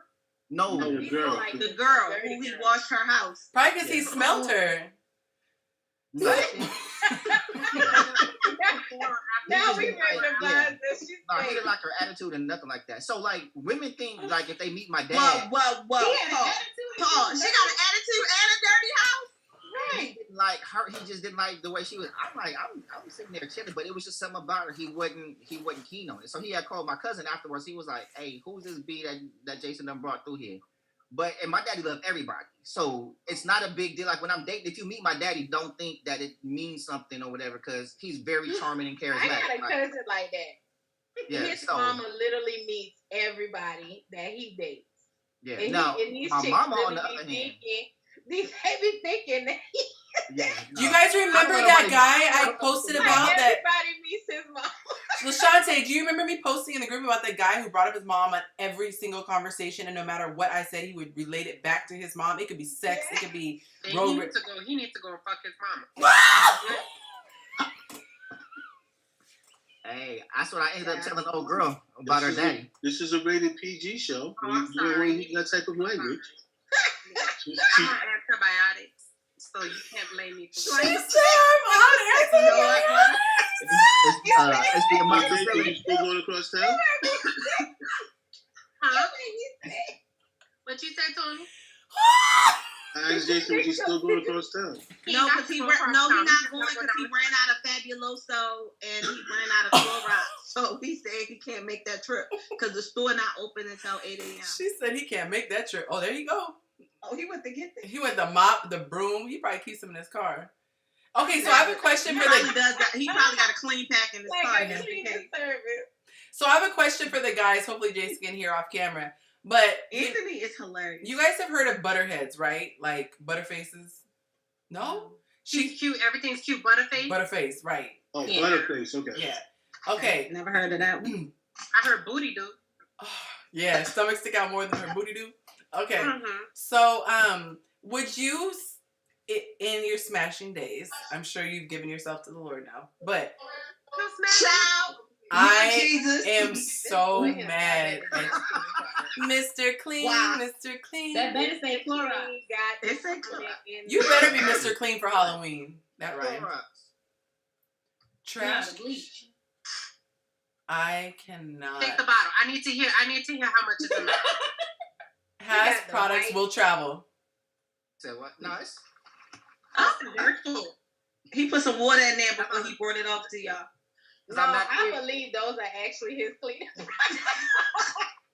No, I believe it. I didn't even need him to shake it. I knew it was. Hey, is that Pine-Sol?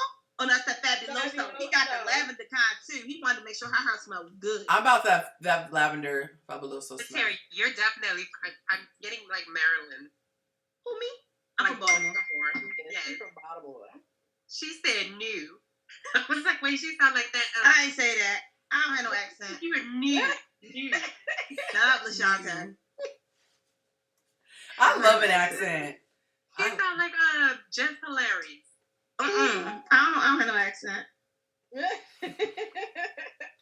That's so funny. I always crack up. They say he's clean. He did. He's ready for company. Latera, how do you pronounce the word Theater? Say that again. Where you go to watch movies. What? To the theater? Okay, thank you. We were just seeing. Some people say Show. theater. Some people Let's say show. theater. Hey, so should I tell my mom I had to clean that girl house? Yeah, call Don't her. tell real your quick. mama that. Your mama Yeah, gonna you smack should the piss tell out her of now you. that it's a She told past her, thing. no. Wait, I'll call her right now. Let me see. I'm Do interested it. in what she'll say. Do it. Because she on the Why West would you Coast, do right? something like that? Oh, I Listen. don't know. Hold on, let me see. do it. It's only 9 o'clock here. She gonna be like, Jason. She's probably watching the game right now. We all She in this here mess, if she y'all. forwards your call. She better not. That's bold. She ain't gonna answer. Might be watching the she game. might be doing the leapfrog. Right. She might be being an adult, a grown up. That's In what I the was state thinking. of your bed. Hey, That's what I was thinking. She be like, let me call you back. Clean up the trash, Keisha.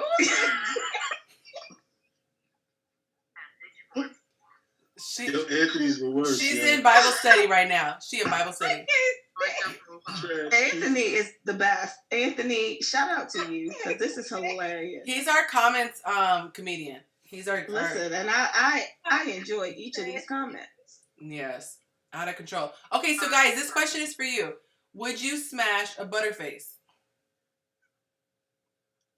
Tony said Listen, no. Jason don't even need to answer no more questions because he cleaned a chick house to smash. Okay, like his standards are like below. Okay, But at least she was fine. Question. She said at least she was fine. that's not true. That was a long time ago. Okay, so here's my question. Jason say his standards has moved up since then. For the ladies, if you knew that there was a guy who just was blowing backs out, you know, just changing lives, right? And he just was less than desirable in the facial region, would you? So he got community dick and he ugly. I knew that was gonna come out. I knew that was gonna come out. Let's not say how you knew. You just somehow just knew that this, like a fortune teller could just tell you. It wasn't that he's been around, okay? I don't trust it. Let's just say that he has magical dingling. Would you get with the Not butterface? magical. No. Nah. 50 Cent. He got the magic. Got the magic thing. What if it changed your life? No. He said no way because I'm eventually gonna wake up. Change my life out. Mama JJ would rebuke him. He don't act right. Okay, Definitely would not let him enter. have you ever kissed? Or have you ever hooked up with somebody but didn't want them to kiss you? No. What'd you say? Have you ever hooked up with someone but didn't want them to kiss you? Yes. Kissing is intimate. It's intimate. That's my point. Exactly. It's a different form of intimacy. You can kiss. No. I've never had sex with somebody that I didn't kiss. I've never had sex with somebody that I didn't kiss. Have you ever had someone tell you not to kiss them? No. Oof, because that's the game right there. Mm. Let's see what else. I think we should do a little round of I never. That'll be fun. Oh, my, that'll be I think we need to get Let me change my picture and my name real quick. right. All right. Let me log off and go to bed, because it's a midnight on the East Coast. You know, it's Bible study. Akira says yes, he was cute, but his mouth was not.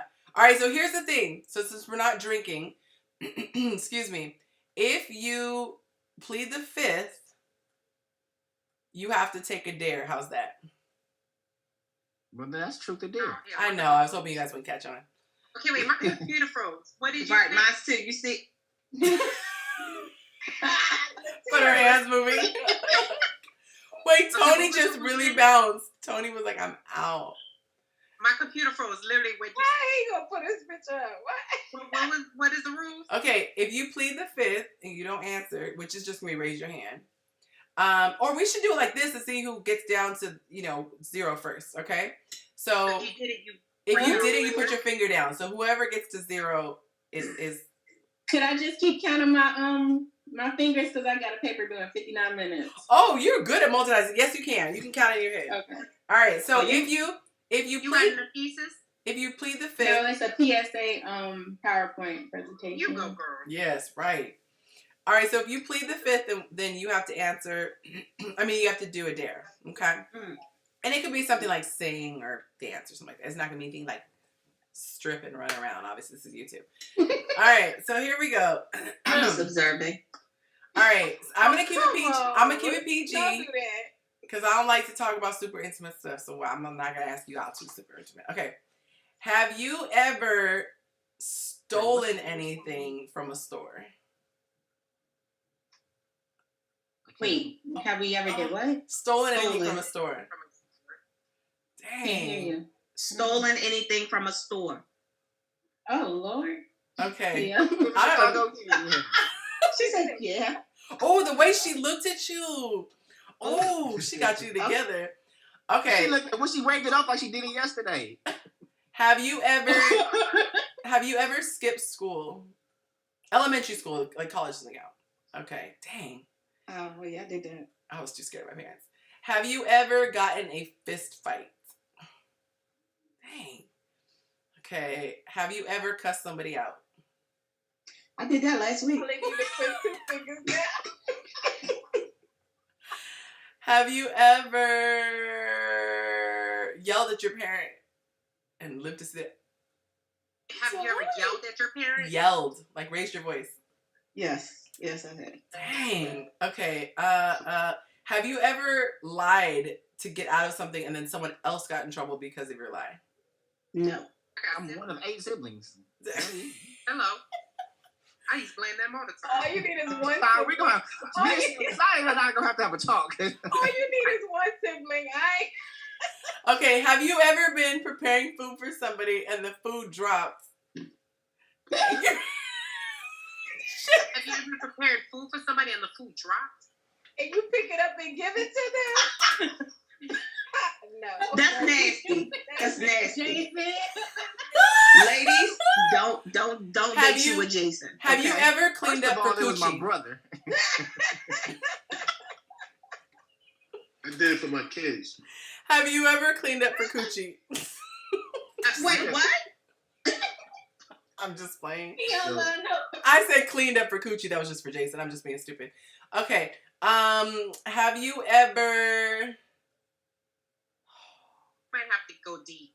Ooh. Have you ever told someone you love them so that you could hit?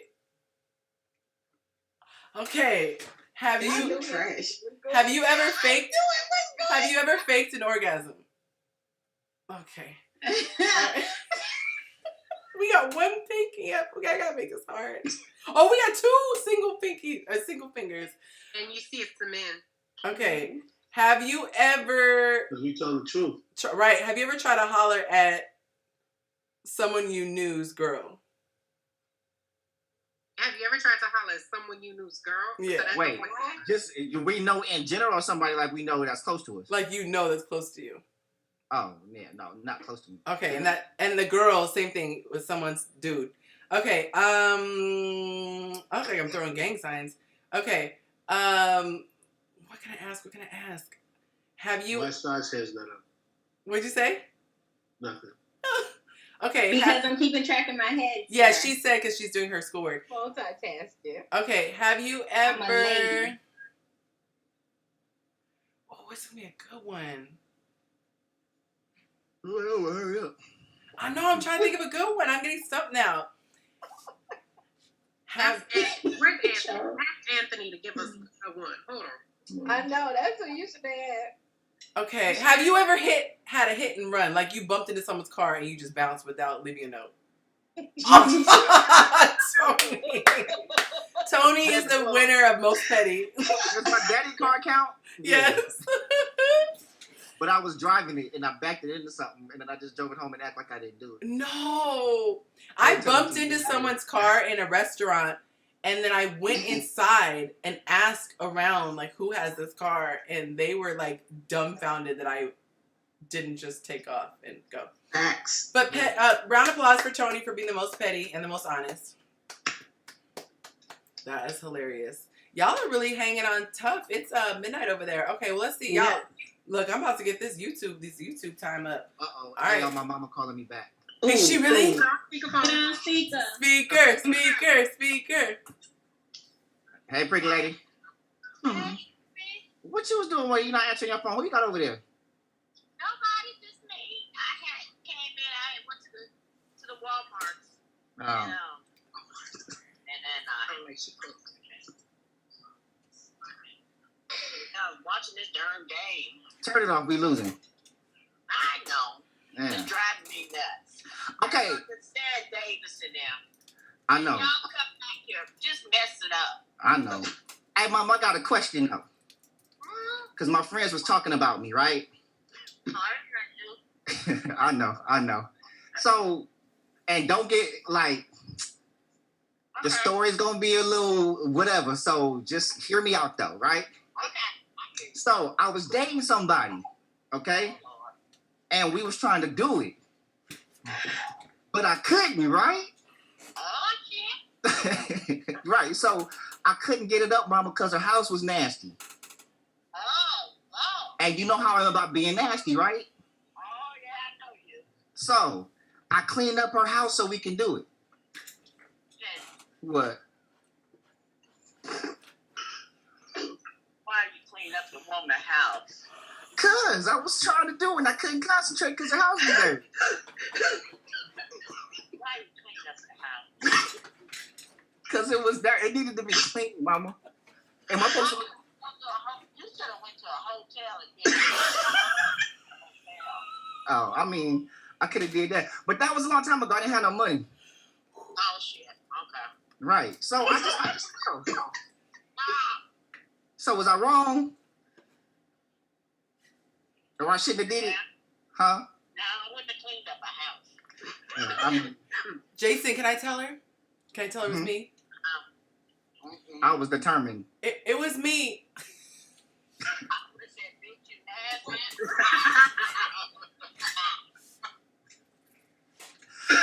See, but you told me don't call a woman that. That'd have been one time you would have to. Jason, tell her you got her on the phone. You got the girl on the phone. A clean house. Huh? You know how I am, and you got that real bad with your daddy. Right. I mean, I'm just not a dirty person.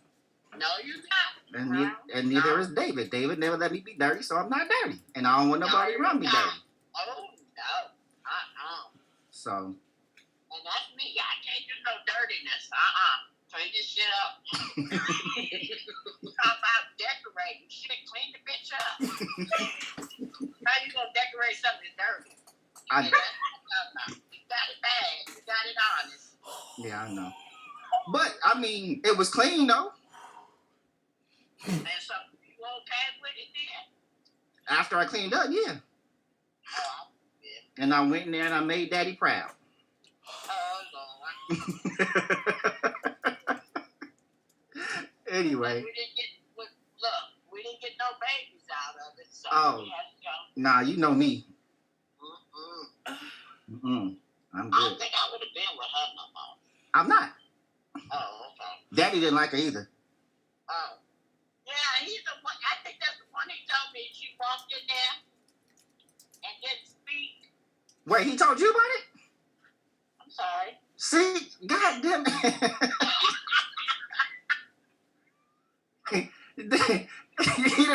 he done went and called my mama on me. Tell me about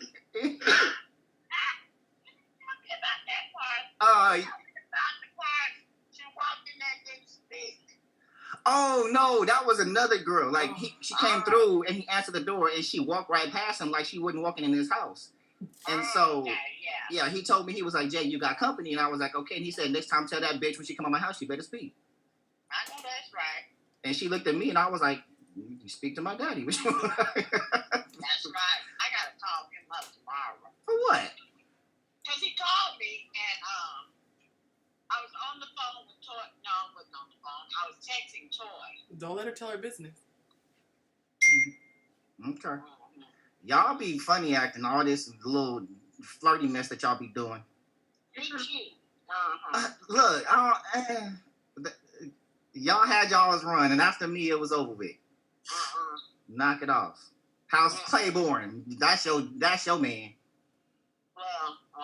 we'll talk from now, okay? Uh-huh. Yeah, she's my honey, but Uh-huh. your daddy my sweetie, so, you know. All right. That's been real. Gotta go.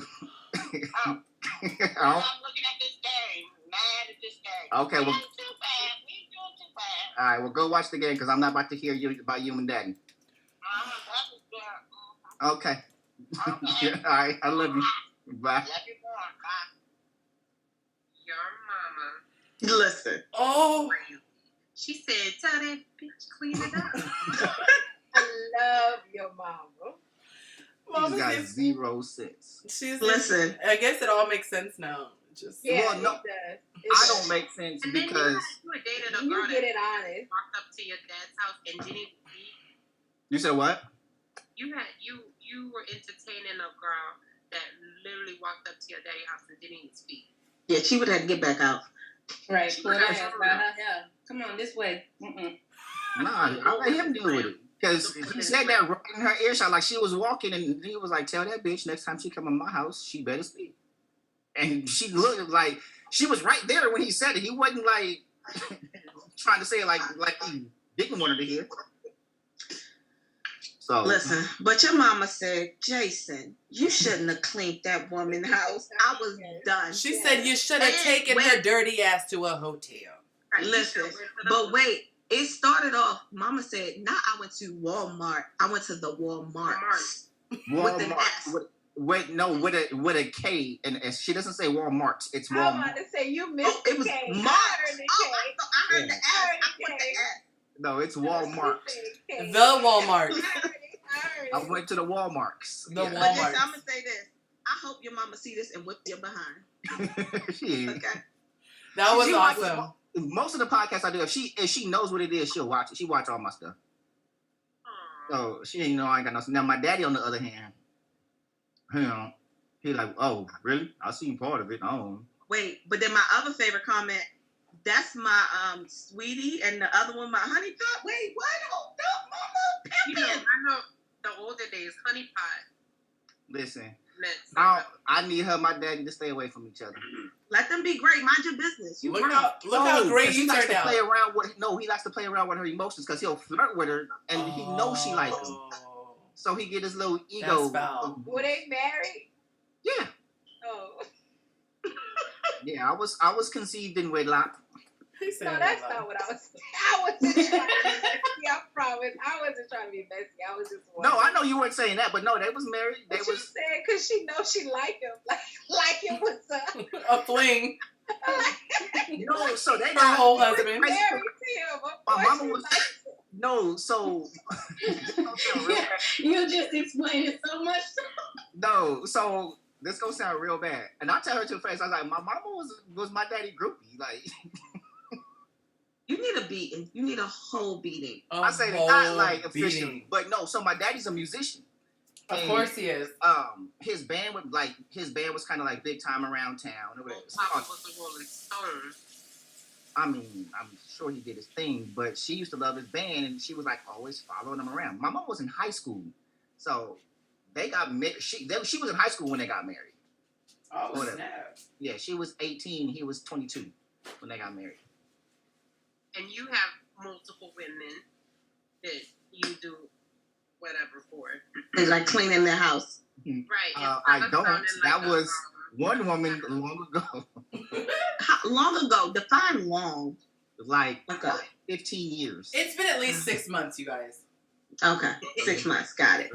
Really? That's what we're doing? He was conceived in a clean house. Oh God. Jason almost called me my other name. Yeah. Anthony gets the award for best comments ever. But I don't know how her and my daddy like got together because she's crazy country as hell, and my daddy super thinky Billy D. You know, oh hey, how you doing? I'm like, knock it off. Jason. I'm like, I'll troll him too. We are not about to troll your daddy because I feel like your daddy would cuss us and be with no thanks. I think your daddy would He ain't about to do nothing. Watch this. Oh, Lord. You finna call your daddy? Lord, let me mute myself. I'm not doing it. If he say, look, I'm trying to get in some, leave me alone. Wait, don't let me miss anything. I'm getting my snack. No father. What's going on, son? See, because you probably know that I'm about to call you about something. Did mom just call you? No. Oh, okay. Because she talked about, I got to call him back. Hey, Daddy. Or whatever, all flirty and whatnot. What are y'all doing? First of all, that's grown folk shit. They ain't got nothing to do with you. Look here. Look here. You know, because for some reason she got it in her head that you still her sweetie. I can't help that. Look. Leave my mama alone, please. Thank you. I ain't doing nothing to your mom. Huh? I ain't doing nothing to your mom. Whatever. I'm just saying. After I was here, that was it. Damn it. Hey, listen. How you gonna say call me to my leave my mama? How you know your mama ain't messing with me? She probably is, but you in control of that situation. You the man. Boy. Hey. I don't know where y'all get this stuff from. I'm just saying. Keep your hands off my mama. How you think you got here? I know how I got here, and thank you. I had to put it. Whatever. Now that that's over, y'all can go to y'all separate corners. I said, now that that's over, y'all can go to y'all separate corners. Wow. All right, thank you. I don't know what none of this is about. Where is this coming from? I just got off the phone with her. Mind my business. Mind my business. And my mama's, apparently. I'm just saying. I don't know what your mama said to you, but what she done told you. No, I'm just talking to her. She said she got to call you back, and I was like, for what? She was talking about because he cute. I'm like, the hell? I'm like, first of all, he ain't that damn cute. He's gonna snitch. Second of all, so I'm just making sure everybody's minding the business that's theirs. Obviously, you ain't taking that to eat yourself. No, y'all both are my business. No, we not. Look, I don't know how y'all think y'all get y'all in y'all 60s and 70s and think y'all all of a sudden grown, but damn it, I'm making sure. Boy, go. Where you at? I'm at home. Go call you somebody. I did. Get somebody other than me. Oh, I was telling my friends about I can't say the name, the one that I brought by the studio that one night, the one girl I dated that you didn't like. Oh God, her. Yeah, her.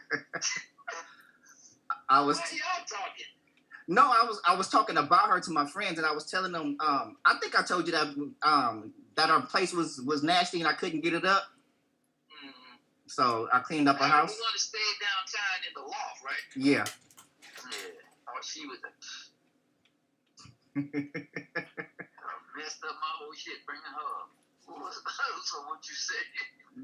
She's gone now, Dad. I don't have to clean her house no more. But my friends was laughing at me because I don't like to be nasty and dirty. You told me not to be with no nasty woman, so I cleaned her house. So Mom said I shouldn't have did it. No, you shouldn't have.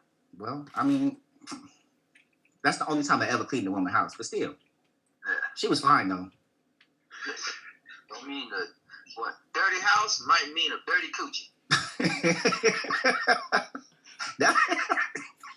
That's facts. That's facts. It wasn't. No, it wasn't. I made sure that. What you did, washed it out for? Dang.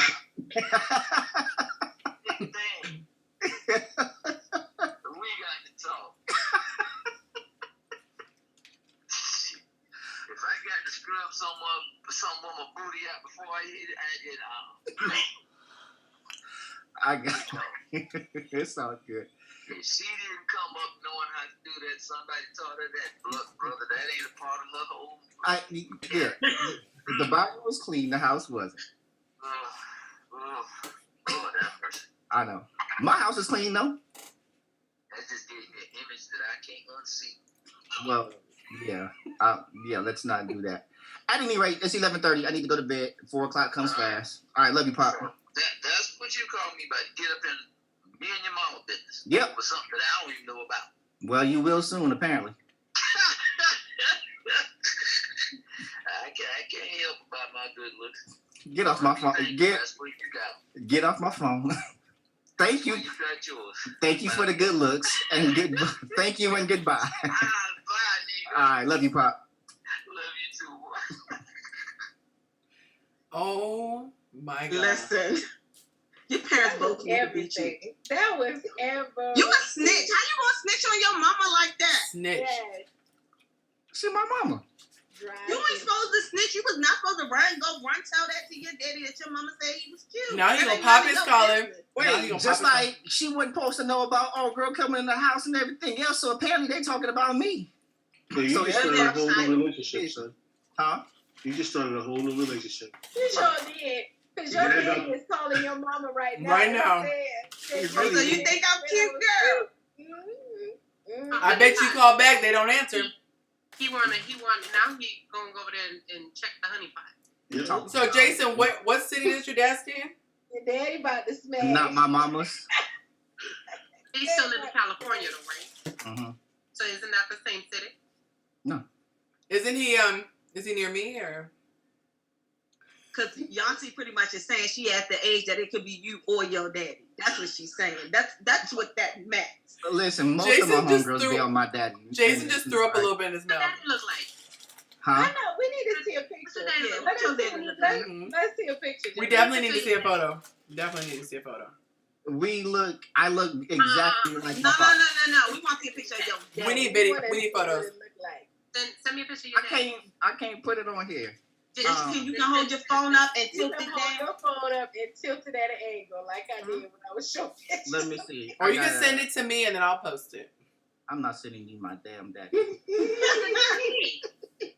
It's for research Just purposes. inbox me. Just inbox me. And Right. Just send me that message so I can see what your daddy looking like. I want to see. Cause he said, "How you think Oh, you got can put files in this chat apparently. Oh, you can. Oh, you can. Y'all, I cannot believe we still got people watching this thing. It's so funny. It's be like a party line. I gotta find the damn picture. I ain't gonna be no good at work tomorrow, staying up playing around with y'all. That's all right. You'll be all right. we a whole hour ahead of y'all, and we trying. Right. Cause wait, where are you, Jason? Houston. Oh, you all right? Like it's 12:30 here. I get up at 4. You'll be fine. You a noob, right? Mm-hmm. Anyway, let's see your daddy. She's like, let's get back to the business at hand. Right. Yeah. Why are you taking so long? Little baby snitch. Come on, hurry up. Not a little baby snitch. Listen, straight Right. snitch. Oh man. When it come to my mama, yeah. You should mind. You heard what your daddy said. Your Mind daddy your said, business. Mind your business. He said, "How you think you got here?" Listen, Can't beat me up. So, listen. I love me a seasoned saint because they gonna tell you. God damn, now I can't find a picture. I'll show you my mama. Hold on. They didn't see your mother. I We know. want we want to see your daddy. We already have an image of your mama in our head. We do. Someone said she was wearing a bonnet in the Walmart. Anthony. Yeah, nah, my mama. Just like how Anthony said that Jake to come clean my house. My house is already clean. He ain't got to clean it. Oh. Oh, here we go. Cause you heard what Jason daddy said. The And house that's ain't okay. clean. The coochie ain't neither. He said, "You had to clean a coochie." Dirty ass. Right, that's right. And then you got quiet because we all knew the answer. We know you had to. Sam, you gotta wash a woman food. He's still giving you life lessons. Not life lessons. Life lessons, baby. Not life He said, lessons. you gotta clean. Wait, but did you hear when he said he had to clean one woman? I'm running a minute. He said she wasn't raised that way. He had to scrub one down. He's scrubbing in. He's scrubbing in like to the medical field. He's like, hold on. Said, if I gotta scrub a booty, I don't want. Oh man. It's the unclean booty for me. Yeah. It's the Still, skid I marks ain't for feeling me. that life lessons, baby. They said we're still waiting. We are Right, definitely- like I got it. I'm trying to upload the file. Okay. Oh, in the chat. Yeah. Y'all, we really got people hanging on. If you're hanging on, shout out in the comments so we can shout you out. Y'all hanging on. We going tough. I'm telling y'all, for people who were born after the 90s and don't know about party lines and stuff like that. Oh man. Oh yeah, that's like a song. Me and my daddy. I don't see it. I know, girl. We all waiting. Did you send it just to Oh, it came up.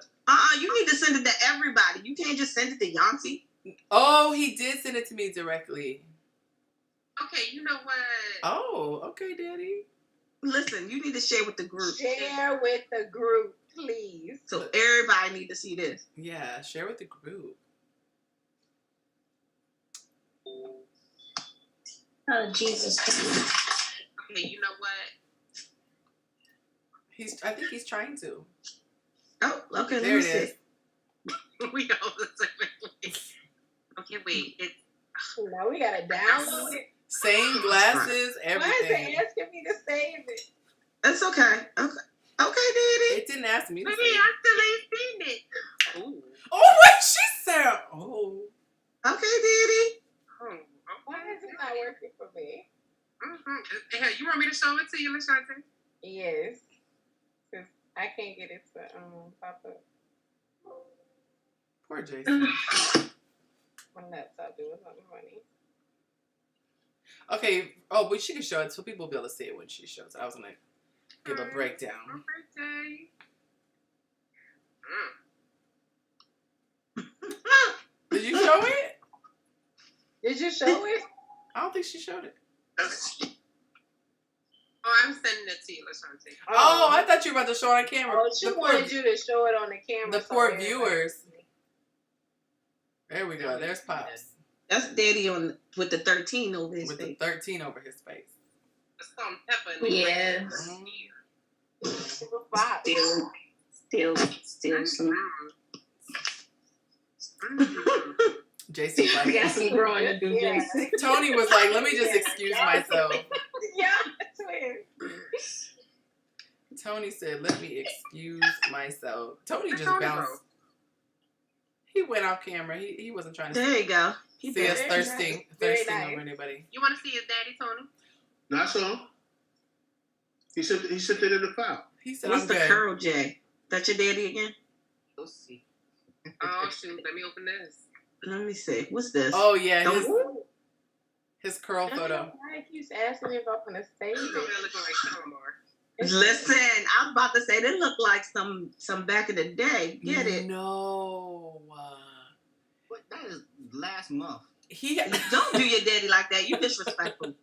His hair is about as long as mine. Wow. He got a full head of hair. Oh, Just let your soul glow. This looks like the cover of an album. How do He you said look he like was a Shalimar? musician. He said he used to be a singer. Yeah, he said he was. But it looks like an album cover. I see like a He used Bell to sing on bottom. Humorous Day. bell-bottom leg. America had her. Oh, hell, that picture saved on my damn screen. Hold on. It's going to be your It's saved screensaver. on my damn- Oh. Y'all funny. Y'all, we ain't talking Y'all about gave me Because the. I needed to save it had to download the photo. And like, oh my God. I would say y'all gave me the laugh I didn't know I needed tonight. Thank you, See? Jason, for And you- sharing You your came story. on. You came on. We weren't talking about nothing either. Yes, Someone told me one time they came on and he said, I didn't learn anything on the episode last night. And I was just like, that was so I'm gonna give y'all the lesson that I took from this, and then I'm gonna log off because it's 12:30. I learned that a man will go through any length to smash if he think you fine enough, sis. So ain't no mountain high enough. So get you a Jason who will come to your house with the Clorox and the Fabuloso, and he will clean your spot. Now, no, you nasty, but he will clean your spot to smash. That is the lesson of the evening. And you might end up on a YouTube story. You will end up on a YouTube But you story. will get the good. So the question is, Do you cook, Jason? I do. And he could smash through bubble guts. So let's keep that in mind too. Oh, Jason. You gonna make your deadline, Si? That was a hard one. Yeah, I'm gonna make it. Oh, good girl. That is talent right there. I can't hear you, Monica. You want some, baby? After tonight, it's probably not a good idea that I reproduce. Let them. Don't worry about all of that. Don't worry about all of that. Just answer the question. Yes, he does. He does. He wants offspring. He wants a legacy. I'm gonna answer for you, Jason. If My it's the desire is right to woman. have children, yes. His mama surely wants her. She sure did. She mentioned it. She could take him to the She said they Walmart. didn't get no baby, so that's what she said. Yeah, I think she was just happy he didn't get the dirty girl pregnant. That's what I thought. That's why I took it Right. as. Now she got she not counting on me for grandchildren. She don't even think I'm gonna get married. Oh. Yeah, but She said I'm too picky. Mm-hmm. But you cleaned a dirty girl house. How are you picky? To smash. Focus. Okay. Not to get married. But no, it's the context. To function, not to smash. I was trying to cure a problem. Okay. All right. I'm judging. I'm just, Jason, I'm judging. I'm going to continue. Jason did some self-work. He did some self-healing Good question, work. Si. Si would like to know how y'all long married? your union lasted. We didn't that wasn't long at all. It was a few months. That's some time. 6 months? Did you not clean well? She looked up from the schoolwork to be petty. Yeah. She said you missed the I spot. didn't look back down like she didn't just say it. Right. Yes. She's like, you missed the It went spot. right And he's back like, to that's doing what I she knew. had been doing. So you cook, you clean, He can read and write too. you Get dance, in you write between. poetry. He's Mhm. gainfully And he employed. smashed. You can hang a suit. He's gainfully Mhm. employed. You're educated. You're I'm gainfully educated. employed. You're a noob, but that's all right. That's No fine. no You kids. gotta make that decision once or twice. No kids. No I'm kids. playing. No baby mamas. Don't forget the no baby mama, Monica. Oh, no baby mama. He's over 6 feet tall. He's over 6 feet tall. You're like 230 pounds. I think the rest of us are Checking long box. on. So let's just She's continue checking to do the boxes. show. At this point, right? You're like 230 pounds, right? 220. 220. Smile. He's got side teeth. He got good teeth. He has side teeth. He has nice teeth. Thanks. His downstairs on the table. I closed my mouth too, but I Sign can't- started looking. I Jason, can't see. Jason, do this. Oh, See how big your hand is. Do this, Jason. Oh, you talking Put your hand in the screen. Can you bring Long me but that thin. one? Thank you.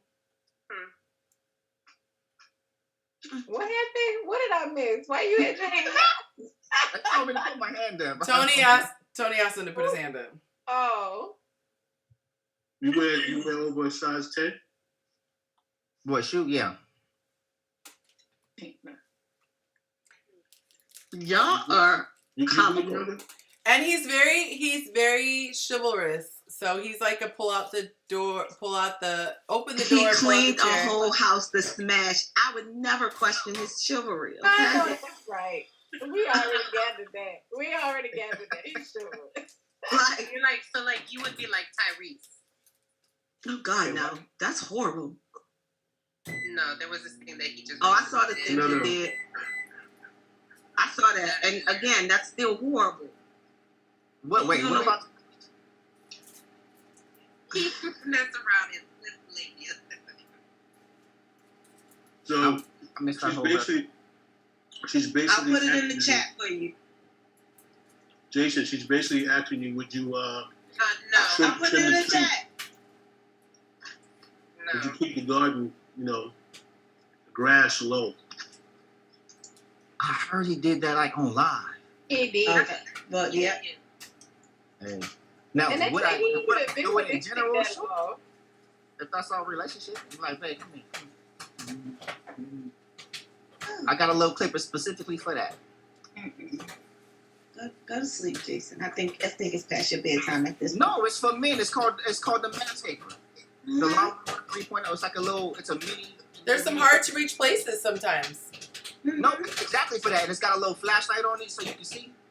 I was mad that he was doing it with like a lady dick or some crap. I would never allow any. Why was he doing it on the live though? I don't even. A chic razor. Yeah, like that's what you use to Nah, shave. I couldn't put my woman on display like that. And her legs was up in the air. You couldn't see it. It was the sound that it was making. But all you could see was her legs. Like you could see. And he was like this. Yeah. The only time I think I would ever do that is if I'm pregnant. Like 9 months pregnant.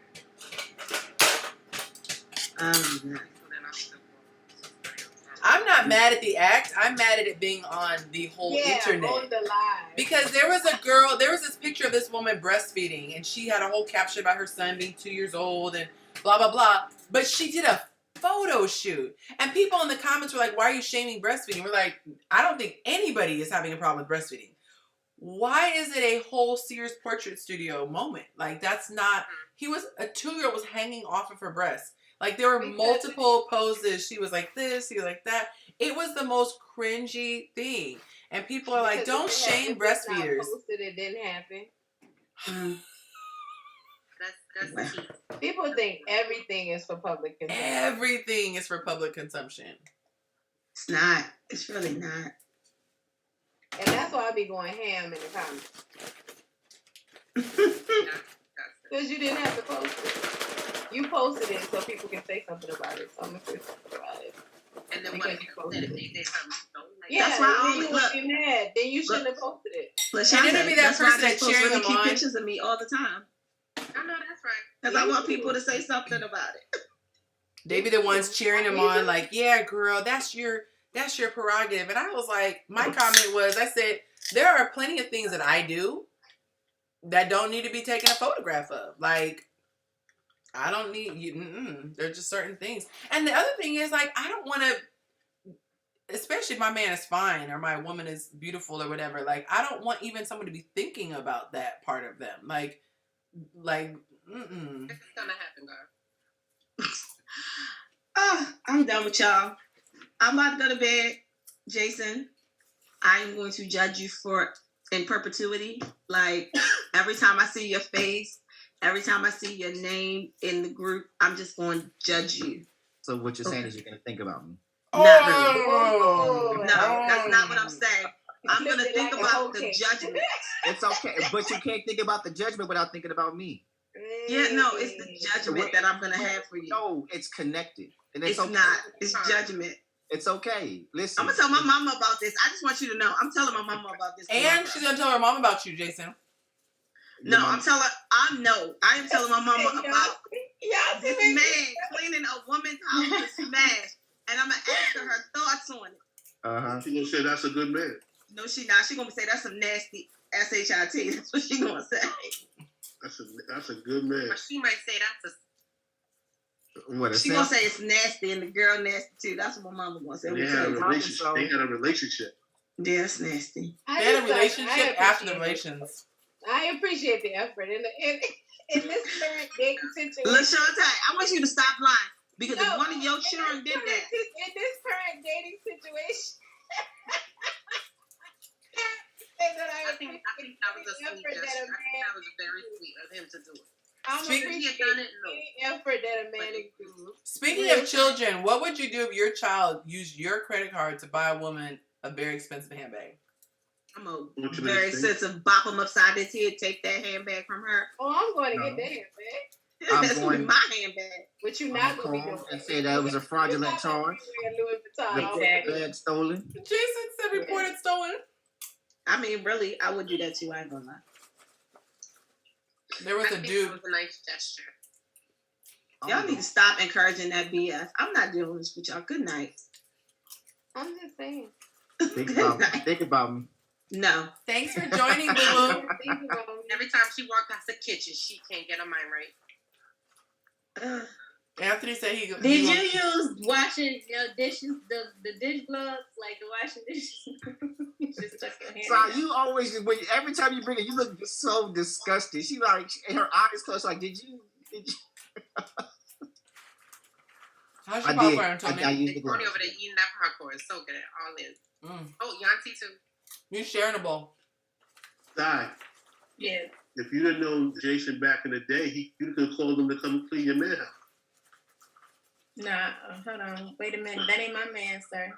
I just met him. First of all, he would have been cleaning my house. First of all, wait a minute. She said, wait a minute. She said, let me finish this paragraph real quick so I can get Monica know what I mean. Oh, no.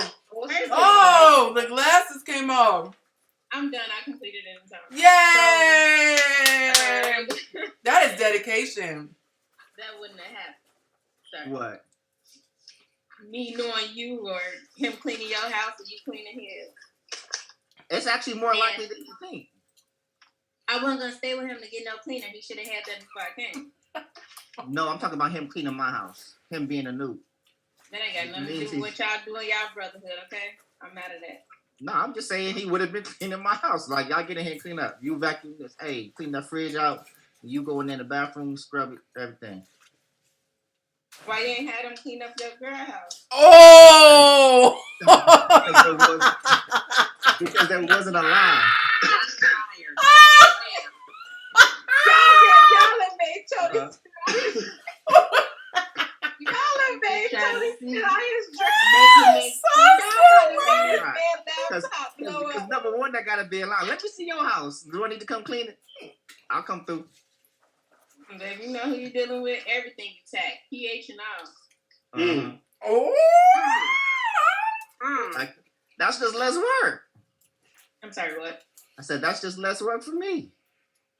It's no work for you because I don't Oh, need is that easy? No, I'm just fucking. I know you are. I got you. This popcorn is good. You still, we ain't live no more, is you? Yeah, we saw. Oh, damn. I mean, I was cussing. I know. I caught that. Hopefully YouTube won't catch it. Oh, okay. I made my popcorn right on time. Way more cursing. Hey, that mean I need to stop cussing on my own show? If you want to get paid. Damn. Jason, Google what you can't say on YouTube. You will be shocked. The more controversial your topic, the more controversial your topics, the less you'll get paid. So if you talk about like COVID, if you talk about politics, if you talk about No, because that one lady, that one auntie from LA, she passed away. She used to cook in her kitchen. She be cursing up a storm. Was it Fifi? No, you can curse. You just can't get paid. Oh, I think she was getting paid. But she might have gotten paid from sponsors, but YouTube ads, they'll like flag you if you have too many curse words. I remember our first podcast episode, my partners kept cursing. I was like, yo, and sure enough, it was like, you can't monetize this video. Wow. Yeah, YouTube is very, very serious. I'm like, and Right, you need a buzzer that you can just hit the buzzer every time somebody curses. You just buzz them, so that way it like leaks it. but I mean, we pre-recorded, so I can edit it all out. I want to know where these viewers are that they're still up this late. Oh, I got my YouTube on. That's dedication. But there's only 5 of us. So there's still a G out there. Maybe it's Anthony. That is too funny. I still have mine on too. That is too funny. So it must be Anthony then. Shout out to you, Anthony. That is too funny. I think we probably the only people on YouTube that just be having group chats. And really be like, Jason and his cleaning. you know. Do you clean and cook, Tony? Excuse me? Do you clean and cook? Of course. Do I clean and cook some girl's house that I'm trying to sleep with? No. See, just on. What if it was magical goodies? Say again? What don't count for that? Now we was in a relationship after that. Right? She better. That's why I applaud you. That's some good cleaning to make her wife you up. So who asked who to be their little girlfriend or the little boyfriend? Not little girlfriend, little boyfriend. Your girlfriend? No, I was after her. She was Yeah, cute. it was. Remember, she was cute. So then who ended the relationship? Her or you? Me. She did. It was me. See, now you. She did. I think it Boy, was, you ain't got to stunt. I think I'm it was your her. girl. You my girl. I think it was her. He took your behind to Destiny's Child. I think Look at him. See what y'all don't know about her. Like, she go because she needs me.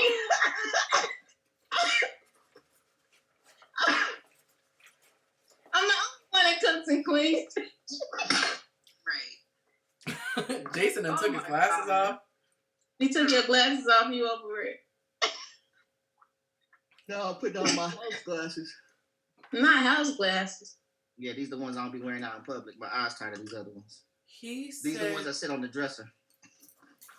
Let's see what they look like. House Ugly. glasses. Do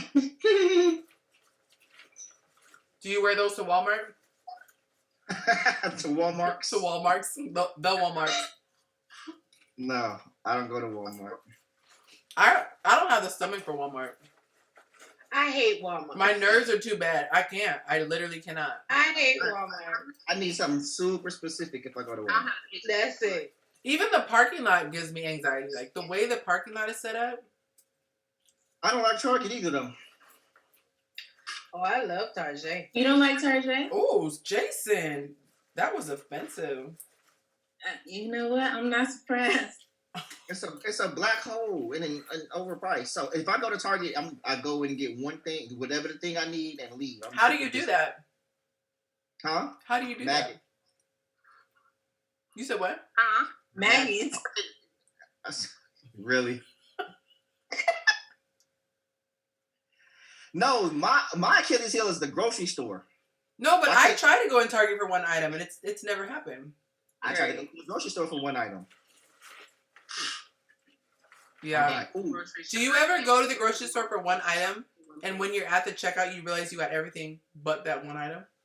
Yeah. That's how I'm at the mall. Because I'll be like, ooh, crab legs on sale. A whole bunch of other stuff. That's me. I had crab legs today. I love crab legs. From Publix. I went there for other things. So I was like, ooh, crab legs. I get mine from H-E-B. Why are they so expensive right now? I don't know, but they've been expensive for a while. I remember when crab legs was like $5.99 a pound. Yeah. Jason, you remember Albertsons? It's the spot out here that I get them from on Uber Eats. So when I first got out here, have you eaten Monica from the Drunken Oyster? The Drunken Oyster? Mm-hmm. Yeah. No, you know where you need to go? You Date need to go night. to Crawfish Cafe. Who? Crawfish Cafe is down on Shepherd. Okay, I think Well, I they see. got two. They got one on Shepherd and they got one, I think, in Katy or something. But they sell them by the cluster, and they're huge. Got you. And their crawfish be like that big. Yeah. But Drunken Oyster had crab legs. It was $13 a pound on Uber Eats when I first got out here. Then they went up to $17 a pound. Then they went up to $24 a pound. And then they didn't have them for a while, and they came back on Uber Eats, and they $35 a pound right now. You don't say. For snow crab legs? 35? Did you still got it though, didn't you? Nah. I saw what you did there, Si. I saw what you did there. I didn't smash. He still smashed some crab legs. Nah, I just went to H-E-B and got them. Kroger got some for crab legs. They be too small though. I don't like Kroger. Publix be good. Theirs always be fresh. Yeah. Y'all, it's 12 o'clock. I gotta go to bed. Anthony says that Jason is cleaning carpets and checking pH with his PhD. We don't got a Publix out here. Shante. Oh. I think that's the East Coast thing. It is. Publix originated in Florida. We don't have Publix. Your daddy from Florida? Florida. What part? Daytona. That's a good area. Ain't that where all the spring breakers go and cut loose? Yeah, that's where the beach is. Daytona Beach. That's why he think he look good. Oh, he definitely look good. I'm from Georgia. I love Florida boys. I'm from Louisiana, you know. We love them Florida boys. LaShanta, you should do your live with me when I come visit. Oh, absolutely. That'd be a good time. I want to sit with the headboard behind me.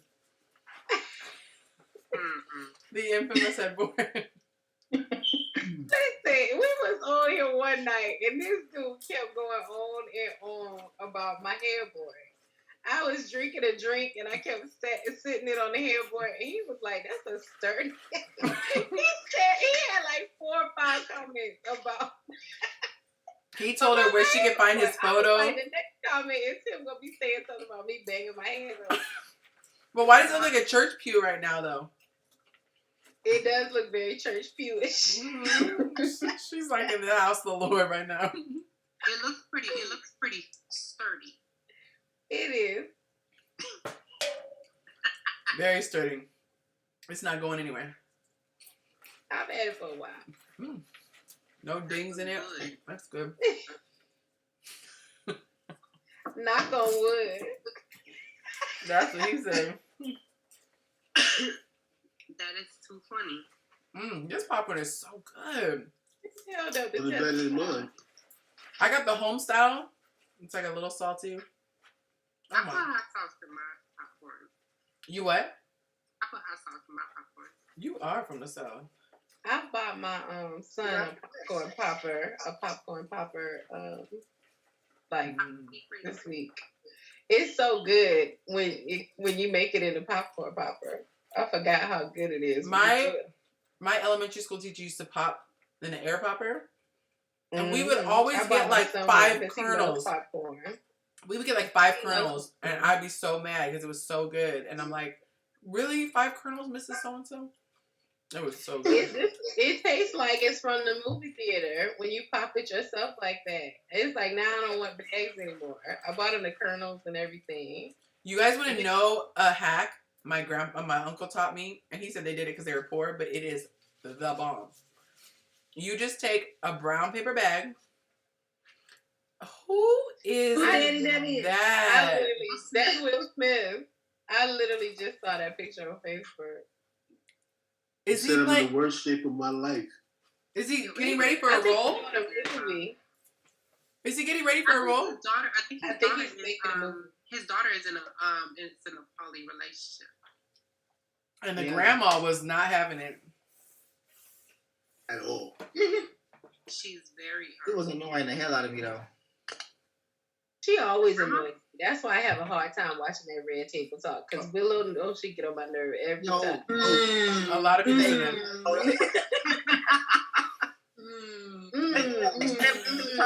Wow. Yeah. Wow. Yeah. Wow. I was like, please get this child out of here. I can't take it. I have literally stopped watching the show because of Willow. I cannot take it. I wanted to see the Bobby Brown thing, and I still couldn't get through it all. Bobby was talking about, how he felt about the boy Nick Gordon and how, he was supplying wow. This girl was saying, wow. This man talking about his dead daughter, dead ex-wife. Wow. So you think that he killed them? Wow. Wow. Get her out of here, Jada. I'm sick of it.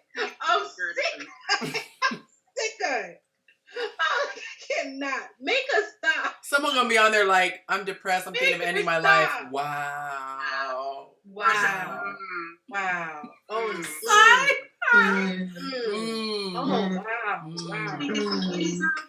My man cheated on me. I'm like, what is she adding to this show? What is it? Sound effect. A third generation. You said a sound effect. Contribution. Jason said a sound effect. Because she's young. I think it's her being so young and And that's why they can't have her on every episode.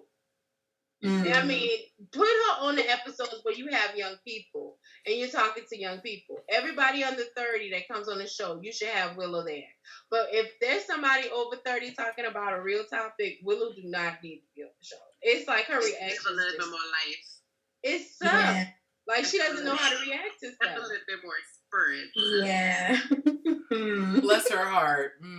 Yeah. Oh yeah. Wow. Oh yeah. Oh, You ever notice when it's when it's a TV show or something and people know they're on camera, they get overly dramatic with their face? Like normally if someone's telling a story, you're just kind of sitting like this.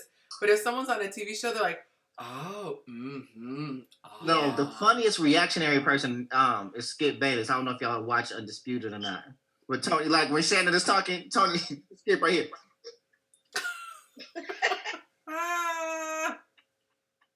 I love Skip. Skill. All I'm saying, skill. So Shannon Sharp is from Savannah, Georgia. Yeah, so you know Shannon gonna be like, LeBron James, go James. I'm telling you, Skill. You don't never go to another man's house and clean another woman's house. Like whatever. Skill. Did you see? Skip always gotta have some kind of piece in there. Every man in my life, every man I grew up around sound like Shannon Sharp. Did you guys see Afion's impression of Kevin Samuels? I died. So he has women calling in, like he's on there. He gets so into character. And did you see it, Tony? And he was like, she asked the question, and he's like, and because it's like the floor is obviously slick. He rolls. His chair just like rolls aside. And then he's like, and he's got the beard. He's got the painted in beard. It's hilarious. But the way he rolls and off he drinks camera, his tea like this. That was hilarious. He's like, but I want to tell you, and he's like this, and he just rolls to the side. He's like, I can't. You're not gonna overtalk me. You're not gonna overtalk me. That's what he said actually on the clip.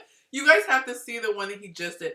That thing, I think he put on Instagram. That thing was hilarious. When he rolled in his chair, I died. All right, y'all, for real. I gotta be responsible. This guy was trying to convince me that I need to watch more of Kevin Samuel videos because I formed an opinion about him that I shouldn't. They'll tell you to watch multiples. I was like, Sister Spears said I don't have time for anymore. I love that publicly there's a lot of women that be trying to go in like they hate Kevin Samuels. But then I'll call them with you. I'm watching this Kevin Samuels, but they still be watching. They really actually like him, but they can't say it publicly because I don't watch. I haven't watched it. I watched like the Lab one time. And dudes, he's like, men are a fan because outside of the, you know what I'm saying, the insults, like he's purposely provocative for the view, right? Like you do and say stuff that you don't have to. Well, this guy was posting videos of him when he first started. But so somebody had posted in the comments, like this guy had posted videos of him in the beginning. And I went. He used to go in on men at the beginning, like he didn't talk about it was about. But he wasn't controversial at all in the beginning. He was just talking, right? But it's never controversial when you're talking about men. Oh, that's a good point. It wasn't any. I mean, the earlier ones that he posted, he was talking about fashion and stuff like that, and like it wasn't anything negative about men. He was like the men were who were watching him, but he was mostly talking about fashion and what to wear and how you need to wear this to wear that in certain places is what. Right, but when he started giving advice, like even what he's doing now, he was doing when he first. It wasn't women, it was men. Yeah. You know, and there was one of those. Only like one of the videos talking to men went viral. Like when he was telling dude, like how much you make. It was probably like 20,000 or whatever. And he's like, do you got a big dick? He was like, what? I saw that one. He was like, you know whether or not you got it. I'm trying that because we still live for y'all TV. He was like, how tall are you? It was like 5 something. He was like, how much you weigh? It was like 280. He's like, so you a fat. Like, he was like, so you fat, you don't make no money, and you ain't gonna make, like, she can't even get no big dick. The kid was in like second year of college or something. Like, yeah. Like, there's no need to go in on a dude like this. Right. Yeah. I mean, I kind of feel the same way about the women. They said he didn't go viral until the chick who was saying. But here's why I'm not as empathetic for the women. Wow, because my thing is, you call in, like, what you've seen his show, you know what he does, and you continue to call. Like, so it's hard for me to be empathetic when you setting yourself up for, because you know what's about to happen. you know, and he does well with controlling the narrative, controlling the show. You know, when they start talking, he's going like, oh, you're not gonna over talk. He does a lot of over talking because I was watching, I was like, if you're not even, so he'll ask a question, and if you don't answer the way that he expects you to answer, then he's gonna guide you there. He's like, no, like you're not telling. So it's for the show, it's for the views, it's for the money and everything else. So it's like, Of you know, course. he's completely dominating, you know, the narrative. Now, men like him because there's a lot of narratives that are true in our experience, and he's speaking a lot of stuff that we don't get to say. So if the sentiment from men is we're not heard, we don't have safe spaces to talk, then you have this guy who gives 0 Fs and just says it, and then the dude's just like, like he's saying the stuff that we say in the barbershop.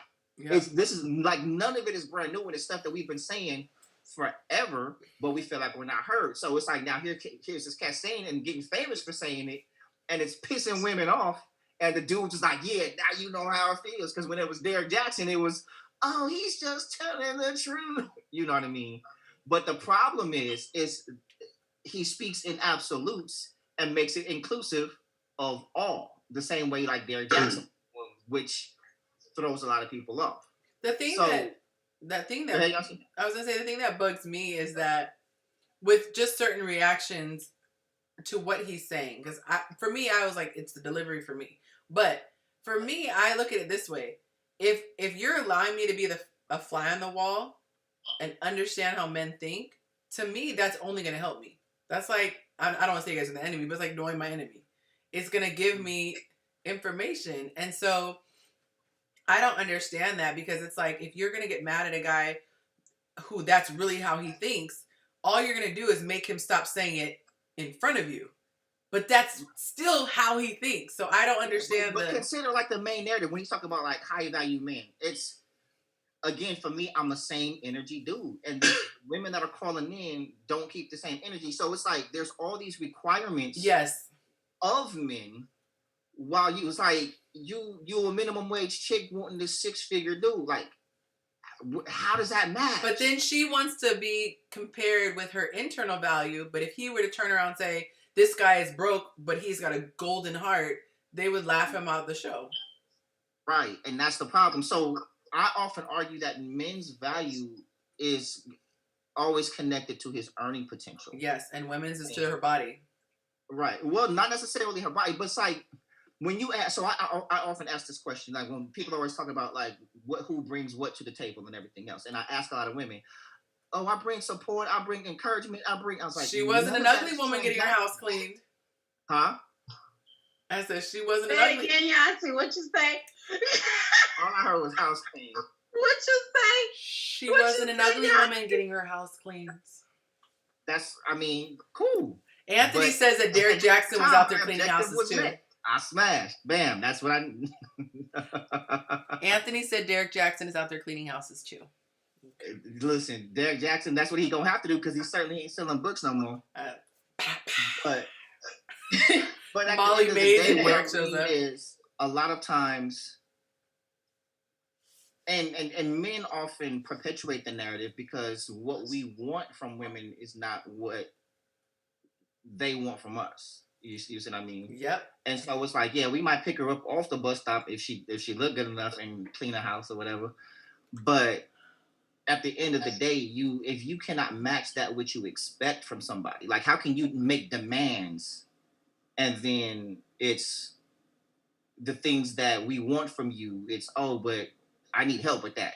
You need to be, it's so, I don't know. Like, I'm not existing to come save somebody. I didn't work hard. Like, I can pay my own bills just fine by myself. So if the requirement is for me to come in and also pay your bills that you created, then what then are you doing? What are you contributing? And so I often hear, well, I know what I bring to the table. I'm like, yeah, but I don't. So what does that count for?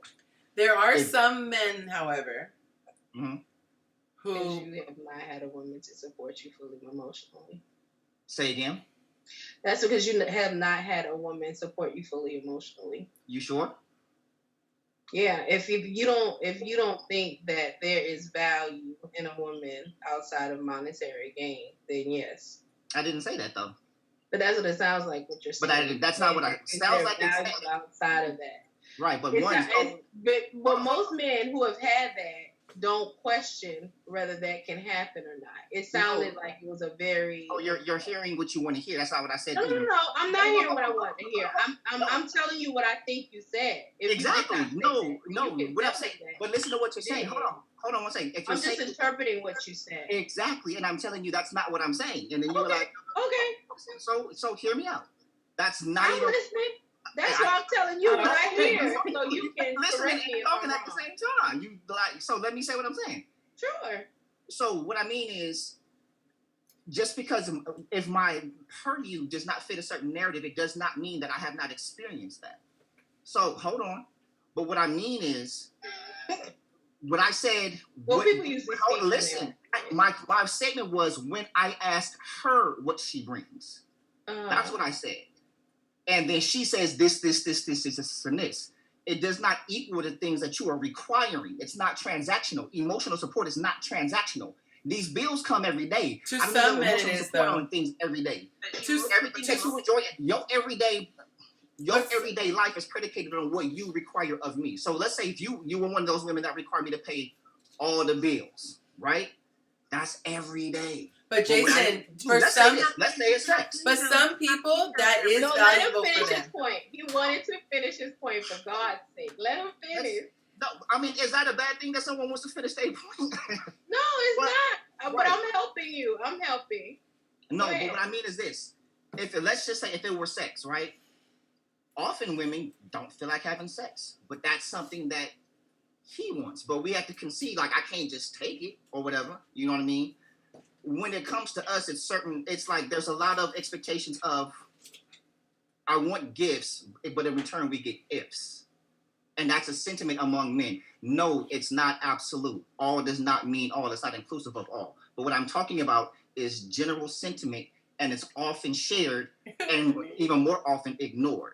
So when we're saying, when men are talking about how they feel and what they experience, there's usually a rebuttal. But how can you rebut what we're saying we feel, experience, or anything else? Or there's this, oh, well, you must not have had, or blah, blah. Why can't it just be validated on, dang, this is your experience, this is how you feel? So we often do this thing, and we do it on both sides. We start to shame people for a feeling, for an experience that is not necessarily their fault. Case in point, if you were sharing somebody and you were like angry with a dude, let's say you were upset and someone was like, dang, you sound bitter, who hurt you? We're literally shaming you for an experience that wasn't your fault. Let's say you were in an abusive relationship and you're upset, you're hurt, you've had trauma from that. And then the public shames you for that experience and start, oh, well, you bitter, as if like you can control being bitter. Or it's your fault that you're bitter from a bad experience that you had. You know what I mean? So that's what it feels like to say, oh, this is our experience, blah, blah, blah, blah, blah. And then just turn around, oh, well, you must not have, you feel me? No, I understand what you're saying. I understand what you're saying, but most people, when they're speak from experiences or life experiences or things that they've experienced most of the time. Absolutely. But if you're speaking matter-of-factly to say that this is an experience or this is something else that doesn't necessarily pertain to me, then that's fine. But it didn't sound like that's how you were speaking. It sounded like you were speaking about situations that you had experienced personally. It's like, this doesn't pertain to me, but if it is this situation, then this is what it is. But I didn't take it that way. It sounded very personal as to what you were saying. So that's what my interpretation was. I mean, even based on what you were saying, right. If it were personal. If it's not, then it's not. Right, but even if it were personal, the assumption that I haven't experienced somebody support me emotionally. Well, most of the time when people speak on their experiences, like I said, personal experiences, then you kind of know whether they've experienced it or not. So most of the times when people are talking about specific instances in relationships, and they say, you know, well, this is my take on this. That's usually what they've experienced. Now, not all the time. So like I said, I was more asking a question as to, is that what you're saying? So I think you interpreted as I was spitting something out on you that I wasn't. I was wondering, is that your take on it? Like, do you not know the gain of an emotional experience with a woman and how a woman can support you in such a way emotionally that it makes your life better? So when somebody says that that's not monetary, I can't figure that out, or all you bring to the table is that, it would seem as if you've never experienced that. This emotional. So that was my take. Bills go. But if not, then so be it. Jason, let me chime in. Let me chime in on this. When you asked, is emotional support pay the bills? It's perfectly fine. Right. Let me respond. One, I have experienced all of that. Two, people have more than one experience. But when I'm saying absolutely support is not monetary, it still don't pay the bills. It feels great. Dang, you support me? Cool. These bills got to get paid though. These lights need to stay on. We got to put some food in this fridge. Them car notes, we got to pay that. That insurance still got to get paid. And we can't call bill collectors and say, I love you. But Jason, the point is that when you're talking about reciprocity, just like you were saying, right, don't bring something to the table that I'm already bringing. Like, if a woman tries to boast and be like, oh, I have these degrees and I bring him this income, if the guy has it taken care of, he doesn't value it. A lot of times when you're talking about reciprocity, it's not equal. I literally talked to a guy today, and he was saying, it is priceless to me to have a partner that supports. I'll work all day. I don't care. I'll pay the bills. Don't have to worry about that. But give me a partner that I can talk to and lean on, and I know they're holding down the home front. Man, he's like, that's priceless. So some people do value that, and they don't look at it as apples and apples. They're saying reciprocity. I can work, but having someone holding down the fort, that's priceless. I can't be my own confidant. I can't sleep with myself. I can't, be a shoulder to cry on when I'm dealing with something with my parents or whatever. So some people, they do value that as equal as they value them bringing in. Yeah, I get that. That's not what I'm saying. I'm saying what is required does what you're bringing does not equate to what you're requiring. Even I'm not even talking about even if it's the same thing. To who though? It doesn't equate to who? It doesn't equate to him, or it doesn't equate to her. From matter of fact, from a lot when we're talking about. So when you say, what do you bring, right? Like, what are you doing? What is transactional? What effort, what sweat equity are you putting into this thing, right? You talk about support. I support you too. But isn't that relative to the person? Because if you say it's not equal, it's so the person I'm referring to. Relative to the person, it's often. It has to be relative to the person, right? Because you can't tell the person that I talked to today that it's not for that person. They literally were like, material things come and go. The value of a woman that I had prayed for and looked for and sought after and dreamt about, like, there's no dollar amount. Like, there's no mountain high enough. There is no river wide enough. Like, that's the way that person thinks. They're like, I can make money. That's why there's such a shift in relationships. But if you feed that as far as what's required of men, guess what? There is a dollar amount. Because if he don't make this, and this, then he don't get this, and this. That's relative to the person. That's relative to as the well, person. because you have a lot of but women notice out there that are taking care of men that don't have the monetary value. Right, yes. But notice this. I'm from Georgia. Atlanta is filled with women who are making buku money, and they are taking care of men who make less than $30,000. But notice this. And they are perfectly happy in the relationship with this low-earning man, and he is loved by this woman. Right, but feel me. All this money. But feel me real quick, and Tony, tell me if I'm wrong on this. You're talking. Pull me into this bullshit, dude. Right. Hold on. When you talking about, and I even always call it bullshit. When we're talking about what men do, I'm sorry, I'm just playing. Right? We don't say, oh, well, that's relative. It's men don't do this. It's very generalized. Cool. But when we're talking about women, oh, well, that's relative. And then, like, we excuse it. And the thing is, I don't think black women get come out. But you're excusing usually are the ones that come out sounding very bitter. Hold on, let Tony chime in. Very selfish and very hostile. So we're in this era now where relationships are getting confused because there's these two narratives out there, right? And the loudest narrative right now is black women and black men don't get along because of what he's saying. But there is a truth that's out there that women will support a man that makes less than her, that loves on her, that does what needs to be done. And because that other loud narrative is so loud, and these younger men are trying to have something to value themselves, right? So they have to strive for something for this value. Right. And when you tell somebody that's striving for something for a value, that what I'm going to do is to support you emotionally, it becomes, how does that add up? Right. Where's that transactional, right? And this is where relationships are falling apart, because everything has to be transactional. You're right. It does not have to be. The most beautiful relationships ever happen are not transactional in a monetary sense. It's, I have your back till you die, and you don't have to worry about nothing. Right. If somebody came to you and said, yo, I saw Tone, he was sitting down talking to a bunch of women, she would say he was probably schooling them. It wasn't he was trying to talk to him, he wasn't trying to date him, he was trying to do this. Yo, I saw your girl, she was having dinner and blah, blah, blah. All right, cool. We have become so, you have to fulfill a certain thing for me. If my needs are not being met, then we have to break up. Yep. Right? It's this thing. It's like no one is getting married or getting in relationships for the relationship. They're looking for someone to worship them and to take care of them and to watch their needs and to be the person that makes them happy. I can't make you happy. Right. I can't. I could buy you cars. I could pay your rent. I could buy you the stuff that you love. That's my job. Is not to make you happy. My job is put the cherry on top of your happiness. That's my job. It's a whole word right there. That's my job. So until we get back to the part where I'm gonna stop right here. I'm gonna say this one thing right here. The most impactful thing I have ever heard is a young man asked his grandfather, "How did you and grandma stay married for so long?" He said, "Out of the 7 times that your grandmother has changed, I loved her through every person she became. I did not try to change her.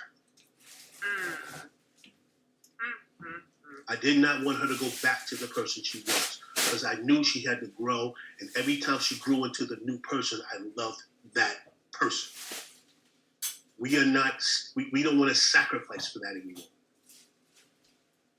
He liked too many pictures on Instagram. It's all the superficial things that mean nothing that we're falling for. That's destroying us. Mm-hmm. And I know him and his father and mother are not together, but they have a beautiful relationship. We just heard 2 people from separate places have joy and love in their voices when they talked about each other. That's right. I don't know what happened between them, but I was thrilled to hear that. Yeah. And they both have one goal, that he's okay. Yeah. We've lost that. We've lost that. Until we get that back, we're gonna fall apart. And a lot of that is growth. For me, the way that I see it, like one of my core value is equity, right? And so I was raised by my father. So when you hear me talk about certain things as narratives, and it's coming from the lens of being raised by a man. And a lot of the things that I hear that, oh, well, men do this, blah, blah, blah. I've watched women do that my whole life. So when your reticular activation system is set up to see certain things, that is what you see. That's what you notice. And what I mean by that is like if you chose to buy, you say, oh, I'm going to buy me a Honda Accord. All you ever see around now is all of a sudden Honda Accords. So I'm keen to the things that happen to men, the good things that men do, because that's been my life experience, right? I come from loving men. My mom, in my life, but not, she didn't raise me. My father raised me. I was with my father in 2 different states. So I agree with what Tony is saying. And also what I feel like is happening and why I ride for men is because, and we actually did an episode on this called Race to the Worst. We do this thing that we act as if both sides of the conversation can't be had simultaneously, right? If women are talking about their pain, it's like men got to be like, well, y'all do this and da-da-da-da-da-da, instead of hearing what women go through, and then vice versa. It's always, well, who did it? And it's who's going through more and who did who the worst, instead of, we only want to talk about the trauma we experience and not the trauma we cause. And we cause trauma on both sides, right? But there's this level of accountability. In today's age, it's almost like we're not allowed to hold women accountable. Not absolutely, but that's the common sentiment, right? And so I had somebody tell me like, you hate black, just say you hate black women then. And I'm like, but I don't. Number one, I don't want anything but secondly, my truth is if I did hate black women, I have every single right. Because every negative experience, every trauma that I've experienced, every abuse that I've experienced has come at the hands of a black woman, right? Now, that didn't take me down the path where I hate black women, but it could have. But people are speaking from not knowing my experiences, not knowing my story, or anybody else's for that matter. We just hear we're being attacked, and it's like, oh, I got to defend my demographic. You know what I'm saying? If we're talking about race, oh, I got to defend black people. If we're talking relation, oh, I got to defend men or I got to defend women. Instead of in this place of hearing and understanding, like, whoa, like this really occurs. We really do that. Dang, you know.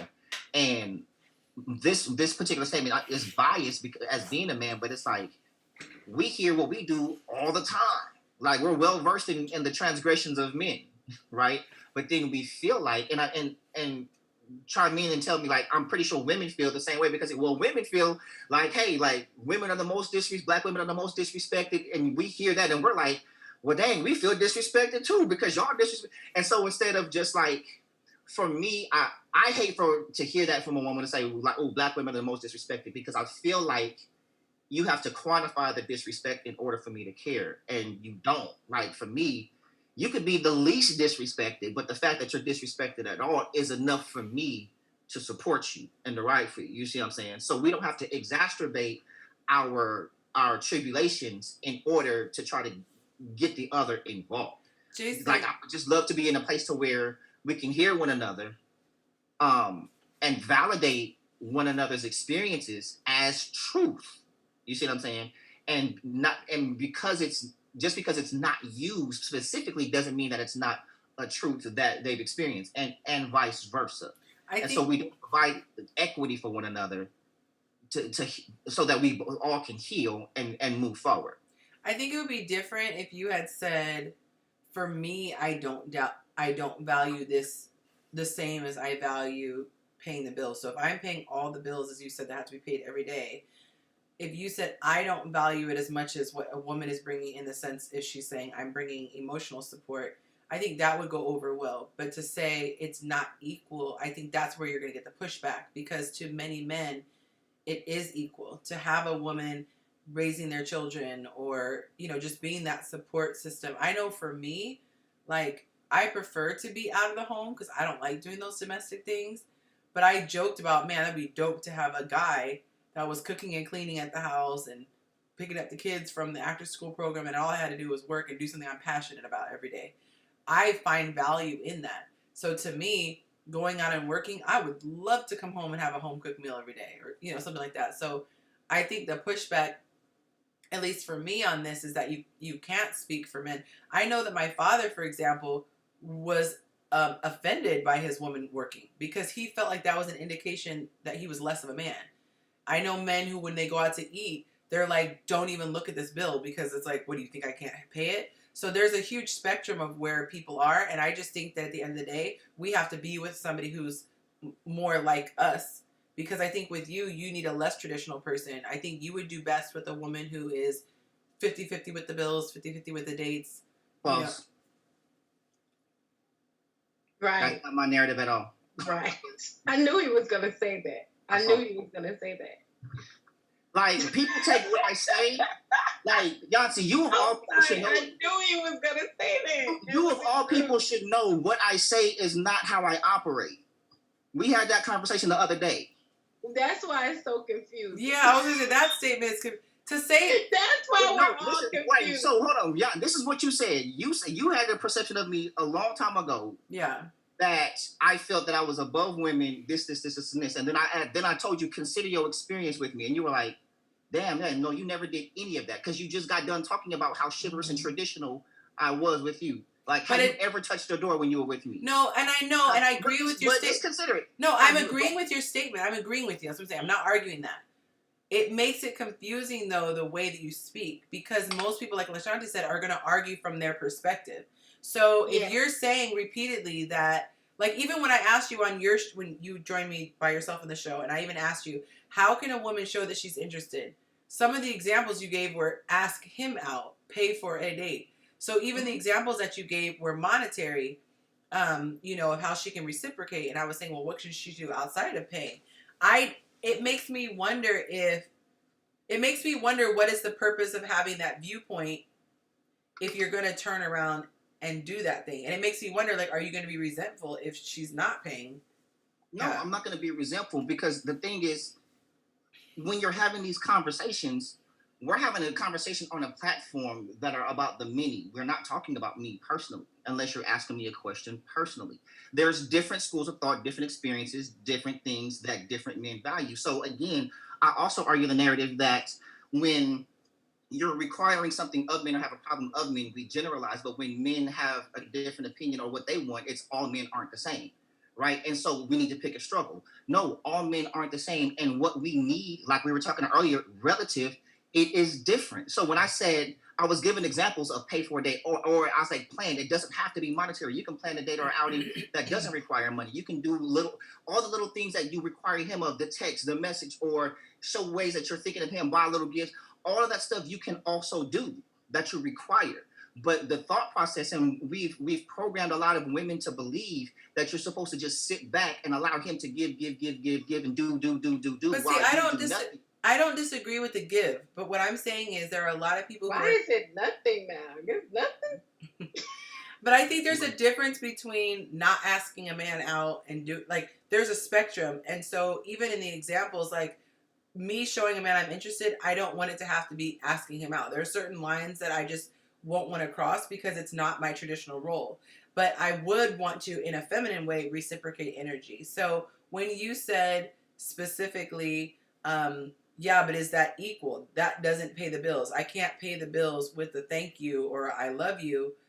That sounds general. That doesn't sound like, oh, some segments of the population feel this way. It sounded like a general statement. That's why I responded with a general. Right, and that's a convenient narrative. So I say this, a lot of people hear what they want to hear, and it's not necessarily what I'm saying. I'm not saying anything absolute or empirically. Like, again, different things for different people or different situations. On its face, no, it's, if we're talking question, it's not.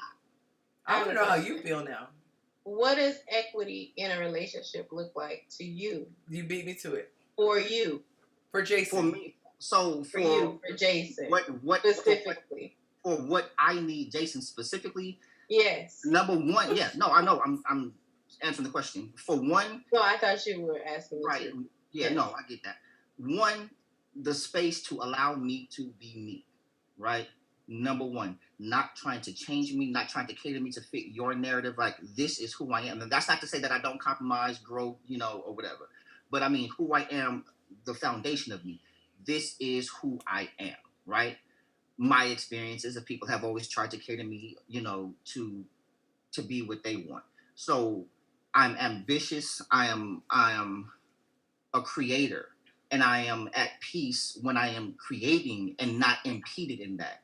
Don't try to compete with who I am and what I do. Be part of it, right? So I want a woman that's coming in to be part of this, of my world. You know what I mean? But also having something of her own that she is doing that I can also be a part of, that I can support, that I can push. You know what I mean? So when we talk like all this power couple stuff and everything else, that don't mean, like, I don't need to start a business with you. We don't need to do something together, right? If you got your own thing, whatever your passion is, I want you to pursue that, and I want to get behind that and everything else. But you can't come with nothing, so for me, it's someone who was also creative, somebody who was also a thinker, someone that can contribute to my way of thinking or my thought process or teach me things, someone that understands how to communicate, someone who can teach me how to communicate with them so that we're effective in that communication, so that we're not communicating and taking offense by everything, because I'm an extremely direct person, right?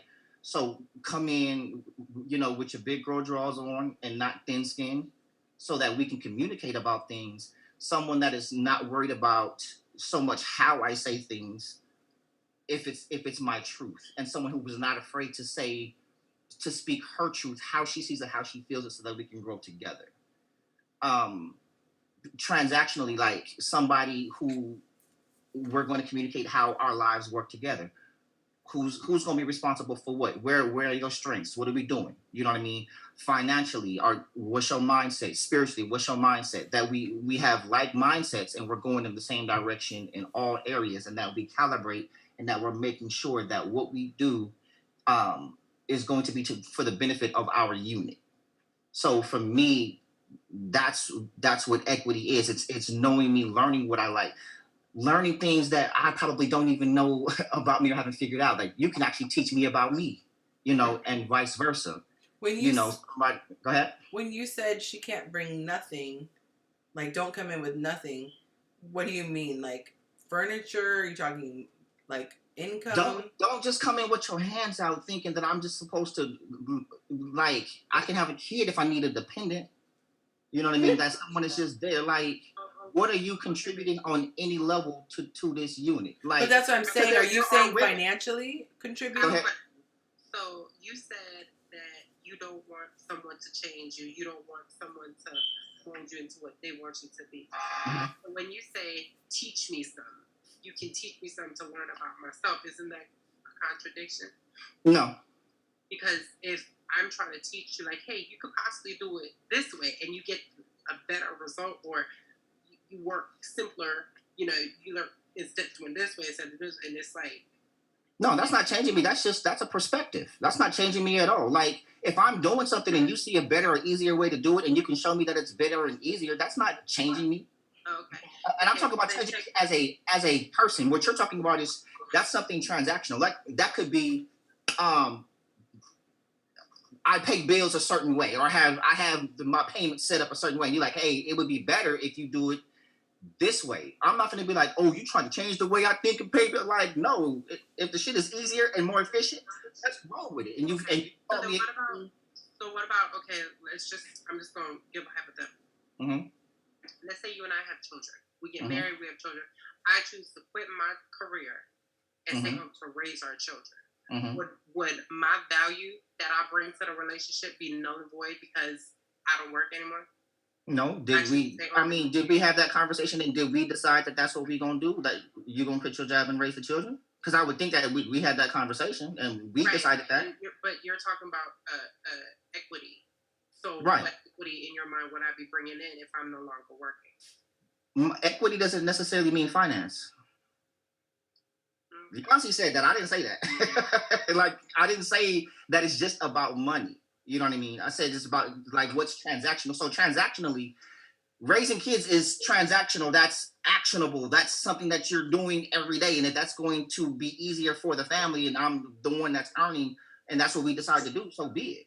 Right, but would you think that your position in the household, or not even position in the household, would you feel that you bring more to the table because you are the paying the bills and I'm just staying home with the kids? No. Like, if that's what we decided to do. So here's the thing. It's not, when I'm talking equity. Why wouldn't you have decided? Huh? You said what? Why, when she gave you that scenario, you said, is that a conversation we had, or that's something that we decided to do? Why is that a question, whether you both talked it through? Why would you assume that she would stay at home and you guys hadn't had a discussion? I was asking the question because when she worded it, she said, I decided to quit my job and stay home with the kids. Her wording was, I decided to. And I asked, did we have that conversation, or did you just decide to? Gotcha. Yeah, I'm like, were we together on that? So for me, we a unit. I don't think any relationship is equal. Nobody is, I don't think it's ever 50-50. That's why I use the word equity and not equality. Equality is you doing the same things that I do and vice versa. And I don't think any relationship is ever going to be equal. Somebody is typically pulling more weight in whatever area. You earlier said about coming in with your hand out, or you know, when you ask a woman, what do you bring to the table? Right. If I'm at home raising your children, make sure when you come home and you have a clean home, a hot meal, and still trying to keep myself up as much as I possibly can after running behind two little kids. You know, that in itself is a job. But I nowhere said that it wasn't. I didn't say that, and I didn't. So my thing is, I didn't say that that's nothing. I never said any of the such. What constitutes coming with her hand out then? You haven't said you haven't said how you would feel about that situation either. Which No, I responded to her. No, I I did say that. I said if that's what we decided to do, if we had that conversation, this is what we decided to do as a family. So Right. I'm So, fine. Jason, if that's the decision we make, that's the best for the family. Yeah, then that's what we do. What can you break down what your hand coming in with your hand out is? So if she I'm in with your hand out, like. But what you is like really better- break that down. So someone's coming in with their hand out, someone else is just that's what her role is. There are women who we have programmed to believe that she literally is just existing while he's working, paying for everything, doing things, and then the things that she's doing at home. Oh, he coming home helping with that, or you have nothing going on. You're shooting for nothing. You're contributing to like if he's doing something, are you contributing to that as far as whatever he's creating? Like for me, I'll use me. If I'm a creator, if I have a business, are you contributing to that? Are you being involved? You know what I mean? So Instead she of would you either just need sitting to back waiting for me to do any and everything. Like, what are you doing? So she would either need to be helping you with your business. You said what? She would either need to be helping you with your business, having business financially of her own, or I'm not even talking about doing something. What are you creating? What are you doing that's pushing the narrative of this family? I'm not bringing it back to money. I'm not. But I'm trying to see what it looks like though. What? Because you said handout. So what if she was a blogger? What if she was a blogger, right? And that was her heart's desire. So she wasn't sitting around doing nothing. She's blogging. She's working on her craft. She's learning photography. Is that contributing because she's doing something with her time? If the plan of what she's doing is going to contribute and further this family and the legacy of this family, absolutely. But how is it contributing? How is it contributing? Hold on. So my thing is this: if you come to me and say, "Hey, I want to be a blogger," okay, cool.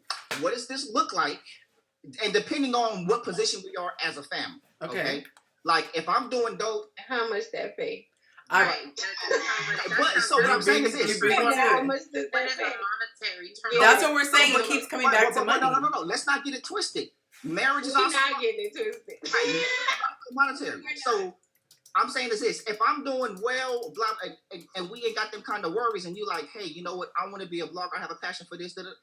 And as a family, we good. Okay, do that. Now, if there's needs in the house, and what I'm bringing in myself is not enough to cover that, that might not be a good decision right now. Like, hey. But the point is that we said coming with her handout, whether or not you can provide for the family or not. That's different than saying I view her as coming in for a handout. You would just be a wealthy man with her coming. Like twice. When we keep going back to it, I've already said that part. Because your answers are changing somewhat when you come back to it. Right, it just sounds like what it sounds like to us. And we're not beating up on you. We're not trying to beat up. I ain't never scared, but go ahead. We just trying to make it make sense. I'm just saying it's not. We're not being competitive. I don't believe we're being. I mean, I don't think so. I'll say that. But it just sounds like it's situational. And I understand what you're saying perfectly fine, but I think that what you're saying is situational as well. Because it is. You're saying if I'm in a role to be able to provide everything that needs to be provided, then what she does could look differently. Mm-hmm. But if I am not in a situation where I can provide everything that needs to be provided, then her role changes in that instance as well. Right. So, and that makes sense. That makes perfect sense. Yeah, that's different than saying you don't expect your woman to be sitting with her hands folded if your back is against the wall and we got some things that came up financially and you need her to say, this is what we're going to do to get ourselves out of this financial situation. Right. But I also mean, saying, baby, what we gonna do? Right. But I'm also saying, like, don't come into the relationship like that either. Right. So you want that woman to be able to pivot. Y'all both talking. I don't know who to listen to. You want that woman to pivot if and when we get in a situation where financially our back is against the wall. Right. Or financially or whatever comes up. Like, we got to supplement one another. And I'll give an example. So what I had to learn in my 20s. So the woman that I was with before the house cleaner one, we was in a relationship 7 years, right? And so I was struggling. I wasn't good financially, poor decision. I wasn't good with money. And she was. And so she would say things like, hey, babe, why don't you give me your check and let me pay your bills, right? My purview of manhood is like, I always got to have it together. No, I don't need your help with that. I'm a grown man. I don't need you to blah, blah, blah, blah, blah. And so we suffered in our relationship in areas where I did not know how to allow her to be strong in areas where I was weak. In my head, I had to be strong in all areas because I had to handle everything and whatever. And that was a toxic way of thinking, because you hear me saying now she needs something to do and it has to be transactional. But back then, I wasn't letting her in to even do that. And she wanted to and was willing to and offering to do that, right? So I wasn't creating space for a partnership and a teammate because of what I thought my role was supposed to be. And so, and then that's not it at all. Like, if you better than me financially, baby, handle the finances here. You know what I'm saying? What I should have been, here's my check, let's get it right. You know what I mean? But if she wasn't bringing in an income of her own, she came into the relationship not bringing in income, but she said, hey, I'm really good with numbers. I can balance your checkbook and pay the bills. Yeah, but are you seeing her as coming in with her hand? Not coming in with any of them. When I say handout, you're not coming in with any of that. That's what I'm saying. Well, yeah, right. What LaShante broke down earlier, yeah, that's what I'm saying. But also at the beginning of the relationship, with this expectation of, like, you got it. Like, no, we supplement one another. So it's like, hey, these are the areas I'm good at. I'm strong, blah, blah, blah, blah. Here's the areas you got to do. So whatever we're taking care of, you know. Okay, so I just want to make sure I understand. And I promise I'm not trying to beat a dead horse. So she came in and she was like, for the rest of my life, or not, if she came in with $0, but she said, I'm going to supplement you in every way besides finances, you're saying you'd be okay with that? A woman who comes in with $0. That's facts. Okay, so there we go. It solved it for me. Because I'm like, why do you have zero? Like, what do you like? There's like, no, because she was circling back to the handout. But that's the point. That's where we're coming from. Monetary value. He will not marry somebody for the sake of being with somebody who he has to flat out take care of, and he doesn't feel like there is anything that she can provide outside of those things that would. Right. I didn't say that. I'm not saying, but what I mean is, okay for her not to do nothing. And no, we're not. I'm not criticizing. No. Well, I know plenty of men who feel that way. They do not feel that way. But I'm gonna tell you, I was married for 10 years, and I married a man who felt that way. He felt like his manhood was attached to financial. Yes. And I was one of those women who, was going to work. I liked working, and I was pursuing a career. And he felt like that's what he wanted. He wanted somebody to compliment him in that way, that if he indeed got his back against the wall, because at that point, he was not where he wanted to be financially. So me coming in and being able for us to work together and build, we were very, very young. He thought that was a gain for him. And he loved that about me until he reached a level of success where he was financially capable of taking care of everything. And then in that moment, he wanted me to pivot into a housewife that was more focused on our family and our children and being home. And he wanted me in those moments to give up the career that I built. Because remember, in the beginning, my career wasn't about him or had anything to do with him. This is what I was pursuing for myself. But he loved that about me because I was a go-getter and I was able to accomplish things at a very young age. And we were good. And I helped him to be able to pivot in his career and to become successful in his career. He loved those things about me until he reached a level of success. And then he wanted me to be a woman like the women in his family, who did not work and who wanted to take care of the house and be home with the kids. And I wouldn't want that. I'm sorry, go ahead. And he wanted that quickly. No, I'm just giving you an example of how things like that change over time in relationships based on we were talking about pivoting and how things will need to pivot in certain areas in certain different ways. Now, I believe that based on what you were saying, I believe that if you were making a lot of money, then in that moment, that the person that she is would pivot as well. Because money does change people's right. But what I wouldn't, the person that I am, I wouldn't want you to give up your career, because if you were doing something and this makes you happy, and it's not about the money. Like, yeah, you could be making great money. I'm not going to tell you to give up something that's making you happy, because that's the same way that I'm saying, don't change me.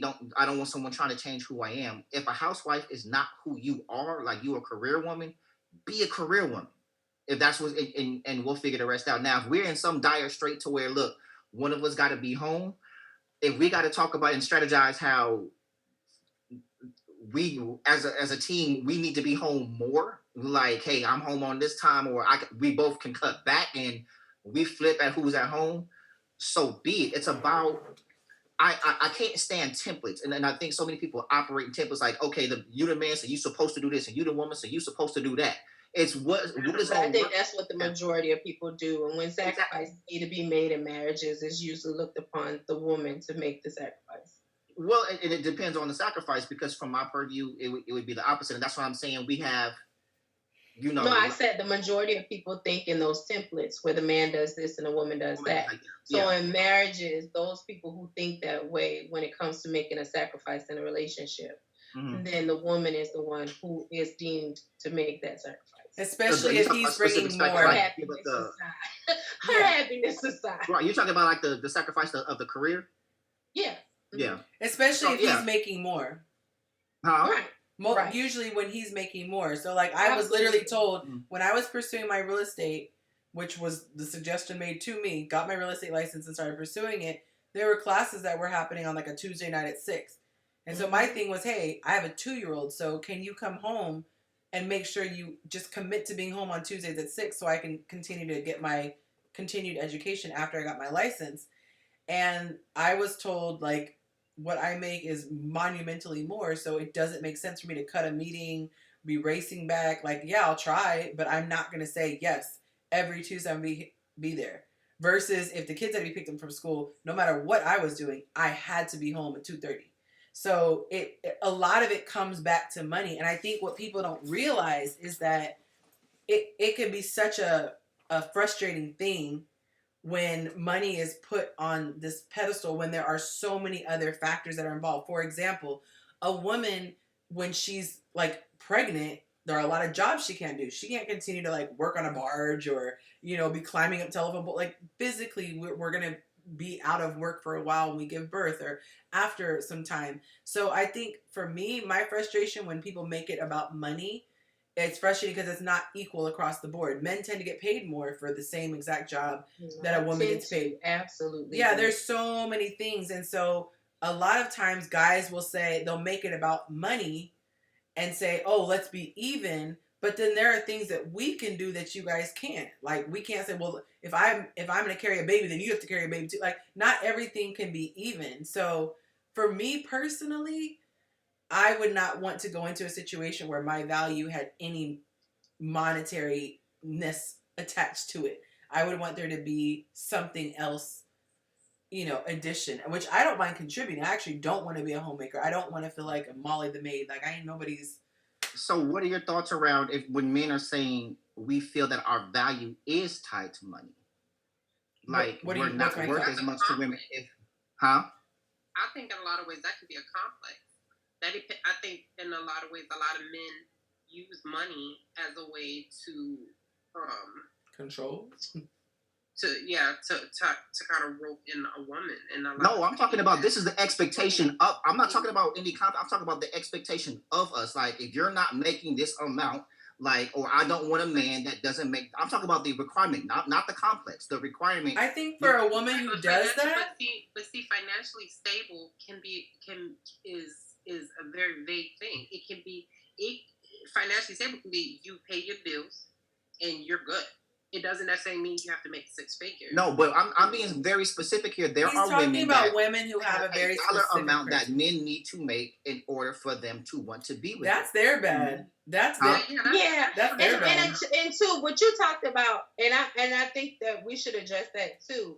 I think that when you talked about women, like how men are perceived and how women are perceived and what the perceptions are and how we go back and forth about that thing, I think that's another thing that, just like what Tony was saying, I think that if something gets talked about, but it's really not the majority of people and what the majority of people do. That's something that I've heard very, very recently. Like you have all these women wanting men to make over $100,000. I don't know any women like And that. then we talk about the statistics and how many men or how many black men, and then you break out this thing and you see the true numbers of it, and you know people that are with certain people, and you know good and hell well that these people are not making over Nowhere $50,000 near. a year And having Like, babies with them.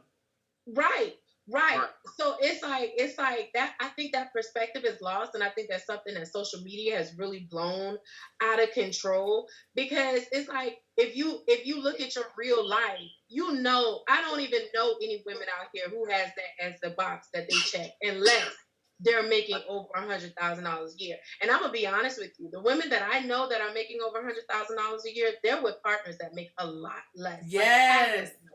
As they make. That's the norm to me. Right. Every high earning woman that I know, she's with a man that makes a lot less. Right. And so, and the thing is, and I see a combination, but I do see a lot of the example that I gave.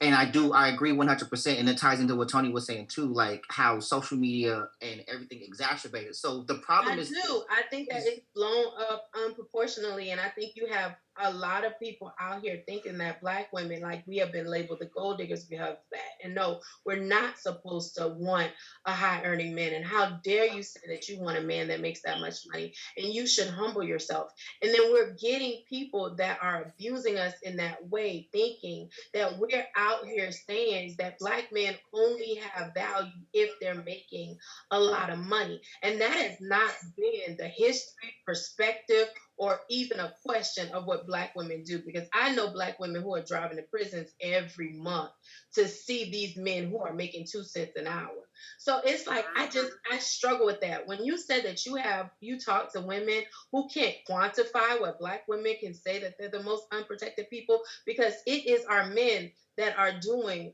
the things to us that we feel unprotected by. It's like we are at the bottom of the totem pole. So we're getting everything that trickles downhill. I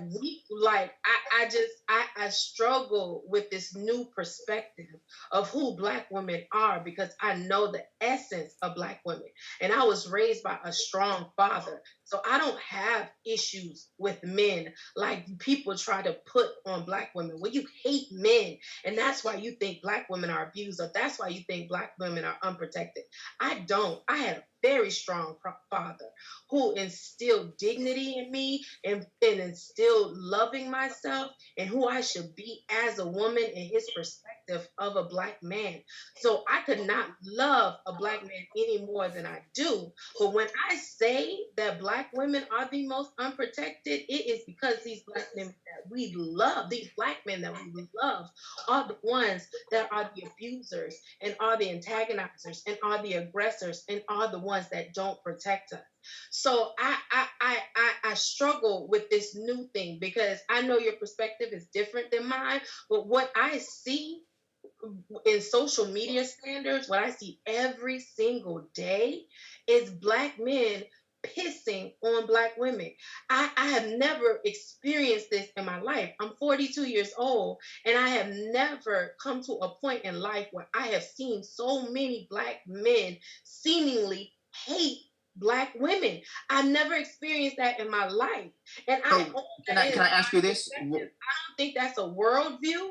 I think that is something that's happening right now, and everybody's trying to figure out what it is, why it's happening. So when I speak against it, I usually get men saying, oh no, you guys just hate black men, or you guys just want, black men have been being abused and criticized for years, and black women are usually the ones that's doing it. And I'm like, I don't know about all that, because my perspective is different. So I have to speak from my absolutes and my understanding and my perspective. So when I was projecting on you earlier based on what you were saying, because I speak that way. When I say something, I make sure that I say that it's my opinion. I worked in human resources for years. So if I'm speaking about something, I'm either speaking in a legal term or I'm speaking in what LaShante said. And I preference the two. So when somebody is asking me for my professional advice on a situation, I say, well, this is what LaShante would do. And I say, well, the state of Virginia wants you to do this. Or legally, you cannot do that. So offer me this, and I while will you're explaining, I'm sorry to cut you off real quick, but I want you to include this in what you're saying, right? Because when we go into and I hear you what you're saying as far as your experience as a Black woman and what you see, and then the response from Black men is what we see here and feel too, and from my purview, they're both valid. I can't tell you what No. I got a question. Yeah. But and that's a good point because I'm not taking away the validity. Yeah, no. I'm saying my question is what you think my question is this. What do you think the starting point is? Because your point, like feelings are valid. Your feelings are valid, right? And our feelings are valid. But what we have to realize is also feelings on both sides. Feelings aren't always facts. Okay, so if we agree that social media and all this other stuff exacerbates a whole lot of stuff, and we see all the like, what is the starting point of both sides both feeling this way? You see what I'm saying? Like we both feel like we're being pissed on, like men feel like we're being pissed on by women, and women feel like they're being pissed. Like, where do we start? Because we're both angry. I started it Friday. Mm-hmm. Go ahead, Tony. I'll let you speak on that one. So, I have an answer to the question, but go ahead, Tony. What I'm doing is the first part of my show was to highlight how Black men, right, how we put our women in a situation where they can feel less than and feel unprotected from a part of growing up, all right, from a standpoint of growing up. When you start demeaning women, grabbing on them, making them sexual more than human, right? We have to take accountability that we do that. Mm-hmm. The first show I did on Friday, it was me, Tony Massey, and 6 women who told their stories that men started looking at them as sexual as early as 10, 12 years old. Several of them had experiences of being molested by the men in their family. Mm-hmm. So now you got this narrative of, I can't trust the man that's supposed to protect me. And then I go out in the world and this man doesn't protect me either. Mm-hmm. And this abuse is happening to me, but we're not paying attention to it.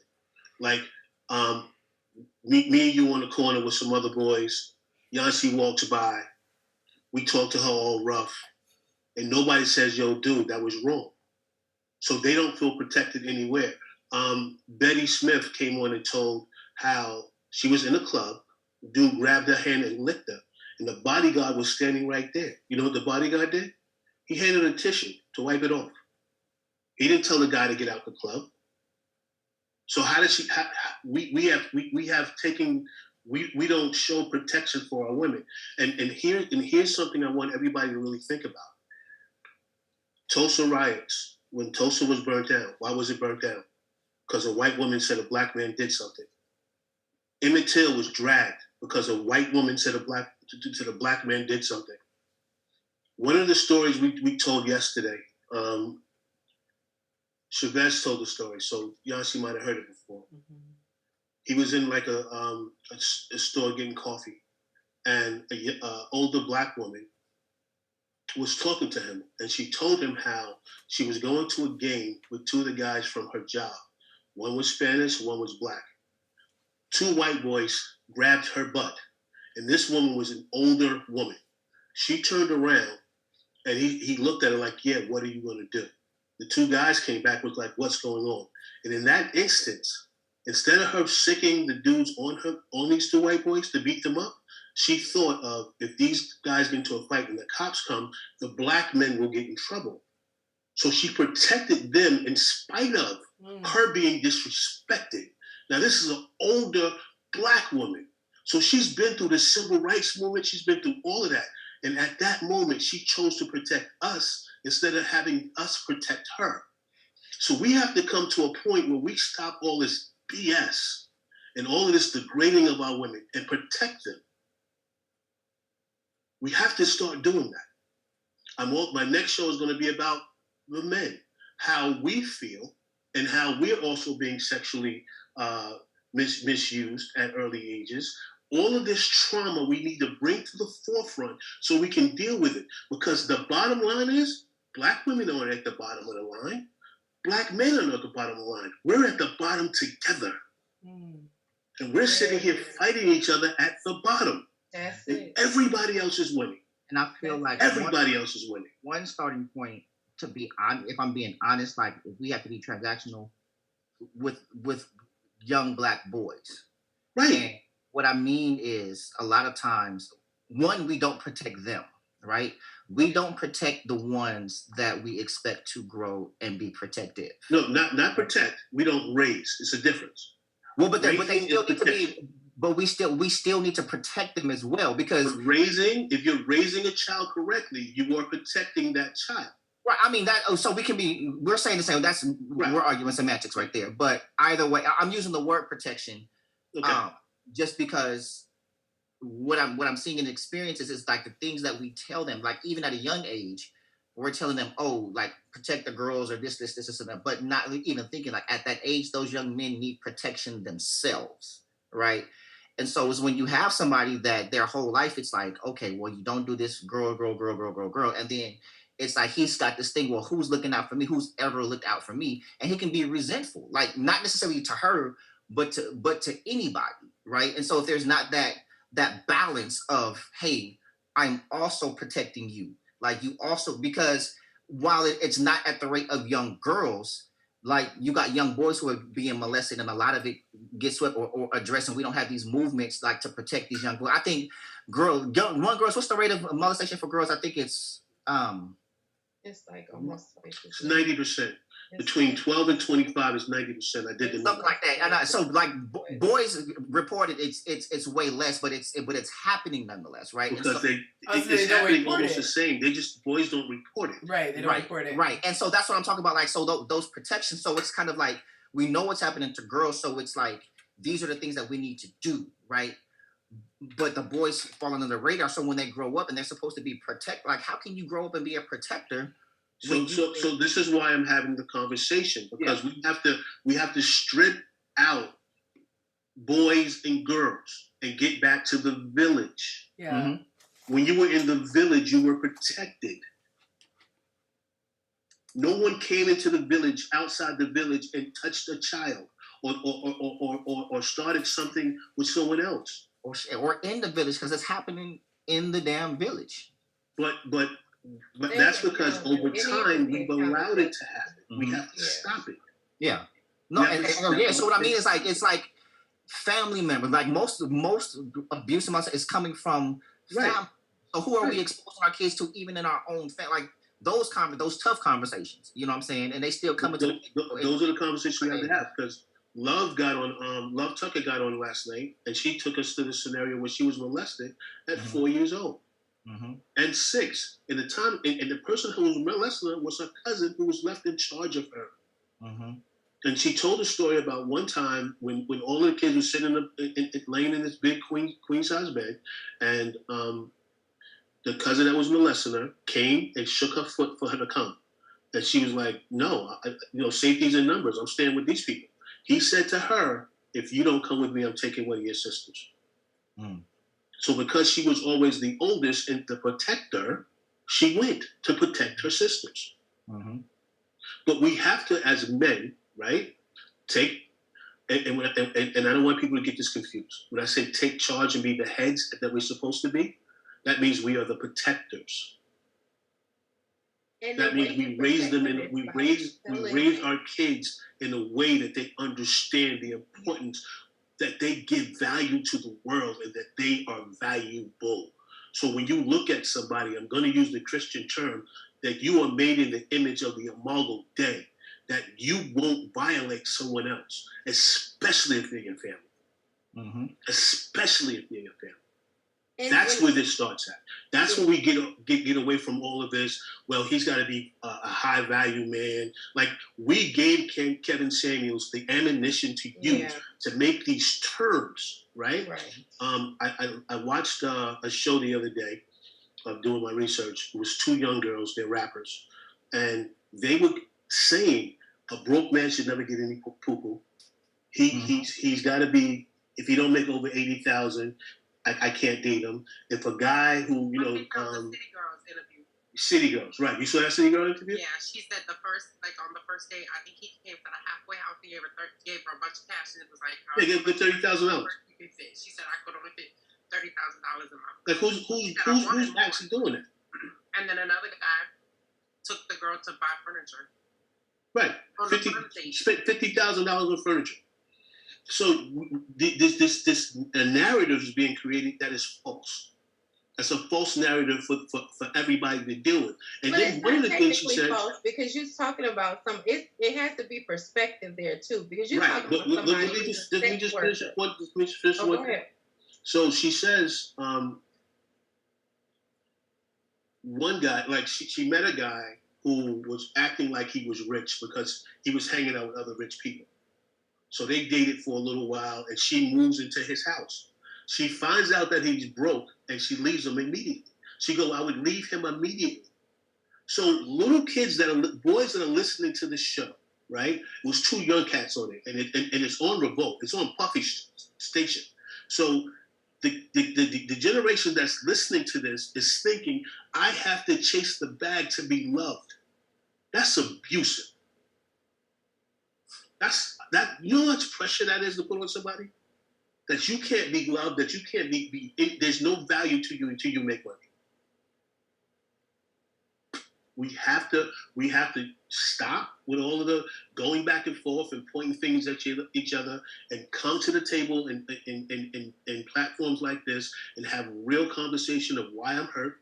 And like you said earlier, we got to listen to each other instead of projecting my hurt. I have to shut up and allow a woman to express what her hurt is. Mm-hmm. Come to terms with her hurt. Try to help her heal through her hurt. And then it's going to be my turn to talk about my hurt. And then she comes to terms with my hurt and we move forward. It's the only way we're gonna win. Yeah, and that's what I was alluding to earlier, when I gave the example, because somebody talks about how they're hurt and then we shame them for being hurt. Oh, you sound bitter. Like, yeah. You know what I'm saying? And we make it when someone is like, because I've been bitter before. I've been in that place, and people who are bitter don't know they're bitter generally. Mm-hmm. You know what I'm saying? Somebody tell you. You know, it's kind of, or it's like it takes coming out of it to be like, dang, like I was bitter, you know.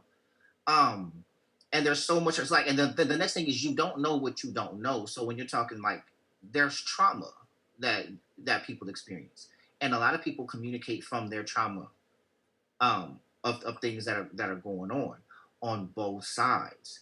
And again, we don't validate feelings, right? Because, and I think people start to personalize it when you hear things like, and I know, and I'm guilty of it, even in this moment, you know, in my head, and then we make it real. So when LaShante was talking about like, oh, I just see men, blah, blah, blah, do, you know what I'm saying? There was a part for a second where I included myself in that number, and I'm like, that ain't like, but, you know, and I had like all these different thoughts of rebuttals, and I had to pull myself out of that, but like, no, I need to listen, because one, that's not I'm not who she's talking about, right? And so I don't think you can really have the conversation honestly if you're including yourself in the know. Like, if it's not you, it's not you. You know what I mean? But you also can't tell her what she's seeing and not seeing, and vice versa. And so it's kind of like we create offenses and become defensive or right. even offensive when right. we include ourselves in the number that we're talking about. Like, right. That's not my thing. I'm not walking around pissing on women. You know what I'm saying? I do know what I experience as a man. I know what other men experience and what they say. Cool. But again, it does not mean that we can't simultaneously have the conversation. Like Tony, you were saying, it's like, okay, you express yours, I'm express mine. And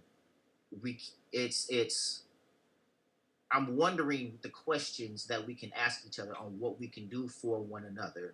You know what I mean? Because I know as an individual, I'm extremely protective. So admittedly, it's hard to hear we're not protected. And I'm kind of like, you know what I mean? Like, I do this every day. Like, this is, you know what I mean? And the men in my circle are like that. But where we don't make up the whole, Right. But at the same time, I do believe we make up the majority, and then social media is the platform that speaks for, like you were saying, the insignificant minority. You know what I mean? We're making the loudest noise. Yeah, and we can't even call it insignificant minority because we allow the minority to represent the majority. So, and then we do that on the other side. So if we were like, man, women don't listen. Like, are there women that listen? Because I got hella homegirls that I'm like, hey, so what you think about? But you know what I mean? The women in my life listen to me. And the ones that don't listen, I don't really talk to. I got women in my life that don't listen, but I don't talk to them. But it's like a trauma competition. Yep. Absolutely. It's a race to the worst. Exactly. You know? Yeah, and so I guess it's hard to hear because I guess a good step is to learn how to, and my therapist about it too, like listen and not, but while listening, not inserting yourself in that number that they're talking about. You know what I mean? Like if it's not you, it's not you, you know, and don't be able to hear my perspective from and without making it real for yourself because you start feeling like, well, I don't do that, you know, and has nothing to do with you. Yeah, and we both that do. That is the reason why relationships fail, though. Yeah. Because you can't hear your partner. Because it's about you. You know that when your partner speaks, it's specifically about you. And you tune that person out or you build that wall up because you don't want to hear anything negative about yourself. Right. But how is there any change behavior? Or how do you keep this person from experiencing any additional hurt if you can't hear this thing about yourself that could possibly change you to be a better person? Or at least bring forth some type of compromise in a relationship. That's why our relationships are failing. And not just Black people's, but in general. Like, we don't want to hear anything negative as it pertains to ourselves in such a way that we would rather be away from this person that we know loves us than to hear anything that could affect any type of change in us. Yeah. And see, that part is a struggle for me in the sense that I'm a very self-aware person, right? And I'm not somebody that can't hear about me, but I will require for what you say to be true. You know what I mean? So you can't tell me, like, if you truth. Say it again. But to you, it might not be true, but that's their truth on how they're receiving you. So right? No, yeah. So if I'm hey, baby. I don't like this, that, and the third. The way you do this, it makes me feel like. Right. No, but that's very different than you do this because, like, you're telling me about me. Like, you be doing this because blah, blah, blah, blah. Now, if you're telling me an action that I took and how you felt about it, and we need to talk through it, and then I'm like, okay, well, I took this action because this, and like, let's get some understanding. Like, it wasn't this, or I didn't intend it to be that, then boom, you know.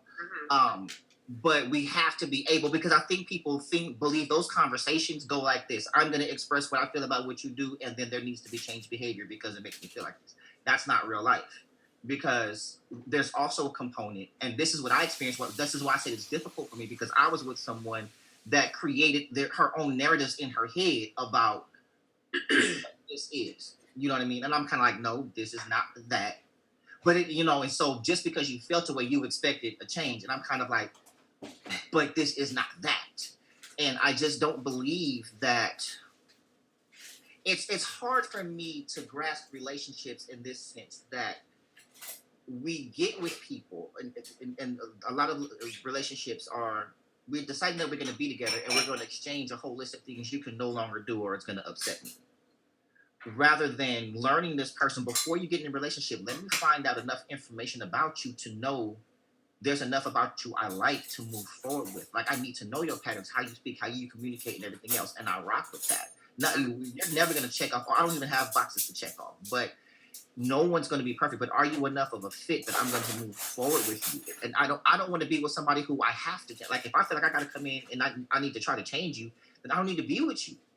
Like, I want someone, when we get together, I want to add to you. Like, hey, here's the things. This is who you are. This is the person that I fell for.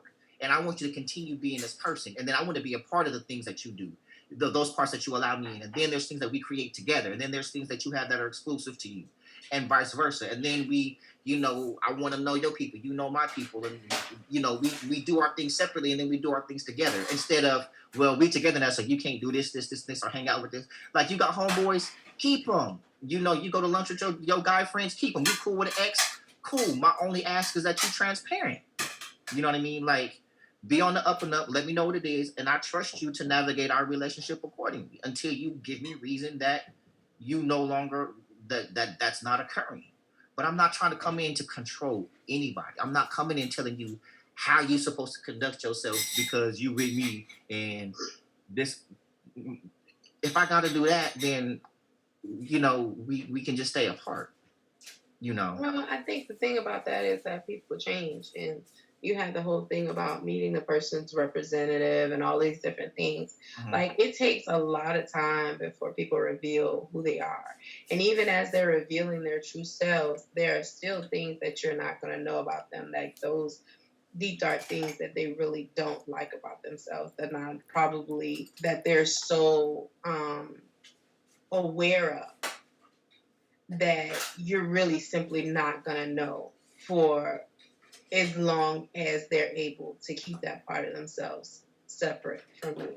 So I think that that's the part that people kind of get tripped up on, because because people do go into relationships and meeting people thinking that you will understand who they are after a certain amount of time, and that's never the case. Because there will always be some things about, like, there are things that I know about myself that nobody else in the world knows about me, right? Or there are things that I've done that I will never ever reveal to anyone, or I don't want anybody to know, right? And that's just human nature. That's who people are for the most part. And it's like, and sometimes that's not just a thing that somebody did. Sometimes that is a character trait that somebody exhibits as well. And they can go very, very long without showing you that thing.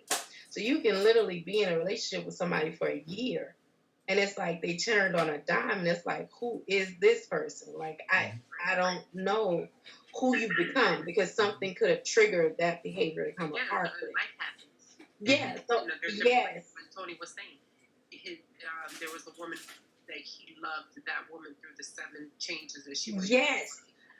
That's so valid. Child, you know, and seeing that child grow up, and you yourself, yes, you know, as a woman, I can't speak from on a man's point of view, but as a woman, we go through different things and different phases in our lives. Yeah, because what if you don't like that 4th person? How do you get through that 4th person? How do you get through those years of that 4th person if you absolutely can't stand who that 4th person is? Like, I want to have a conversation with that man, because I want to know when you're on that 6th or 7th year, and now you done encountered this 4th person, and you're trying to figure out how to even like this 4th person, because you know that you love this person as a whole. But how do you love this person and like who they are through this particular transition in their lives? They were married for 60 years. They were married for 60 years. That's what I'm saying. Yeah. That's what I'm saying. I think that that's a beautiful thing. And and my grandparents raised me, and they were together for 52 years until death do their part. And I saw the intricacies of a lengthy marriage. And I understood it, I think, more than an average person was who wasn't a part of that relationship. But again, I was married, and I was married for 10 years. And when I got to those latter years, I'll just say the struggle was real. It was like, because of course I'm changing too, and I'm expecting him to love me through my changes as well. So I'm trying to exhibit that same behavior, that compassion, that empathy. Like, this is the spot. Like, how long does it take? How many years we gonna deal with this person? Because that's true. I think that's the truest thing that I've ever heard. That people do change in the span of a relationship. And it's not always for the better. It's not always endearing. And it doesn't always make everybody in the situation feel good. Like, so how do you get through that? Because I say that to you, Jason, because I've experienced that lengthy marriage, that lengthy relationship, and what happens later on. Because I've heard the compatibility thing. And I will never doubt and I could say this now that I know that me and my ex-husband were very compatible. I still think we are, actually. We have a great relationship now. We co-parent beautifully. And he's a good friend of mine. I consider him to be a friend. So I have realized in regaining our friendship after divorce why we were compatible. There are things that he says to me right now, and I'll be like, that's it. That's the part of you that I fell in love with. I love that thing about you. But if I'm reflecting on some of the things that we went through in our latter years before our divorce, then I couldn't see that part of him at all. Not to say that it went away. It was just not who he was at that moment. Mm-hmm. Can I ask you a quick question? Mm-hmm. Did you guys seek counseling? Yes, but we didn't stick with counseling. I think that if we could have done some longevity in counseling, it would have made a difference. But it wasn't something that, that we invested in the way that we needed to. Right, because when I hear you tell your story, I hear that at some point on both sides there was this resentment of how we wanted to live our lives together and as individuals. Right. And individual part became a problem for each side. Right. So if we're fighting that individual, right. Let's say caterpillar, you're trying to come out of cocoon and have scheduled wings, and you're not able to do that, then you're going to fail. And I think that's the part where they learn to have a conversation and to deal with. I think this generation has lost the ability, and my generation as well, has lost the ability to have those real tough conversations. You get on my nerves. I can't stand you right now, and here's why. But you know what? And a lot of times, and I experienced this like when I turned 40, there was. I'm 43. I thought you was about 35. I did too. I'm 43. I thought he was much younger. I don't know if that's good or bad based on but no, you look younger. I'm basing that on your physical appearance. No, you were like, hey, I sound young when I talk. No, but people go through changes, and it's not just your partner that needs to learn who you are. You have to learn this new version of you. And so how can you teach somebody who this version of you, if you've not yet gotten to a level of self-actualization with this version of yourself? And so I just know when I turned 40, like I moved to Houston. I'm in this new city, in this new job, in this new life. And I looked up one day and I realized I no longer know who I am. Like just on a very simple level of living life, because I went through a stage of 10 years where I had to rebuild my life. I was homeless, and I went from being a custodian at a school to I'm an administrator at a school. I'm assistant principal at a school now. I didn't have any degrees, and so it's like I had to go I have 3 now. So I worked hard, and it was just my head down and balls to the wall grinding to put my life back together. And when I looked up, I'm a different person, and I missed the transition and the growth. It wasn't gradual. It just felt like boom. It's almost like if you've ever had surgery and they put you under, it just feels like instantaneous before when they put you to sleep and you wake up. That's what it felt like, and I'm just this new person, and I'm kind of like, I'm looking in the mirror like, who are you? The things that I enjoy doing, I'm still trying to figure out what my hobbies are now. Like, like the things that I enjoy doing then, I no longer enjoy. The way that I communicate is different. My confidence level in certain areas is different. Like when I was younger and we, be in a social setting, I can go talk to anybody and boom, boom, boom, boom, boom, boom, boom. Now, I wouldn't know how to. It feels awkward to approach a woman. Like from, hey, how you doing? My name is. You come here often? Like I don't even know. It just feels so forced and contrived and awkward, and you know what I mean. Which is what dating apps are awkward, because it feels the same way. Like I enjoy organic So I would champion you to go back to the person that you were in those situations.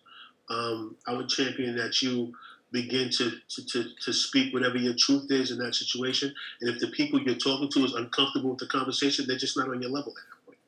Yeah, well, I speak my truth, and I never back. Like conversations. I mean, like people think, oh, we be not. Conversations like this are easy for me. I'm used to. No. I'm talking about when you're out and you're trying to meet a woman. Oh yeah. And you're like, yo, how do I approach her?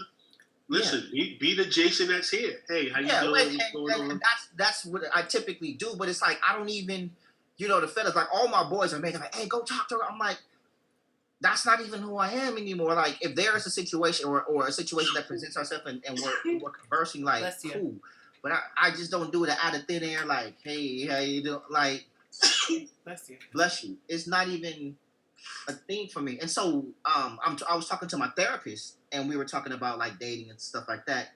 And she reminded me, we were talking about my relationships, and all of my relationships began with some type of organic connecting situation. It was I've never been in a relationship that started with, hey, how you doing? My name. I've always been, we're at a social setting with mutual friends. We started getting into a conversation and things grew or whatever. There was always some kind of connector, which makes like and so what I realized, she was like, that's never been who you are. You know what I mean? Like you were meeting women and you were saying, hey, how you doing? And you got this conversation, but nothing has ever come of it. Nothing significant. All my significant relationships have come from organic. So it's kind of like this version of me kind of filtered out all the, because I'm no longer interested in baseless interactions. You know what I mean? And so while they don't have to be relationship, like even friendships have to be substantial. Like our conversation, what am I drawing from this friendship, from this interaction? You know what I'm saying? And it can't just be sexual for me. So I guess it's just it's like putting it in a colander and getting rid of all the middle stuff and just taking out, the substance of it or the nutrients of it. I get it. Listen, I love you guys to death, man. I'm going to take my 2:38 a.m. self to bed at this point. Yeah, I'm going. I've been saying this since about 9 o'clock. Like, oh, I gotta go be in the dope. And then here come y'all. Like, really? You been here the whole time? Yeah, she been in the background. I done cleaned my whole house. I done made myself dinner. Done it for you. What'd you say? I said I could done it for you. Oh, I appreciate that. Look, come visit me. Well, I appreciate y'all. Y'all got 12 people watching right now. They hung on until, what, 1:30 in the morning Eastern time? No, 2:30. 2:30 Eastern. Tell it, Tony. That's love. Even the dog stayed up. That was pretty impressive. So. Good night, Si. Oh. Yeah. Oh yeah, she probably fell asleep. Well, I appreciate y'all. I'll be I'll be back here next week, same time, same place. I don't know about I could be here at the same time because it's 4 o'clock alarm finna go off in like 10 minutes. I know. You might as well just stay up and just push through at this point. Just negative. Nah, don't do that. Get a couple of hours. Yeah, get a couple of hours. This still wasn't our record. This still wasn't our record. That, I'm suspending everybody. Everybody going. Our record 9 hours for the record. F them kids. Exactly. All right, y'all. Well, I'm gonna take my little self to bed as well. Thank you for watching, you guys. Good night, all. I appreciate you. Good night, baby.